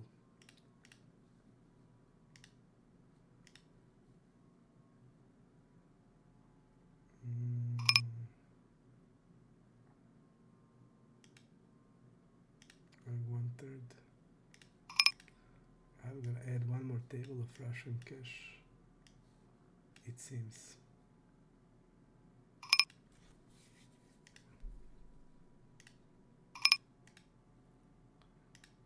Okay, let's go 75. I think we have to bluff river there with it. I mean, I was afraid of ace king because ace king but king 9. It's never even a float on that size, even with the backdoor.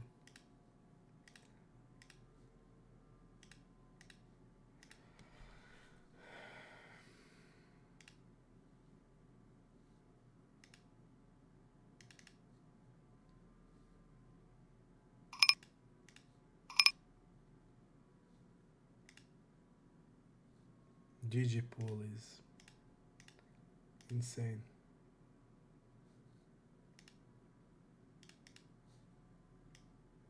Let's see if it's gonna be starting.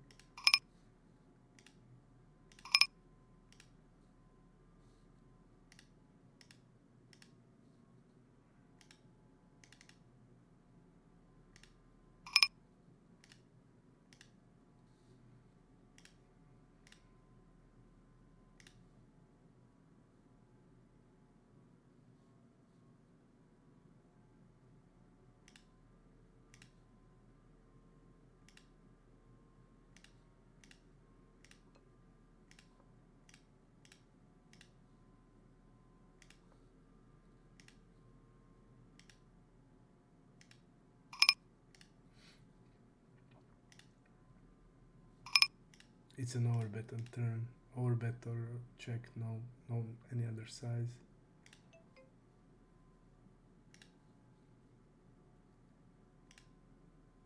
Seems they don't know that. Here it's only big size.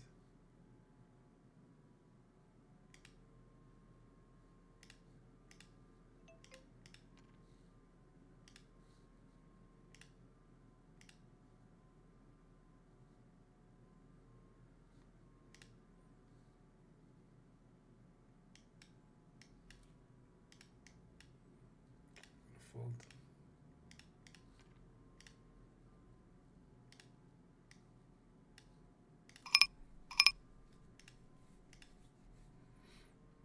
I really like how I play today.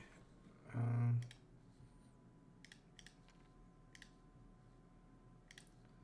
but definitely not the greatest session, but I think I did play well. It's if I would have my HUD on the GG, it would be I wouldn't ever search for any other site. You can have HUD, but it would be cheating. You can. I think a lot of regs actually have it. I mean, I know some regs that have it. You have the converter that works, so.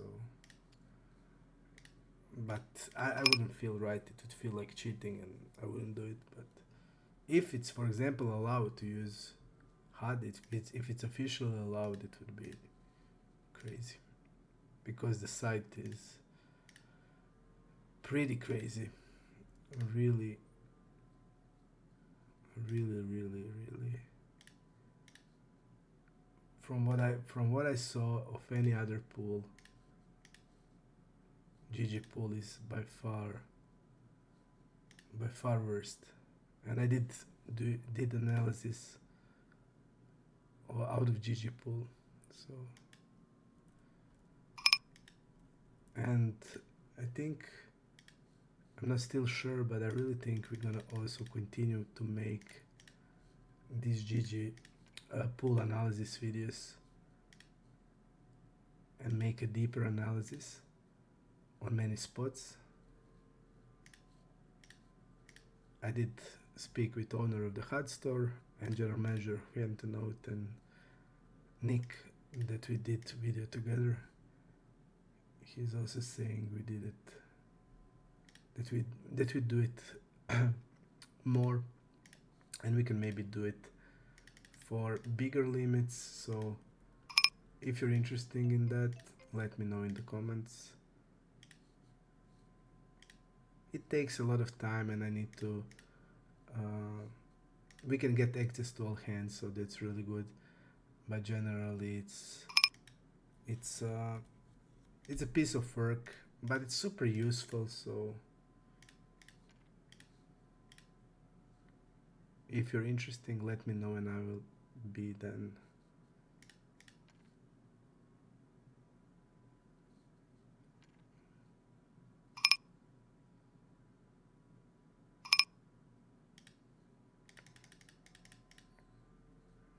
This should never be happening on this type of boards.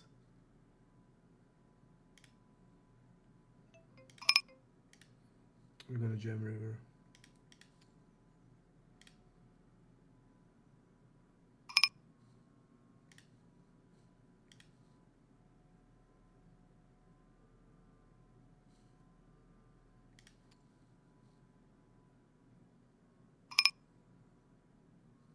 A pretty sick play.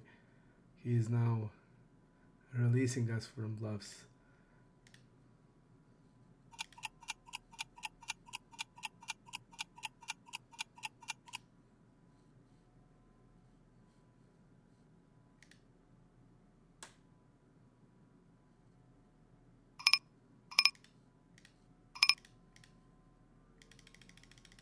And he showed a 3. If he bluffs, he would show both cards, so it looks like he had just an ace-3 doing whatever. Pretty sick pool. I would be jamming river, of course, so.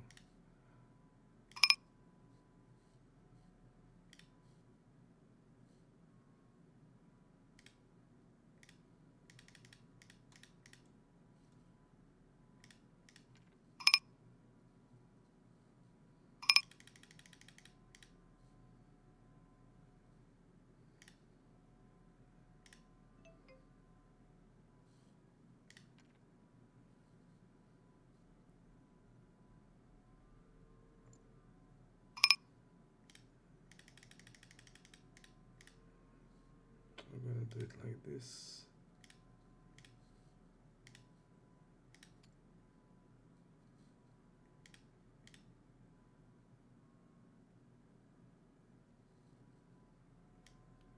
jamming river here.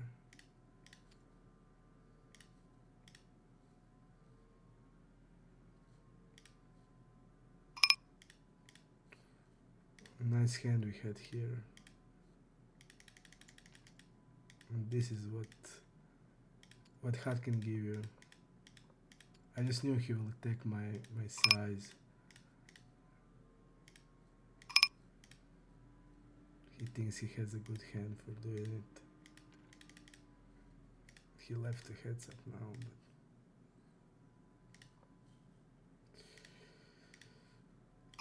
so you just can't do stuff like that without the HUD. So on the GG, I'm actually really missing the HUD. What happened here? I'm gonna go with raise.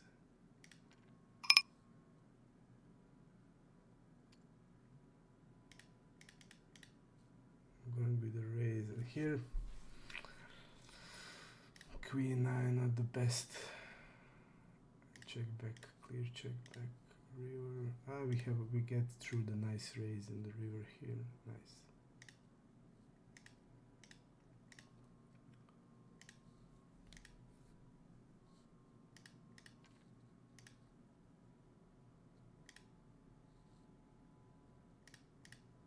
Block river here.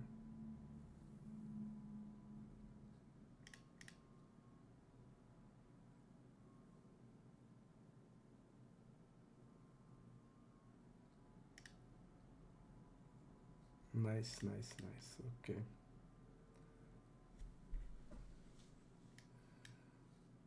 Nice. If I would have HUD, if the GG suddenly allows the HUD, I would be playing on GG definitely. The software is not terrible. I don't like it, but it's not super terrible.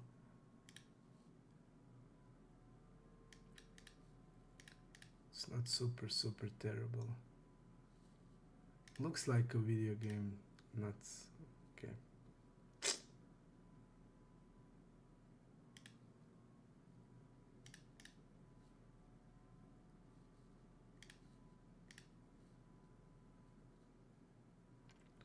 I'm gonna go check turn. No, I'm not. The guy is donking.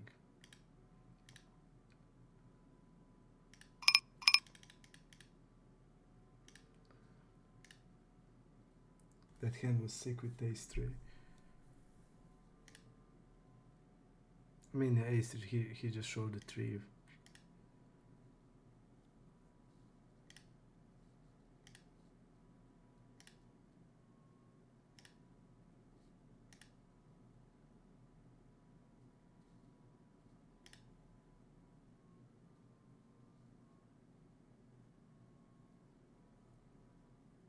He did cash out, so the GG is only one losing. That's great.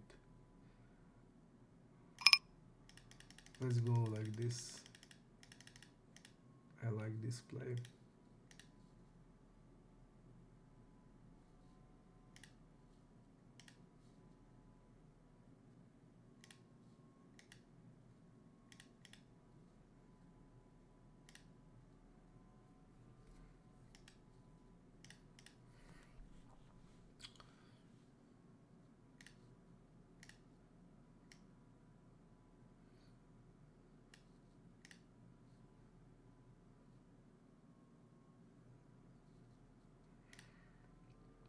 This is now a lot of action. 3 Russian cash tables plus this.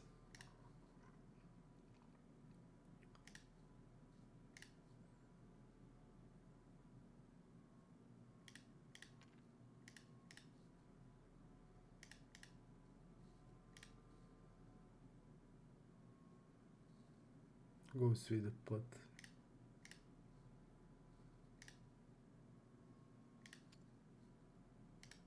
A harp is pretty tight. Pretty tight. I'm just gonna fold. With the ace of spade I would be still calling, but with this now.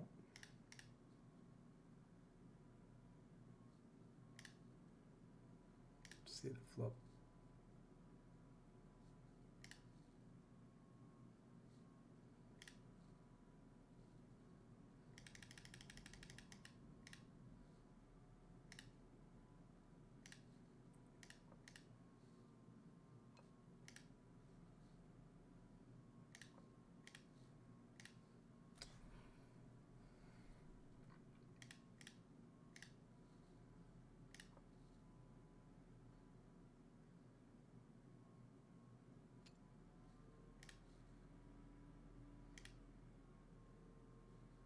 e6, fold king 9.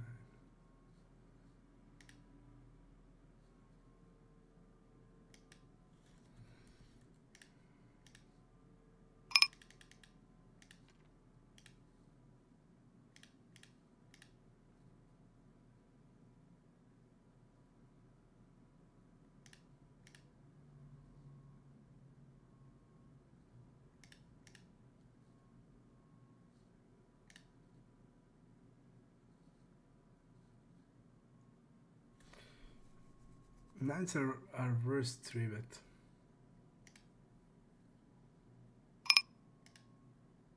We have some pocket eights. But we have so many 10x. Queen 8. Queen 9 off.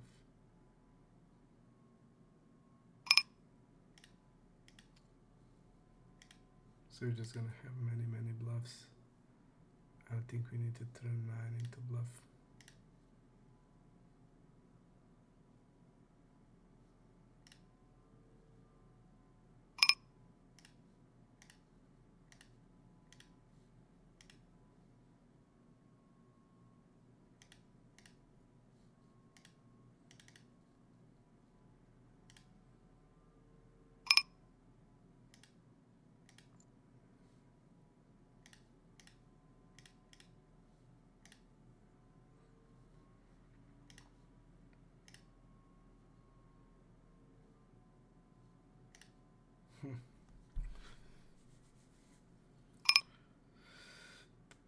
I'm gonna open 6-8 suited.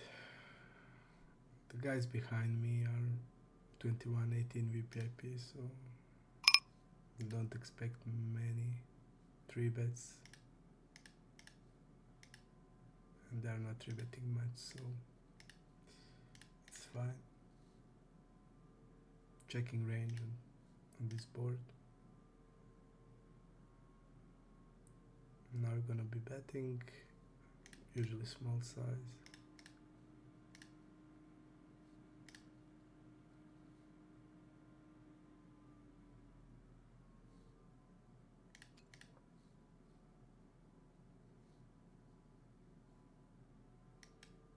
We're gonna go like 27.5, I think that's okay.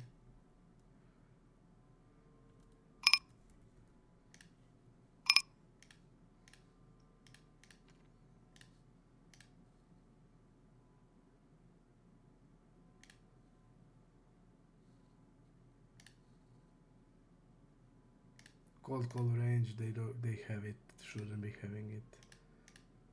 Usually from what I see, some pocket pairs, like 7s, 8s, 9s.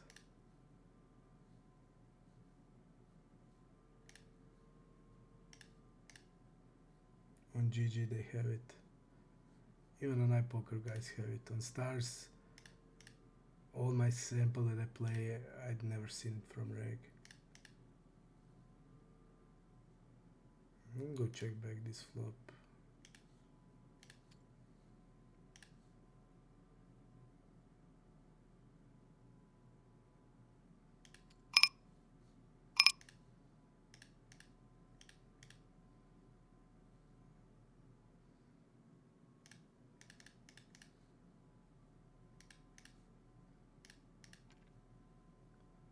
Super weird. Checks a king 9 wide.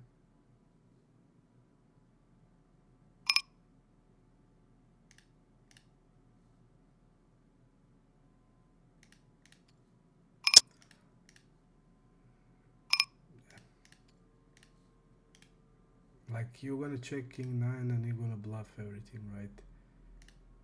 You're gonna check king 9 but you're gonna bluff every jack 10, jack 7 type of hands. This is the guy that called 3-bet with king 9 there and floated us.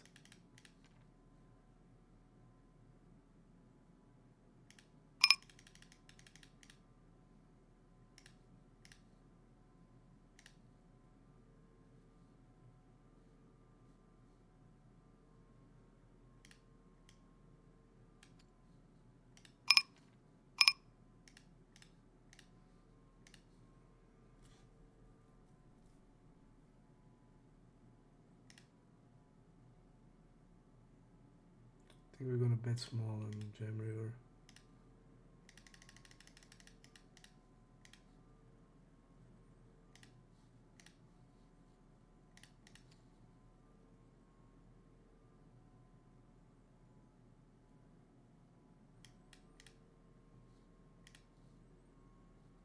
We're gonna show him.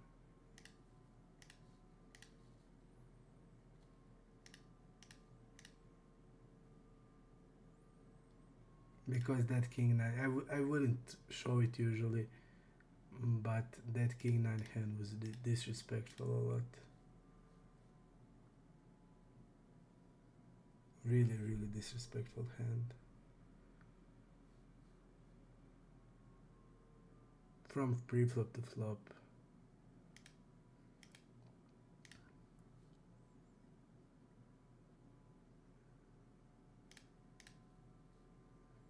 So only reason why I'm showing it.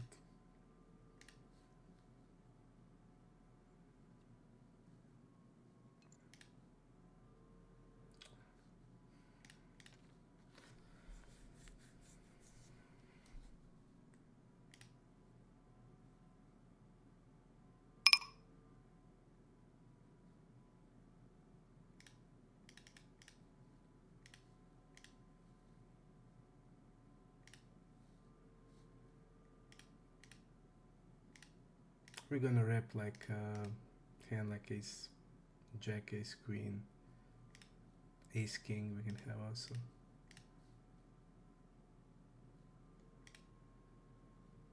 Or we're just gonna jam against 23% 3-bet.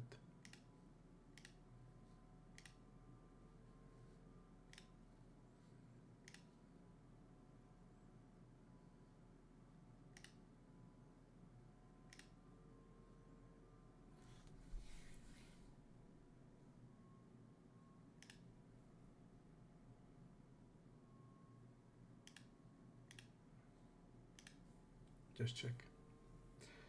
We're gonna check. I'm not gonna dunk. And now I'm gonna go pot.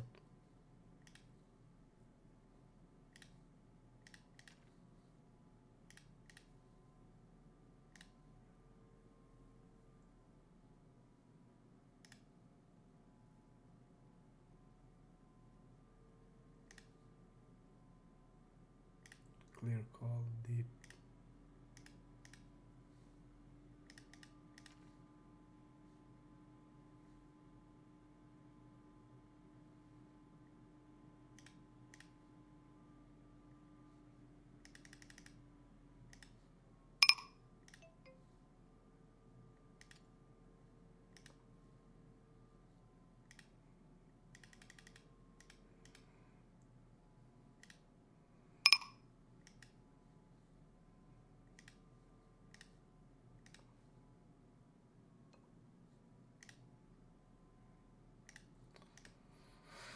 Nasty river. We can't really bet now.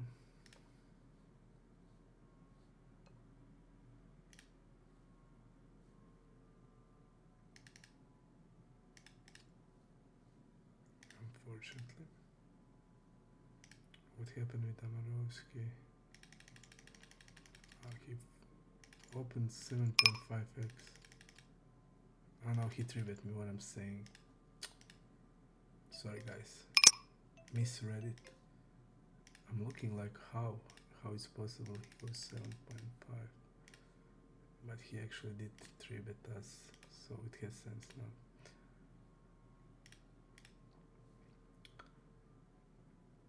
I'm just gonna go 75.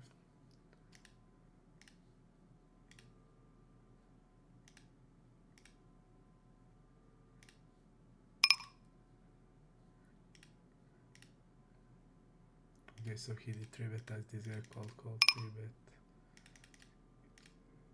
Pretty sick hand. Pretty sick hand. Clear fold with this.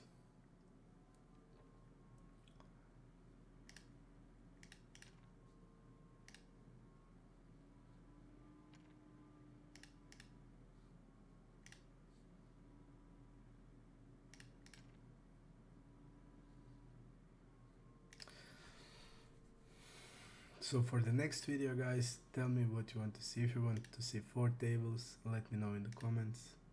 Like the video, and if you didn't subscribe to the channel, because I think it's supportive to me, giving me more motivation to work and to make content, and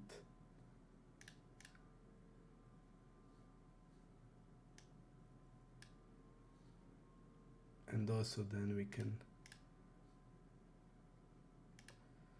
can do many other content. Nick told me so for this new pool analysis on GG Poker 200, to continue on other spots that we didn't cover in the first one. Let me know if you want to see it, because we plan to do it. We covered just the basic 3-bet pots, but now we can go more deeper. We're just gonna check back king queen.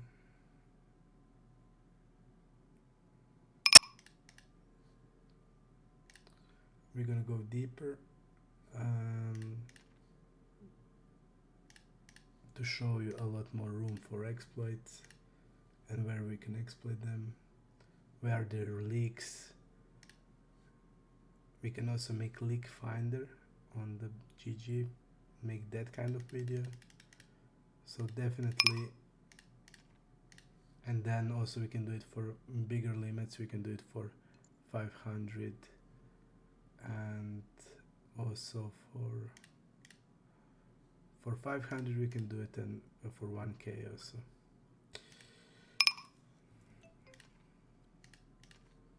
I thought we were deeper, so I did 20%. But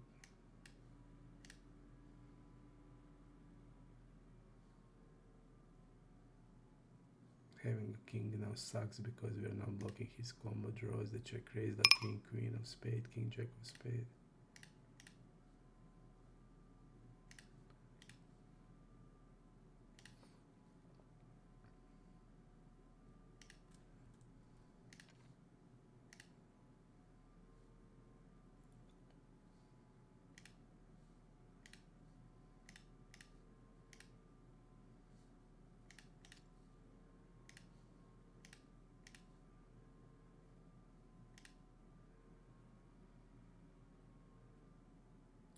Go 13 here.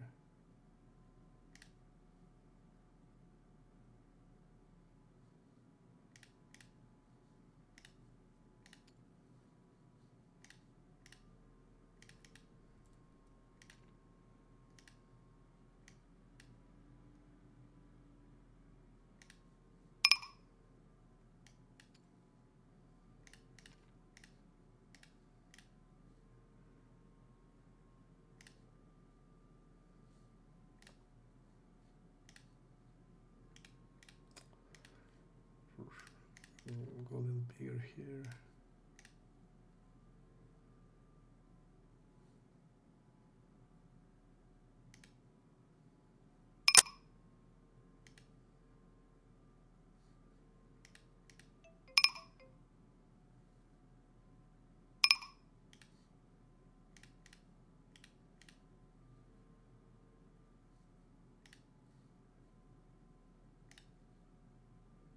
Pretty bad flop. I expect a donking range.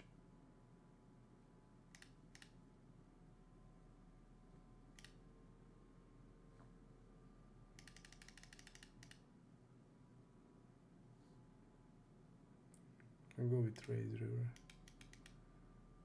I mean, I'm gonna have aces pretty frequently here.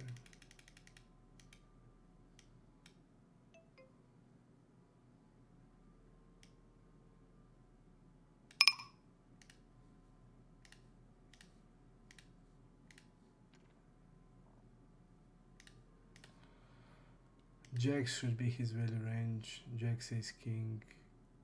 Ace jack suited, king queen suited, king jack suited, queen jack suited a lot. Using a big size.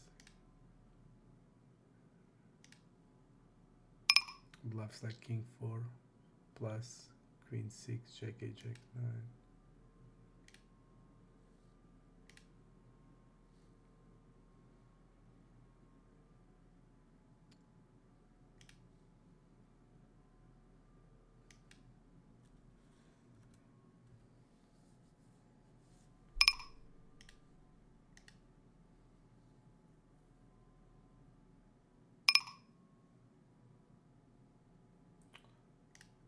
gonna go half and just get it in.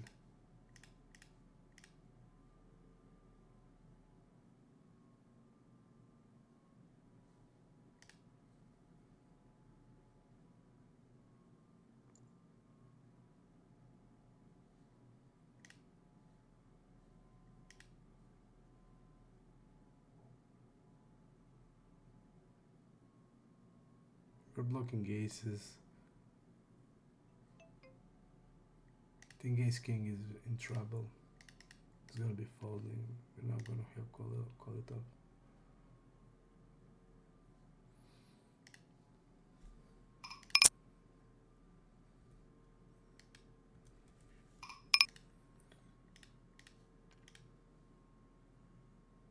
I don't understand why he's jamming. That's the thing that I don't understand. I think he has clear call.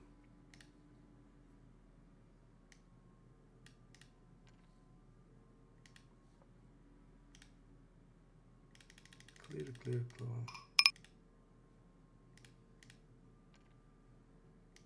Just call.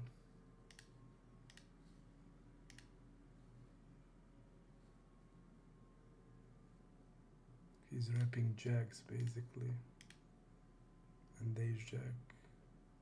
Pocket nines, I doubt he has.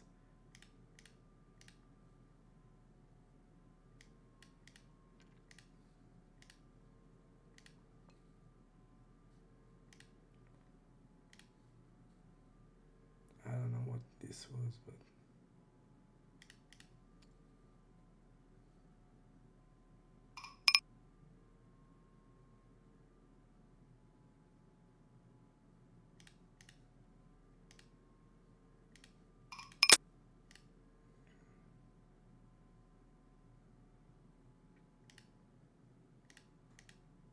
what is the nickname of this guy?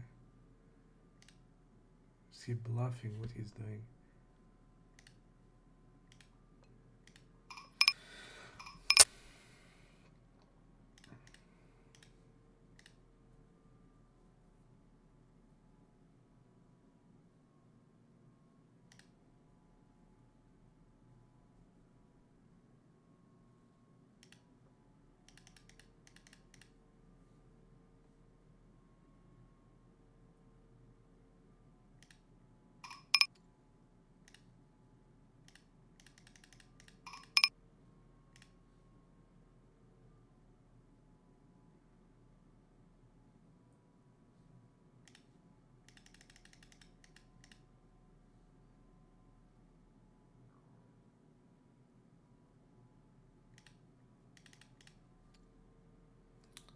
Really gross flop. I'm gonna check my range there. Deep. Against a guy that probably has queen jack off in the range from what we saw.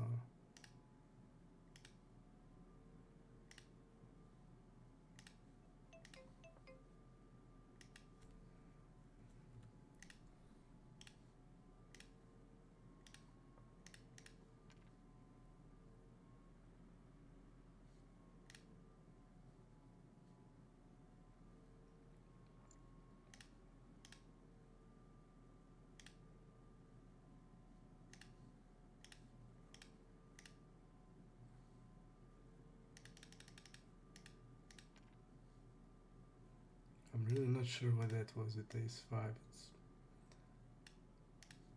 probably, I don't know, turning into bluff or trying to get us off, I don't know, ace queen maybe.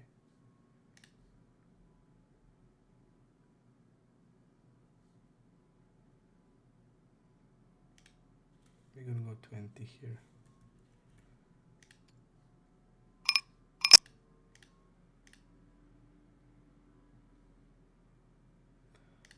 I think here we're gonna just have small bets and checks. Nines I think are clear check. Now the tables are arriving.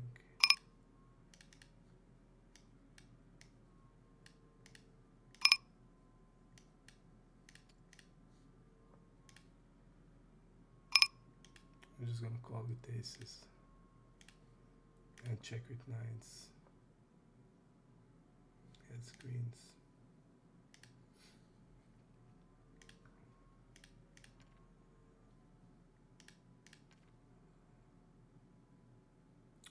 call with aces.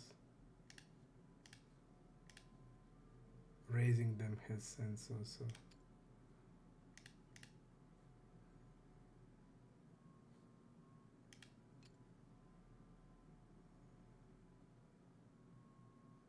I'm just gonna block here.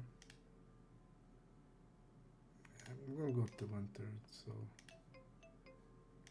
because I'm saying I can bet tens and jacks, not giving him credit that he will be checking back.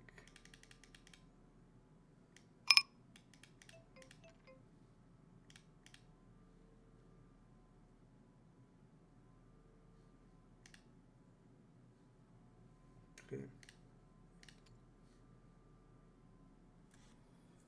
This did work well.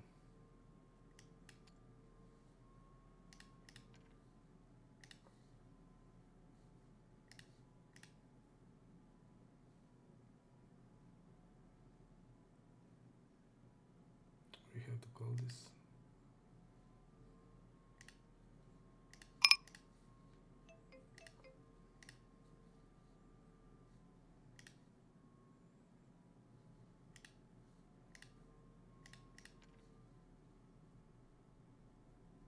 Even looks really looks really super underbluffed. Like super underbluffed.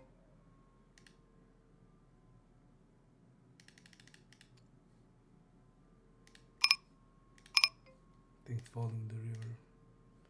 I mean, if we are playing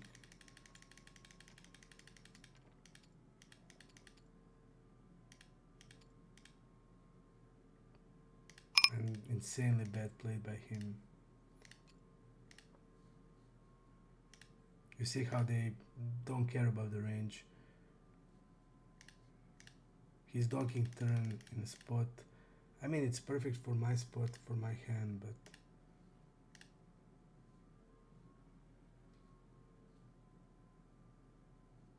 we're gonna go half pot here.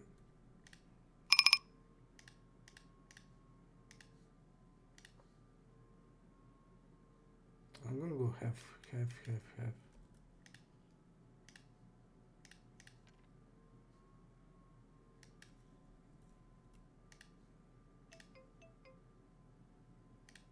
think I should fold river.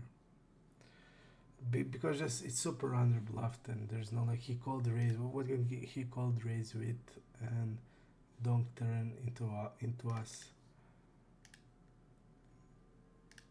where we raise the flop and basically saying we have jack.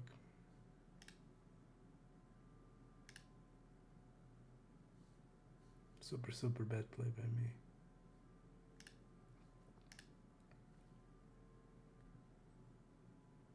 Really bad.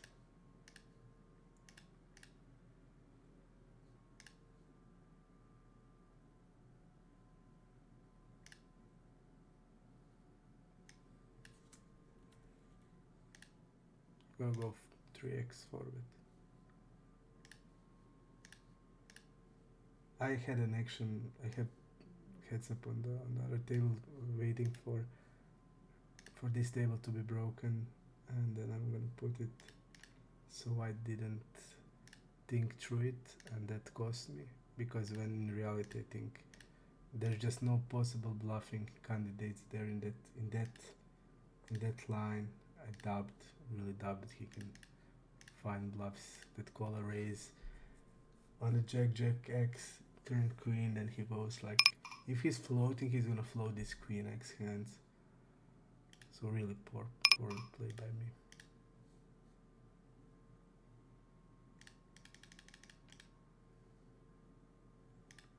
But really poorly played.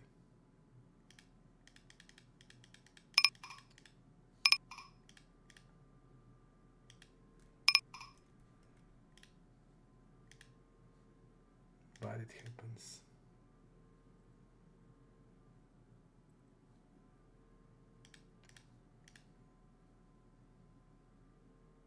I'm gonna check back here.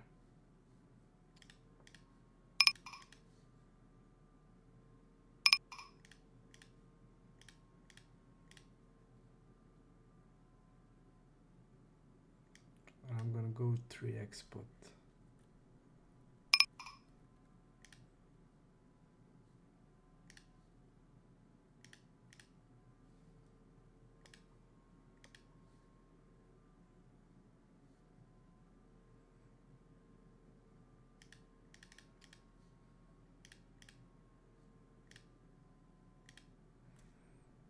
They are really sticky on GG, from what I notice. Really sticky. That's why I did go 3x.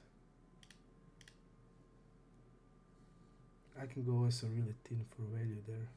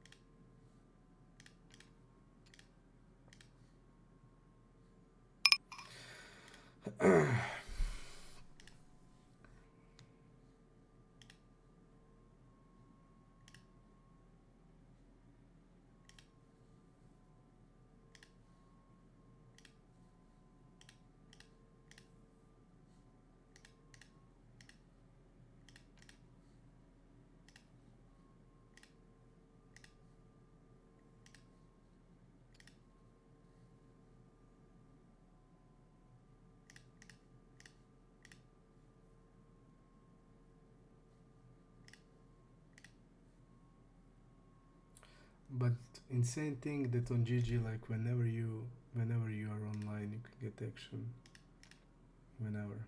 So that's something that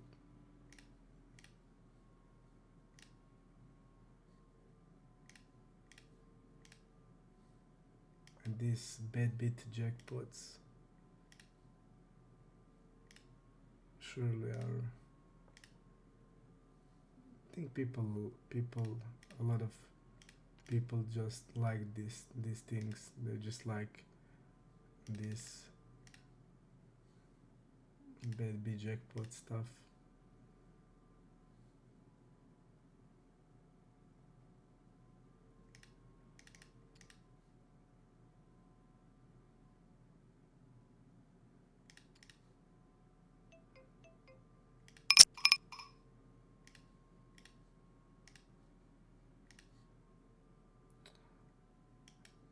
Gonna be massively checking.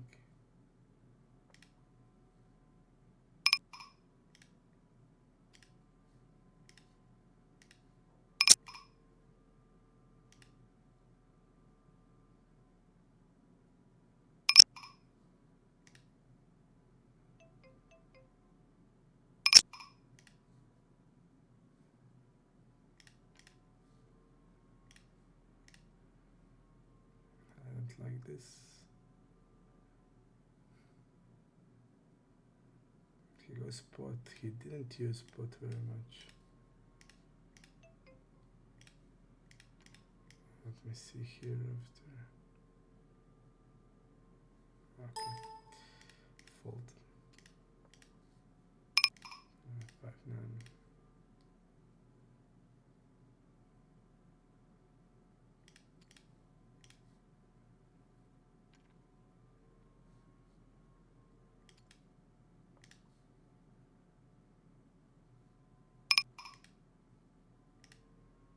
A little bit.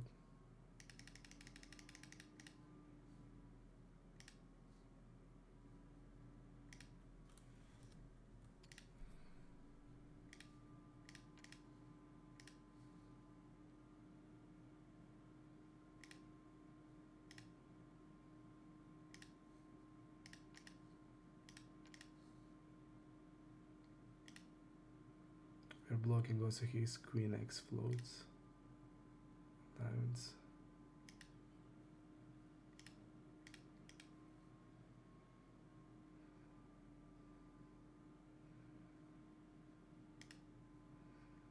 Just gonna fold here.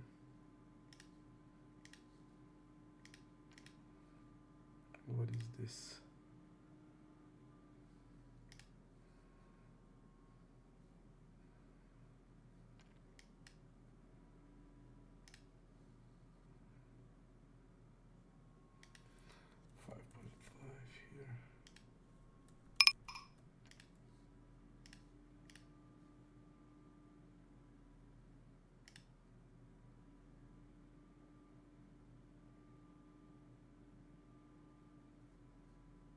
I don't like the tank, and like if he's gonna have queen 9, I think he would jam immediately.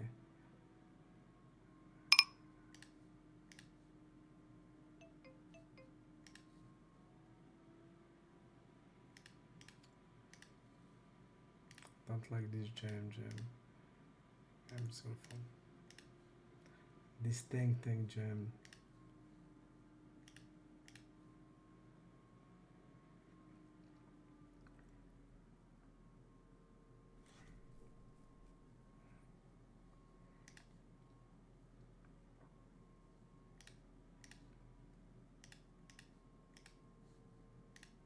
He can go really thin for basically every ace-x that he has, he can jam. So I think in the end it will be really under bluff spot.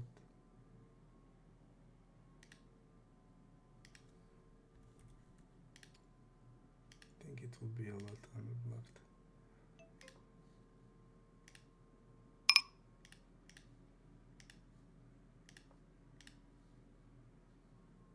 Queens.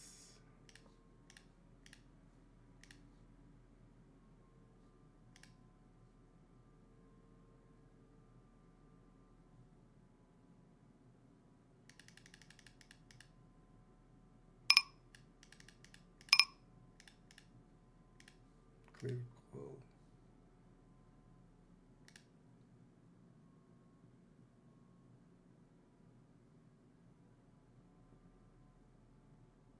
$125 should be his size on the turn, and we lose on the GG.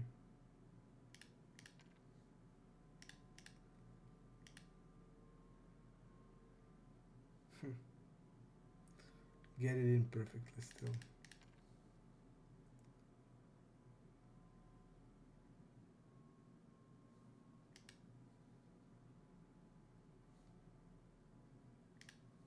Just check river.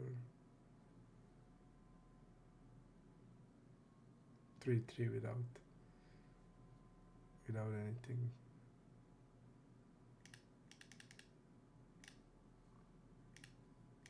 Without blocker, just our hand is too strong for bluff.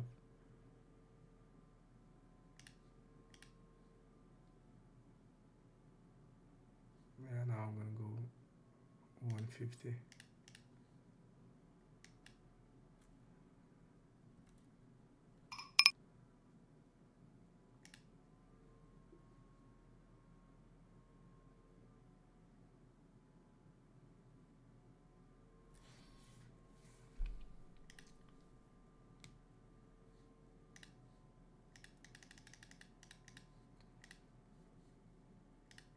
Still, the hand that pissed me the most is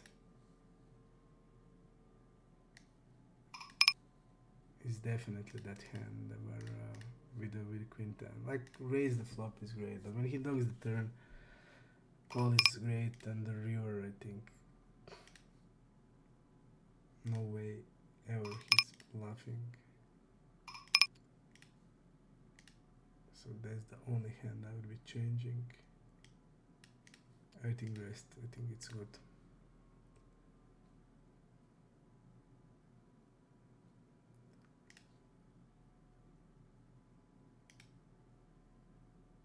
A misclick here.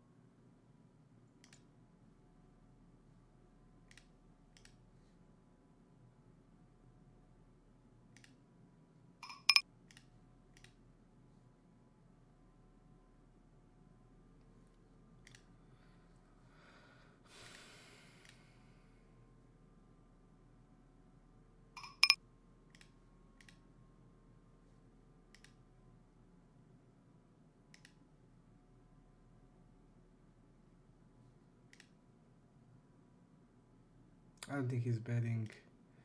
I think he's betting hands like jacks, tens, or queens. So he's wrapping basically. I think he's wrapping ace jack off.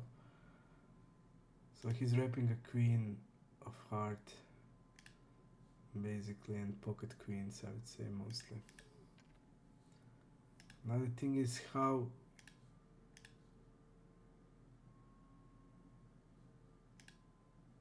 I mean, Solar has a lot of like non-hard bluffs and where he bluffs river. I'm gonna call, but I think it's a losing call. I think we're just gonna see like queen of hearts there. Okay, great.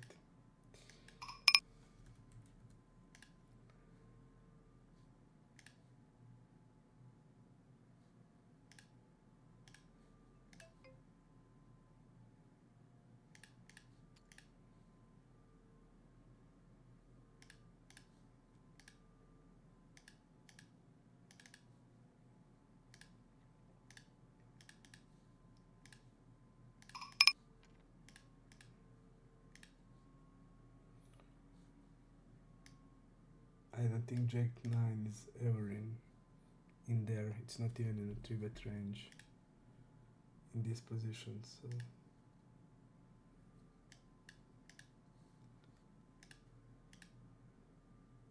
it's also the thing that was basically unclear to me, like why wouldn't he go bigger with the queen of hearts? That's the thing that crossed my mind. I don't think he has like an. I don't know, he had Jack 9, he can have ace jack. So he's probably wrapping.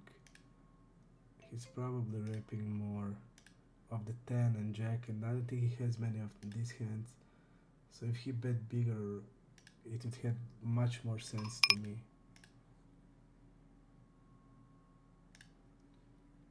This is his step turn. I'm just gonna fold.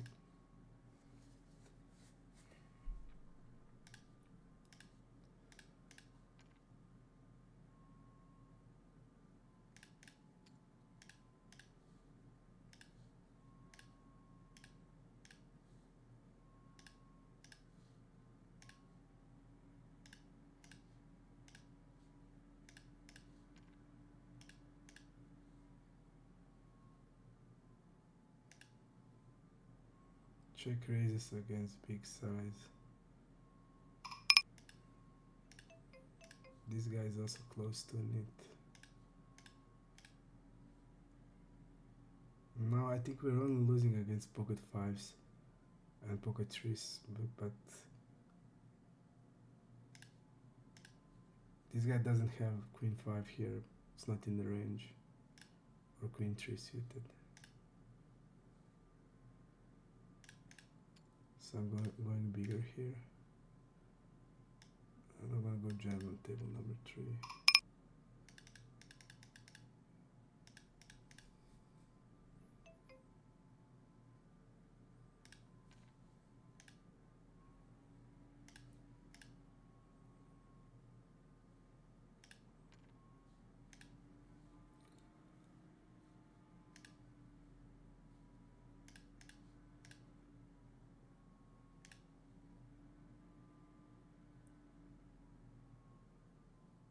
We also don't have ace of spade here, so his value range is insanely narrow.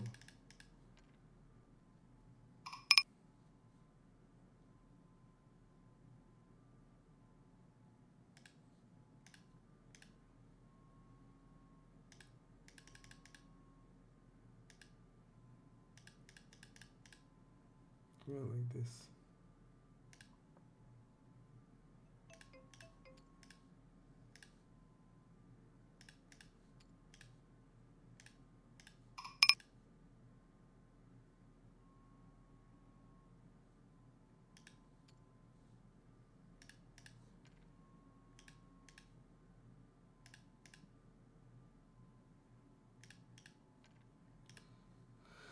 The game falling turn is good.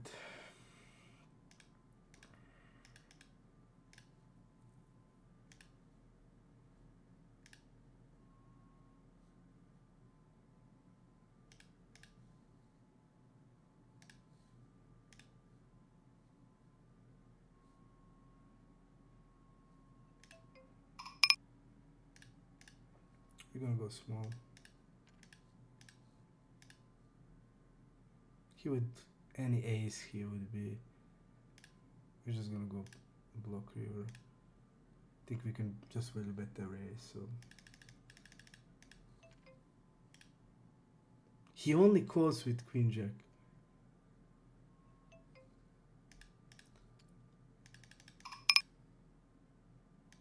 Sick. I would be blocking any ace. Just because he would isolate like everything. Pretty sick.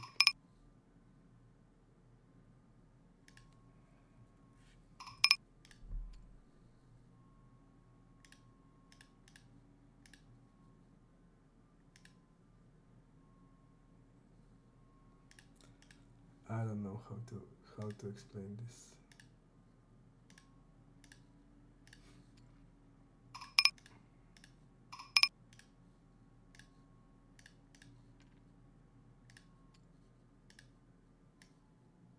Really, really sick.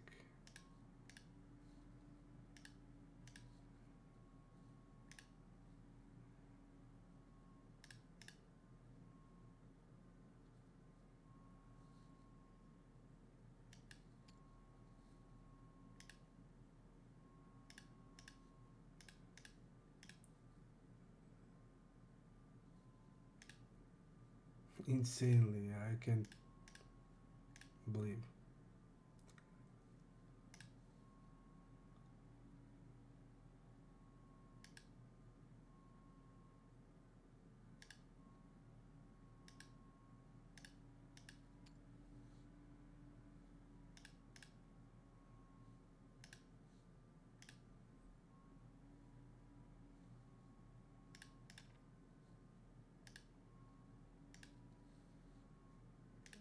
Not great. Not great. Pretty bad flop.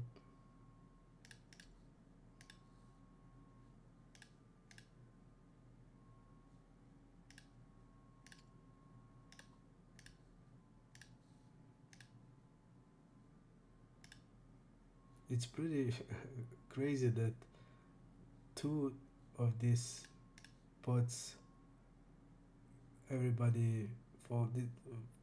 We played small blind versus big blind, limped pot, and now we played this.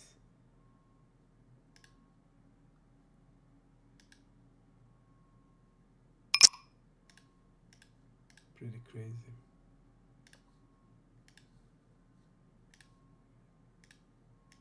Usually they fight for these pots a lot more.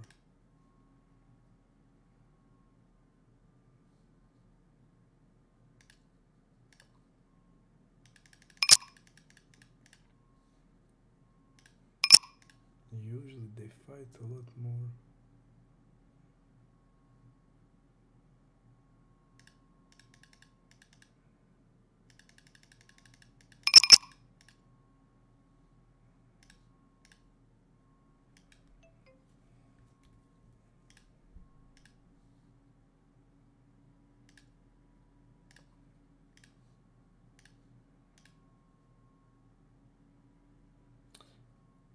And I can't believe the guy didn't jam there. And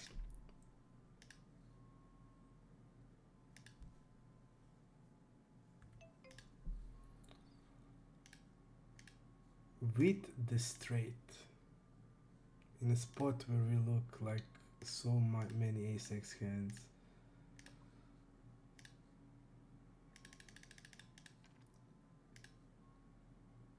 really shocking to me.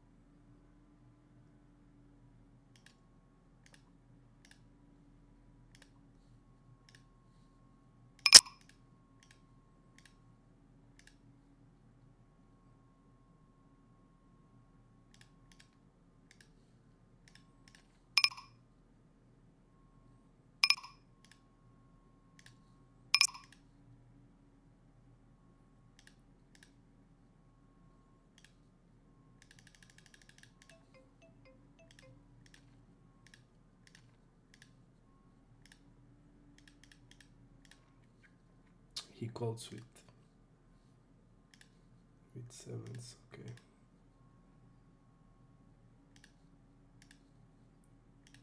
Maybe orbit river is good.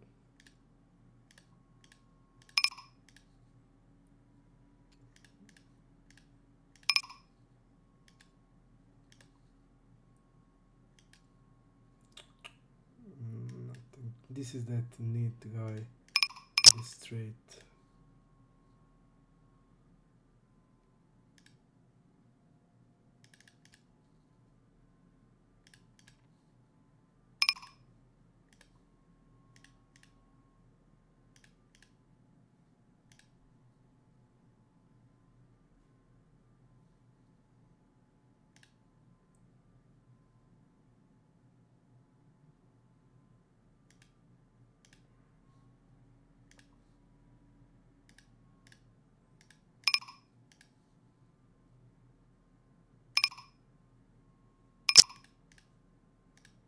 Pretty weird size.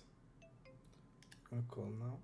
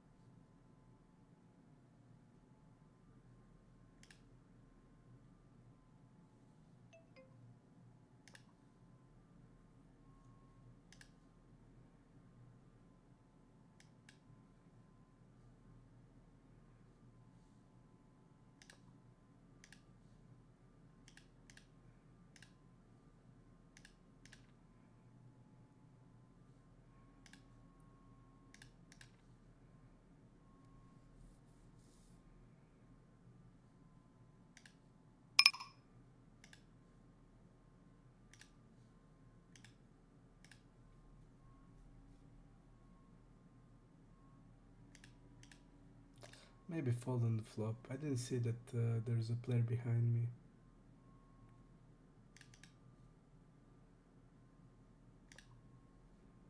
I think definitely now when there's a player behind, I'm just folding.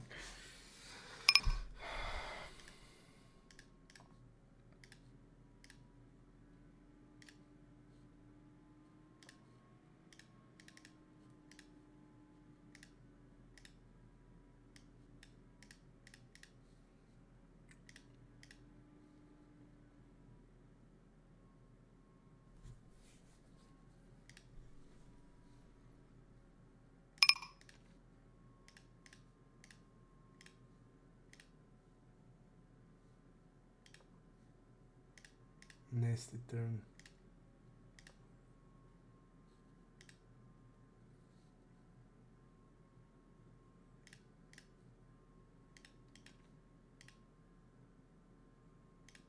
We're gonna bet here.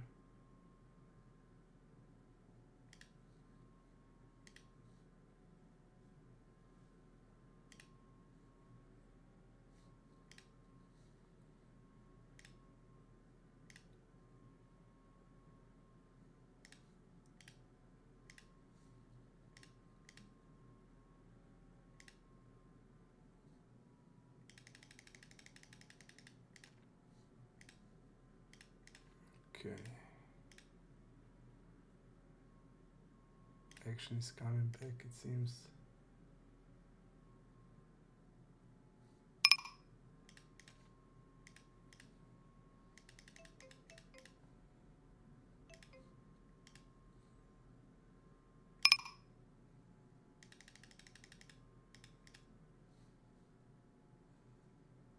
We're gonna call against him.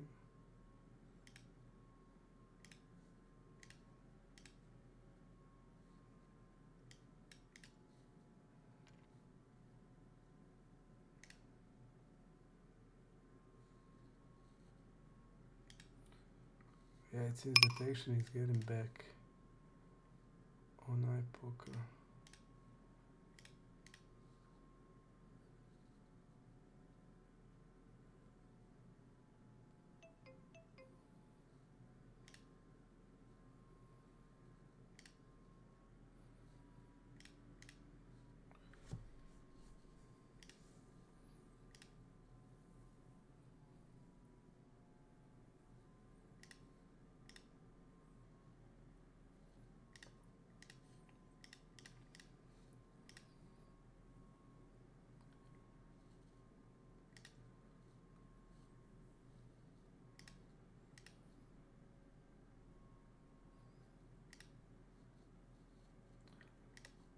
based on his size, on the flop, well, pre-flop, we're also blocking ace-5 suited. I mean, we have clear. We saw that guy. This is that guy that had ace-5 in against us in that spot where he also did something insanely stupid, where he had aces. So he's gonna be bluffing here without equity, and his size pre-flop is not like aces, so clear call. Blocking ace-5, he's just gonna have many ludicrous hands, and I even think like he's gonna go with worst ace-x like ace-jack, ace-queen.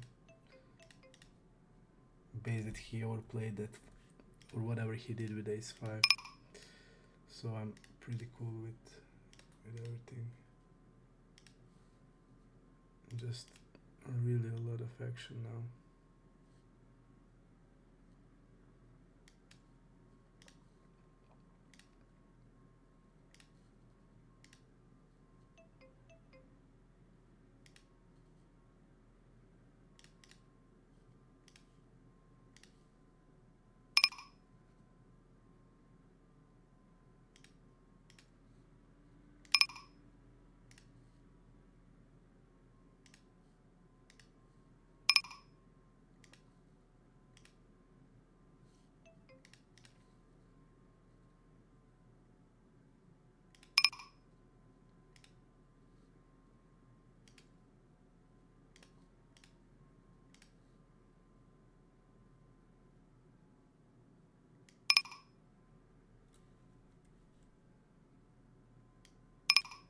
We're just gonna replace basically this.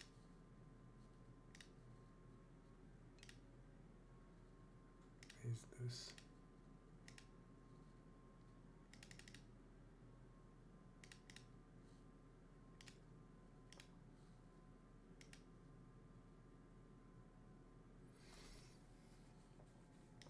A lot of action, guys. Suddenly action appeared. Suddenly action appeared.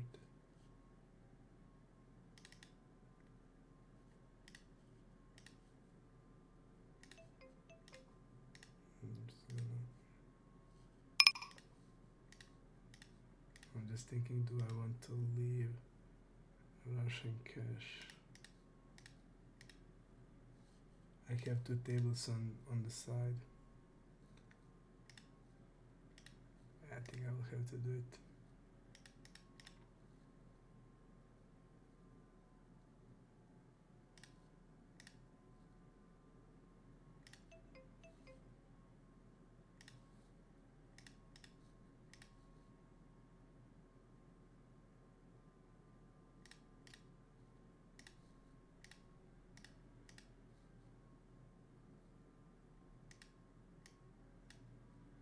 Check raises.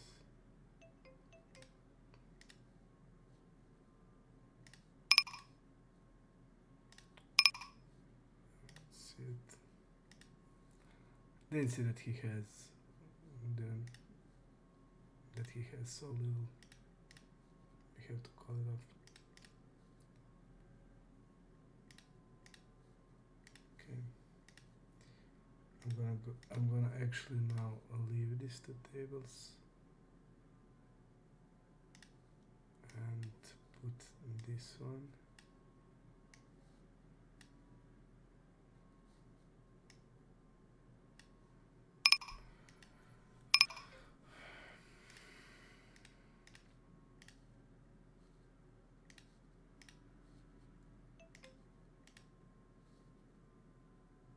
We're gonna fold here.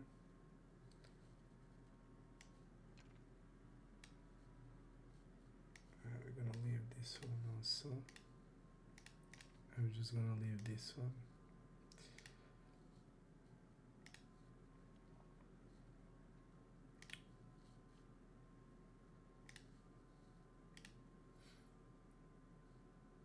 It's because I mainly want to play with my HUD. Even you see like tables are great on GG also.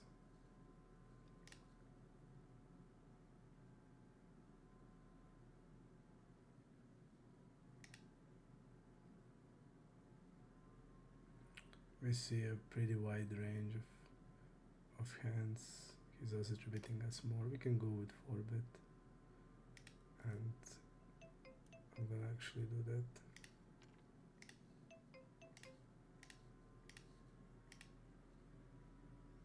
He's also really folding a lot on 4-bets.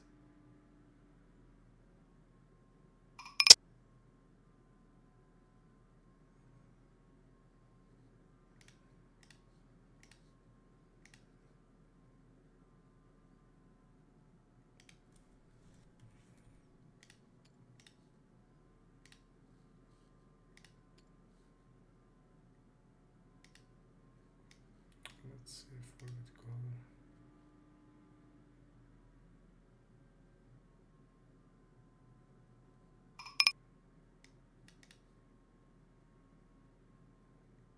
I'm gonna check.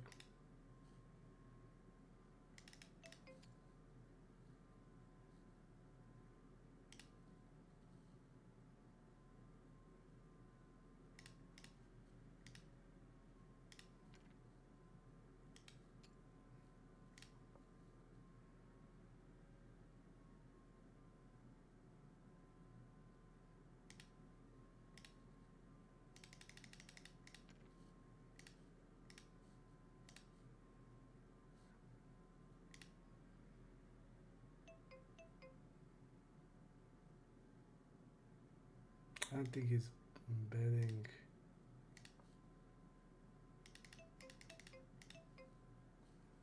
We're gonna need to see the HUD here.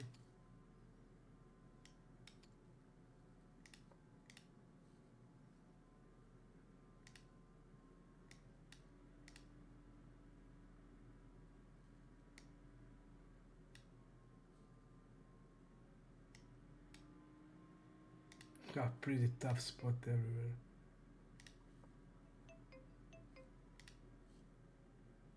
I think actually I'm gonna fold the jacks against this guy here.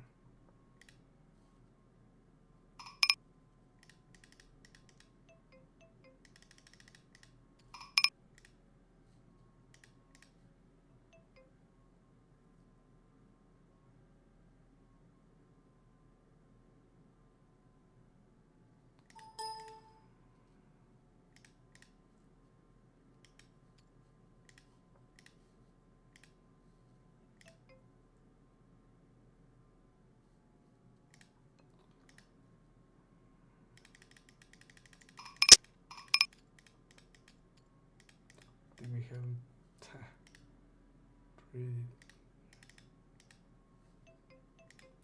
really tough spot. He's wrapping really narrow again, like ace king basically. But I don't think he's gonna have he's gonna bluff like he can bluff with jacks, but jacks are basically calling most of the time.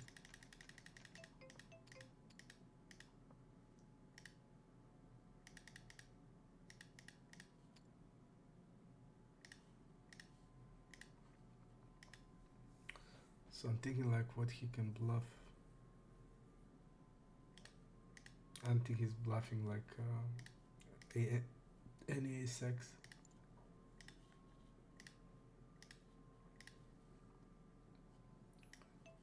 Okay, we got to the table.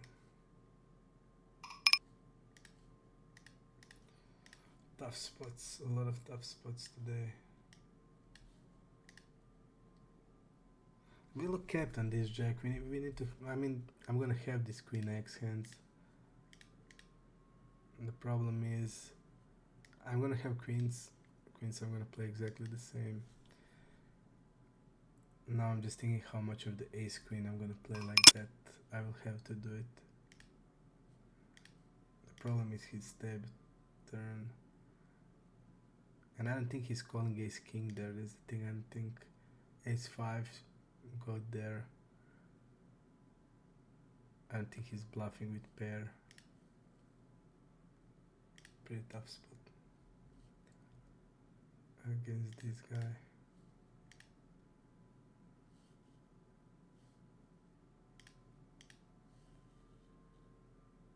Actually, I think the fold is the play. I'm gonna rarely say that fold is the play, but against this guy, I think it is.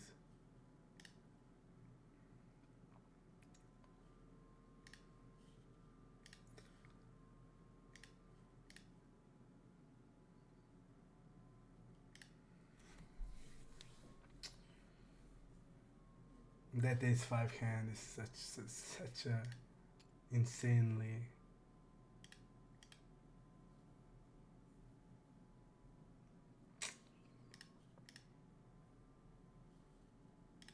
I just knew he's full of shit pre. I didn't want to jam or 5-bet. I just wanted to let him bluff into me. He gets ace-5. The thing is that I felt it's gonna be capable of having like complete trash like king jack off, king queen off, stuff like that. And the thing is, I think he would be, if he was bluffing there with ace jack off, ace queen, he would be jamming also river. Because he overplayed at ace-5 or whatever he did. When if he hit ace, he would be, he had a heart also.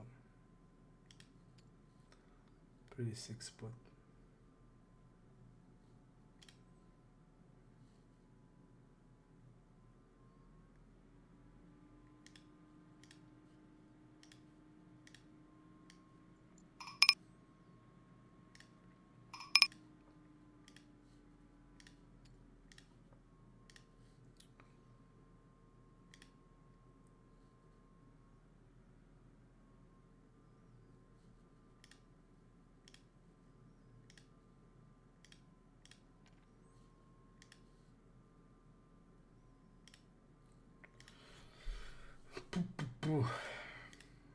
I just felt it was such a perfect spot for trap with ace king.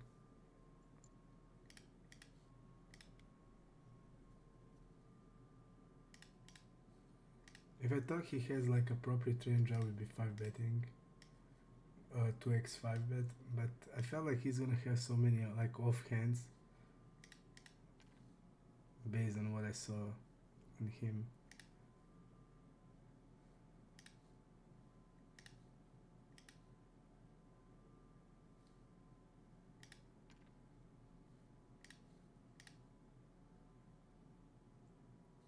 I'll just check with 5s. Okay.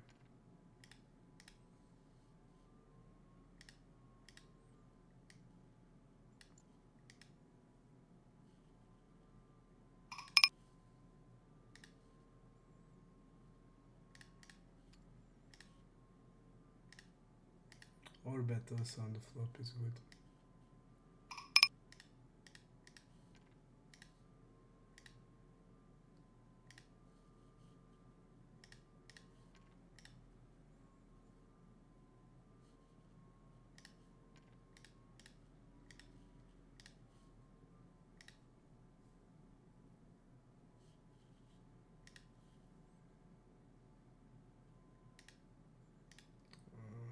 I'm gonna go over bet and jam turn on this type of flops.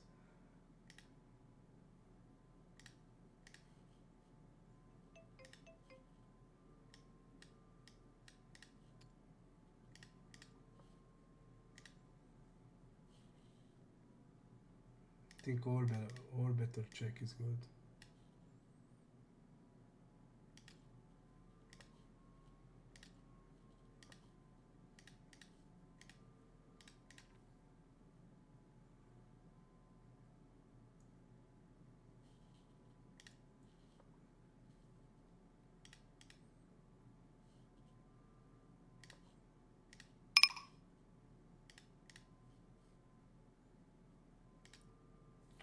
Suddenly action appears. There's like 5-6 tables started immediately.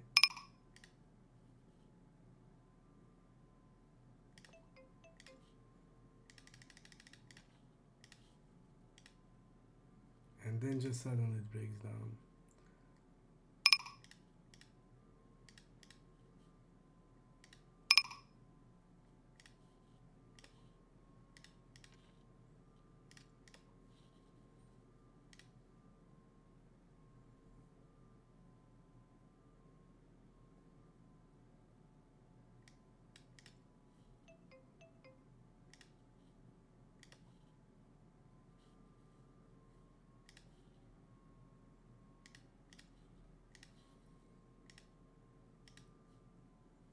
but it did really throw me a little bit out of my rhythm.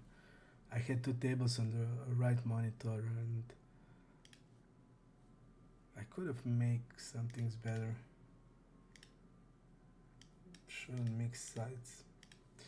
I'm on the GG. I'm okay with everything, but I did on iPoker. I did few hands. I did screw up. On the other hand, on the GG, it's okay, but I think I could. Few hands that I really didn't play good. That I actually autopiloted.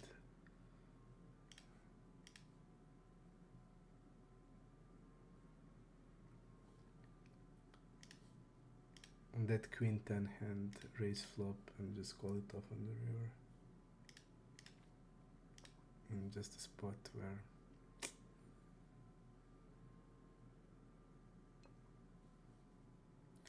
just in the spot where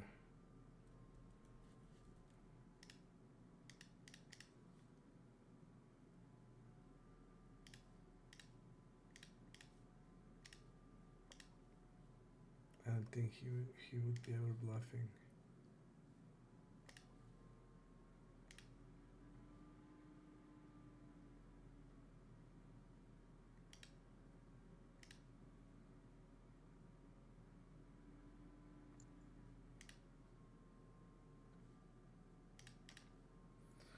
So it did throw me a little bit, this Russian cash, tables on the side, but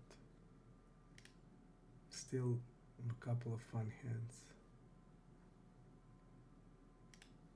1k pot also that we lost.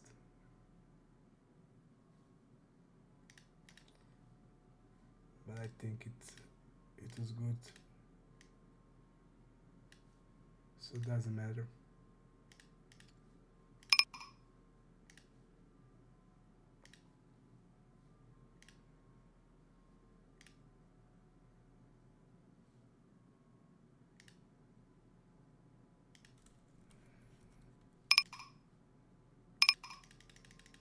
I'm gonna go 13 here, 7's we're gonna open.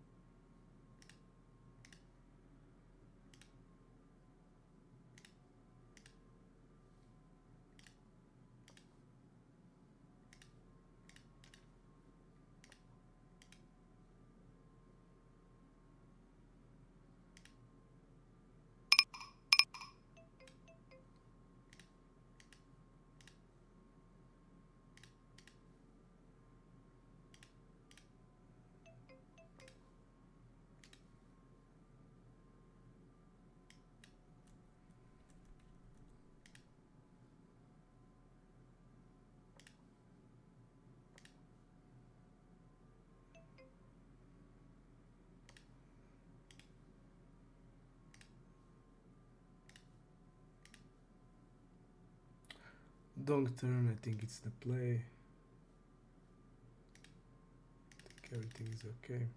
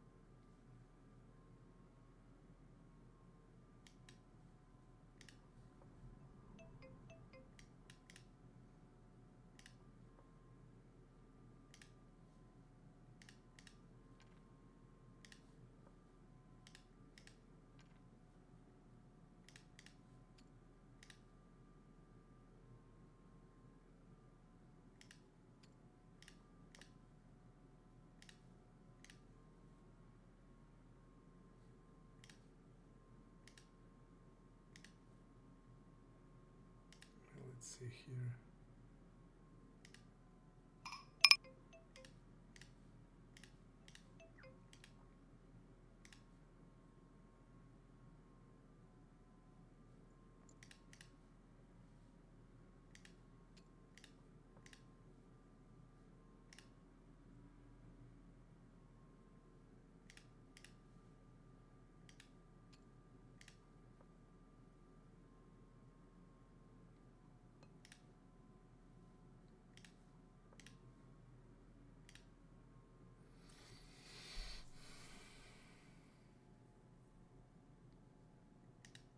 We're gonna check table number 2, queen 6.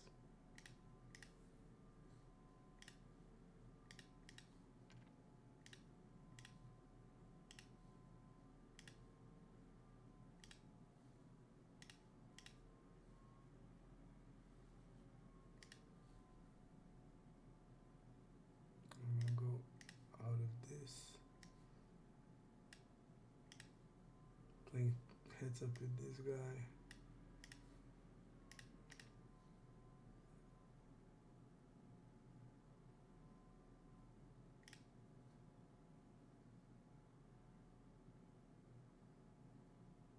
I'm gonna be checking back here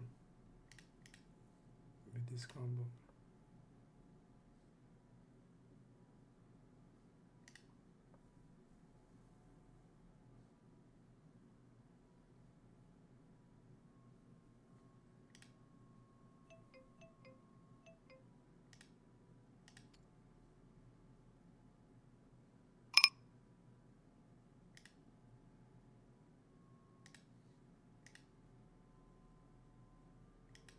Ace 9, I'm gonna call.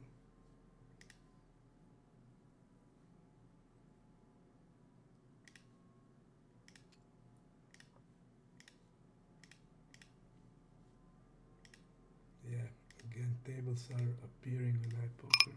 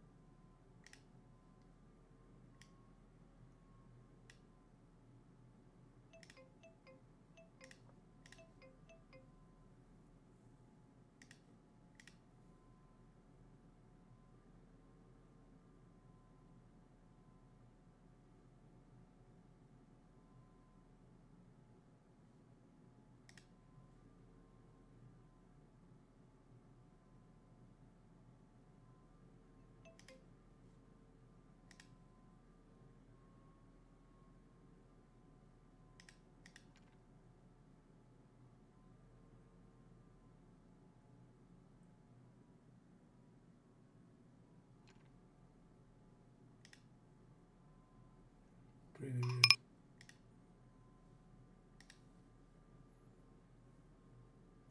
I think a lot of high clubs hand he can just bet flop with.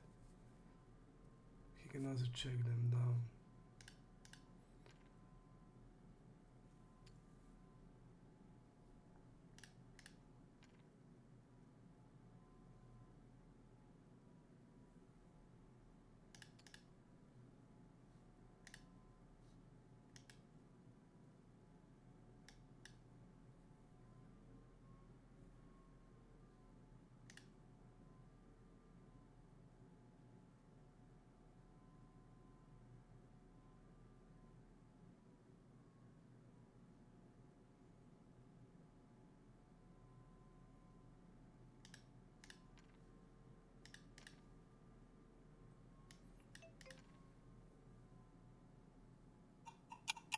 He really rips narrow to me.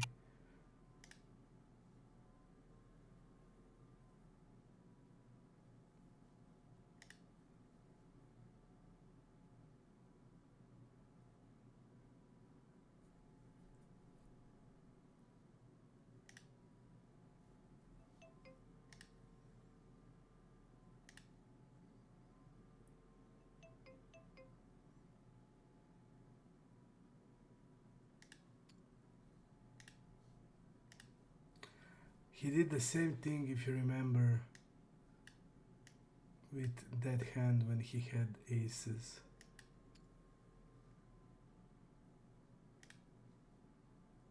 Yeah, he has it. It's like I raised him, 3-bet him on the flop, and he goes down the turn, like insane strong move. It's like never a bluff, and I fell for it in that hand with even like GTO is calling it off every queen, but the line is such a line that's not bluffing. So that's like the thing that I actually regret most out of all hands.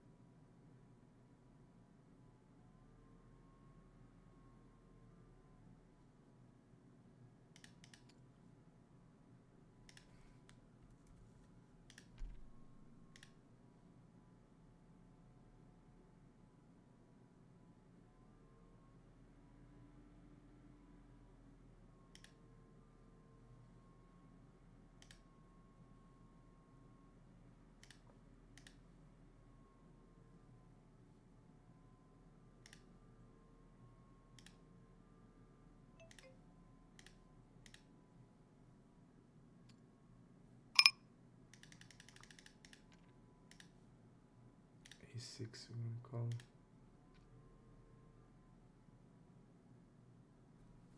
He's toning down like he wants to bet maybe 7x also. And under pairs to queen.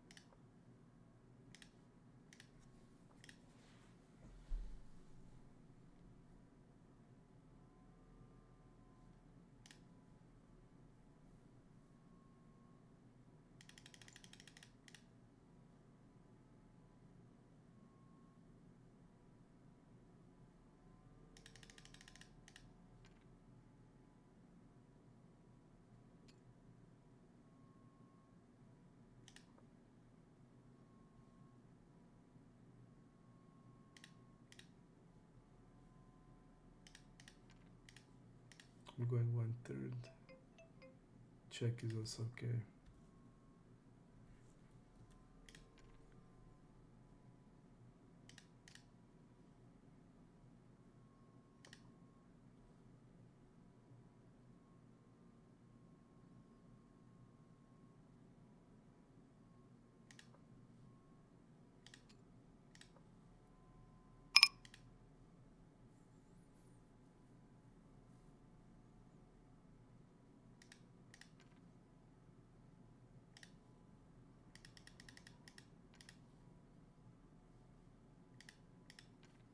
Check with ace king.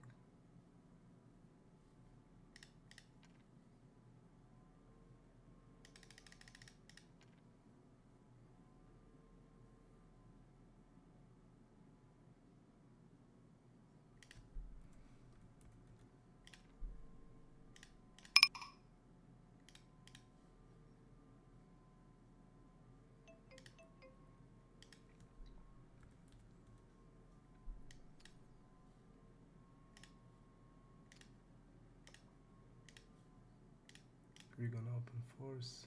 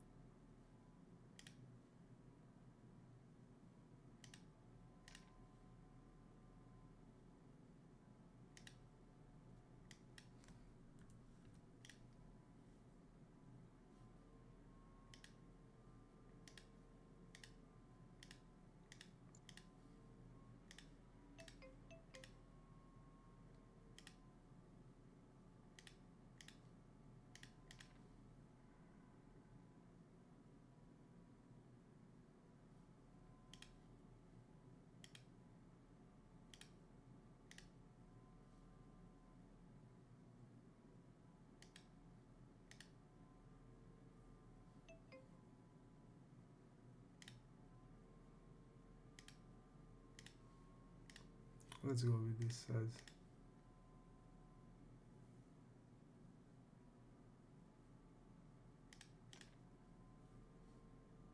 I think he's gonna be super capped, so just give him the chance to do something and to maybe bluff catch with that range.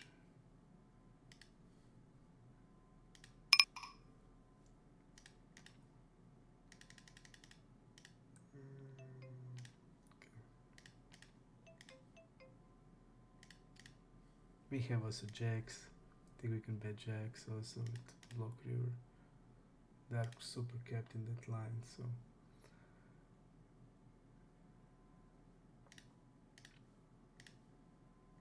against this size we're folding. Going 15 here.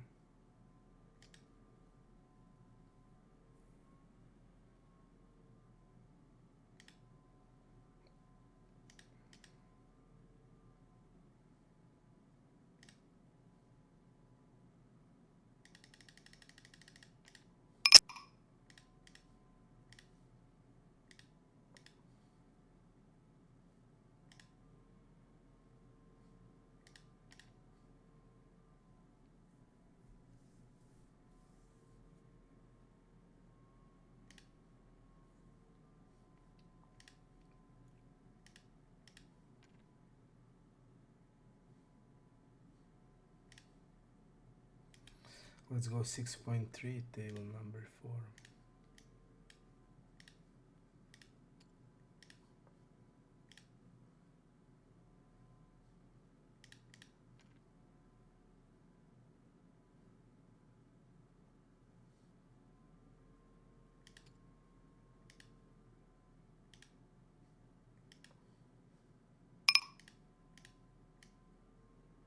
And now the action is starting to crash. It's 5 a.m. so reasonable.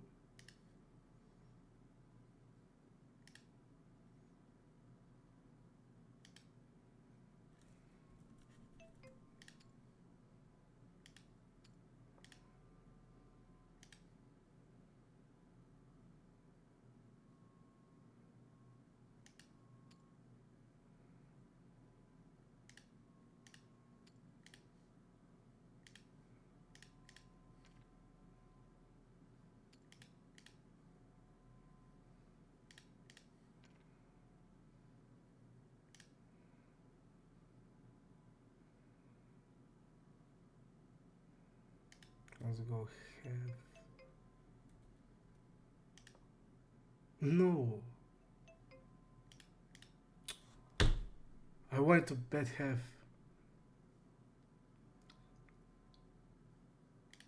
Now we can wrap even a jack. Ah, can't believe it.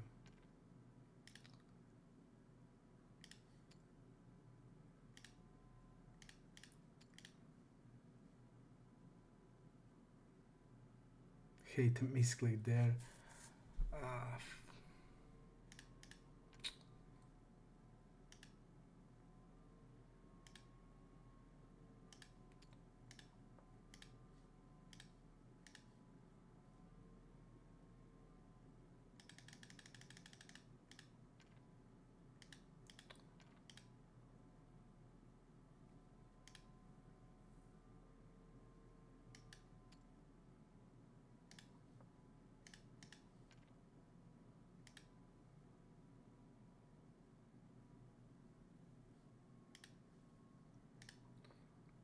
I can't believe I misclicked there. I can't believe it.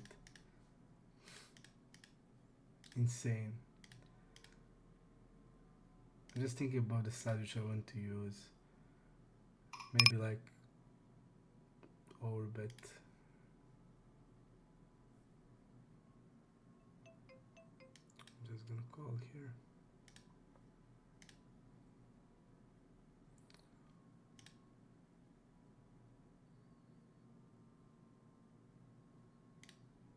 Expect checking quite significantly. I'm gonna check back with ace-8. Ace-8 is pretty nice hand to check back. And now we're just gonna be jamming.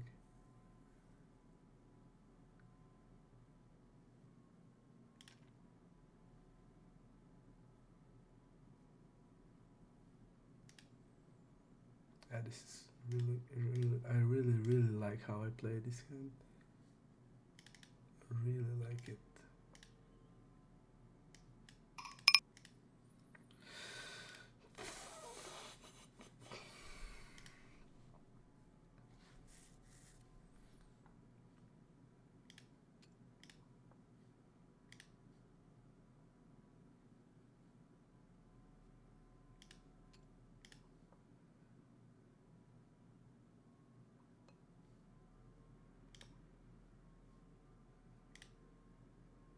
If you just had a little more luck on GG, it would be great session. Not by result, because result is not great, but I like the way I played most of the session. But the problem is on the GG we did get unlucky, really, because the guy is clueless there. Get ace king there on it. Really. I'm just gonna fold here.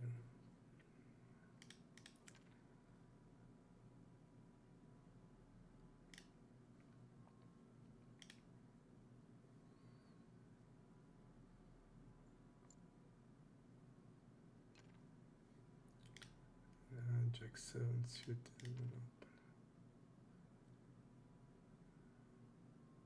Guys, wrapping basically sixes.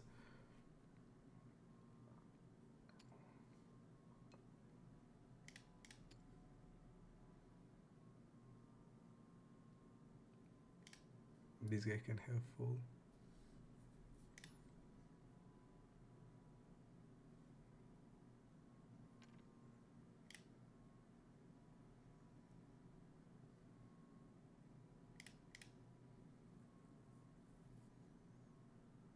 Almost 6 hours, guys. Almost 6 hours.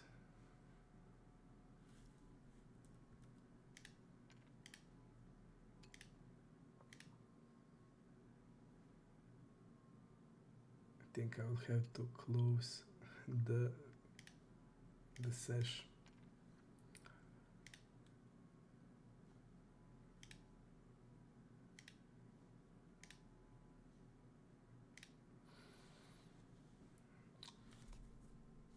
I think it's too much, but yeah, I wanted to show you in this session.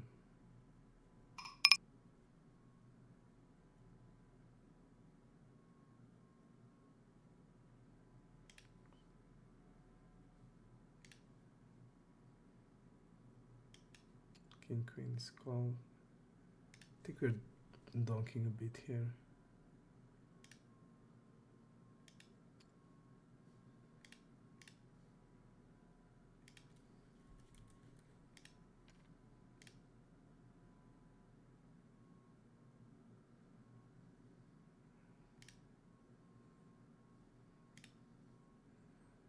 We're gonna go 25.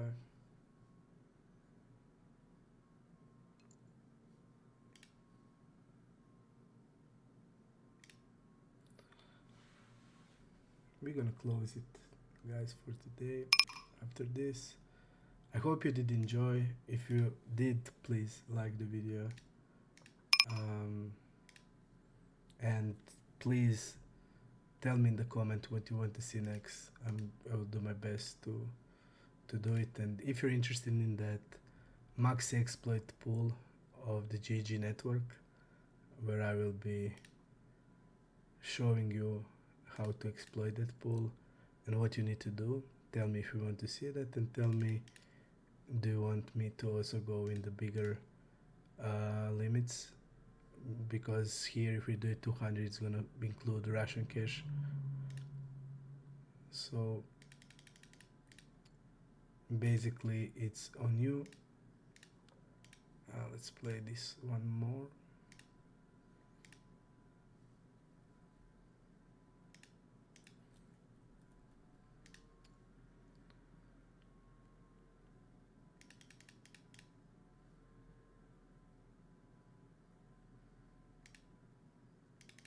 We're just gonna go now into defensive mode and using smaller sizes. We still have pocket fours.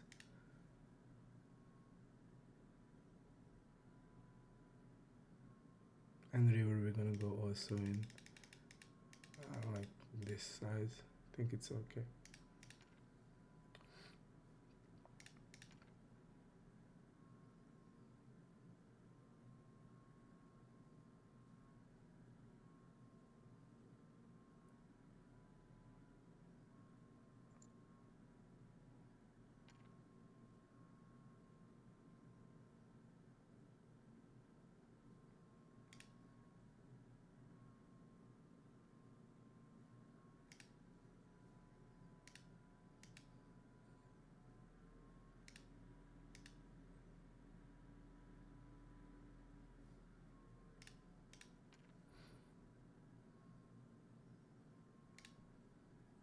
Okay.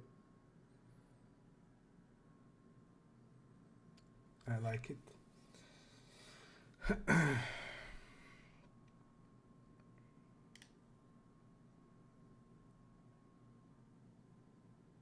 now we're gonna just leave all tables, finish the sesh.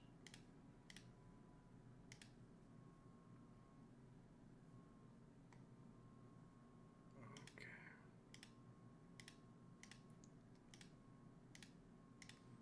Okay guys, so that's for today.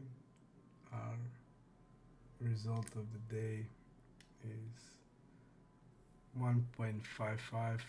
We actually run around EV, and yeah, I think that was good.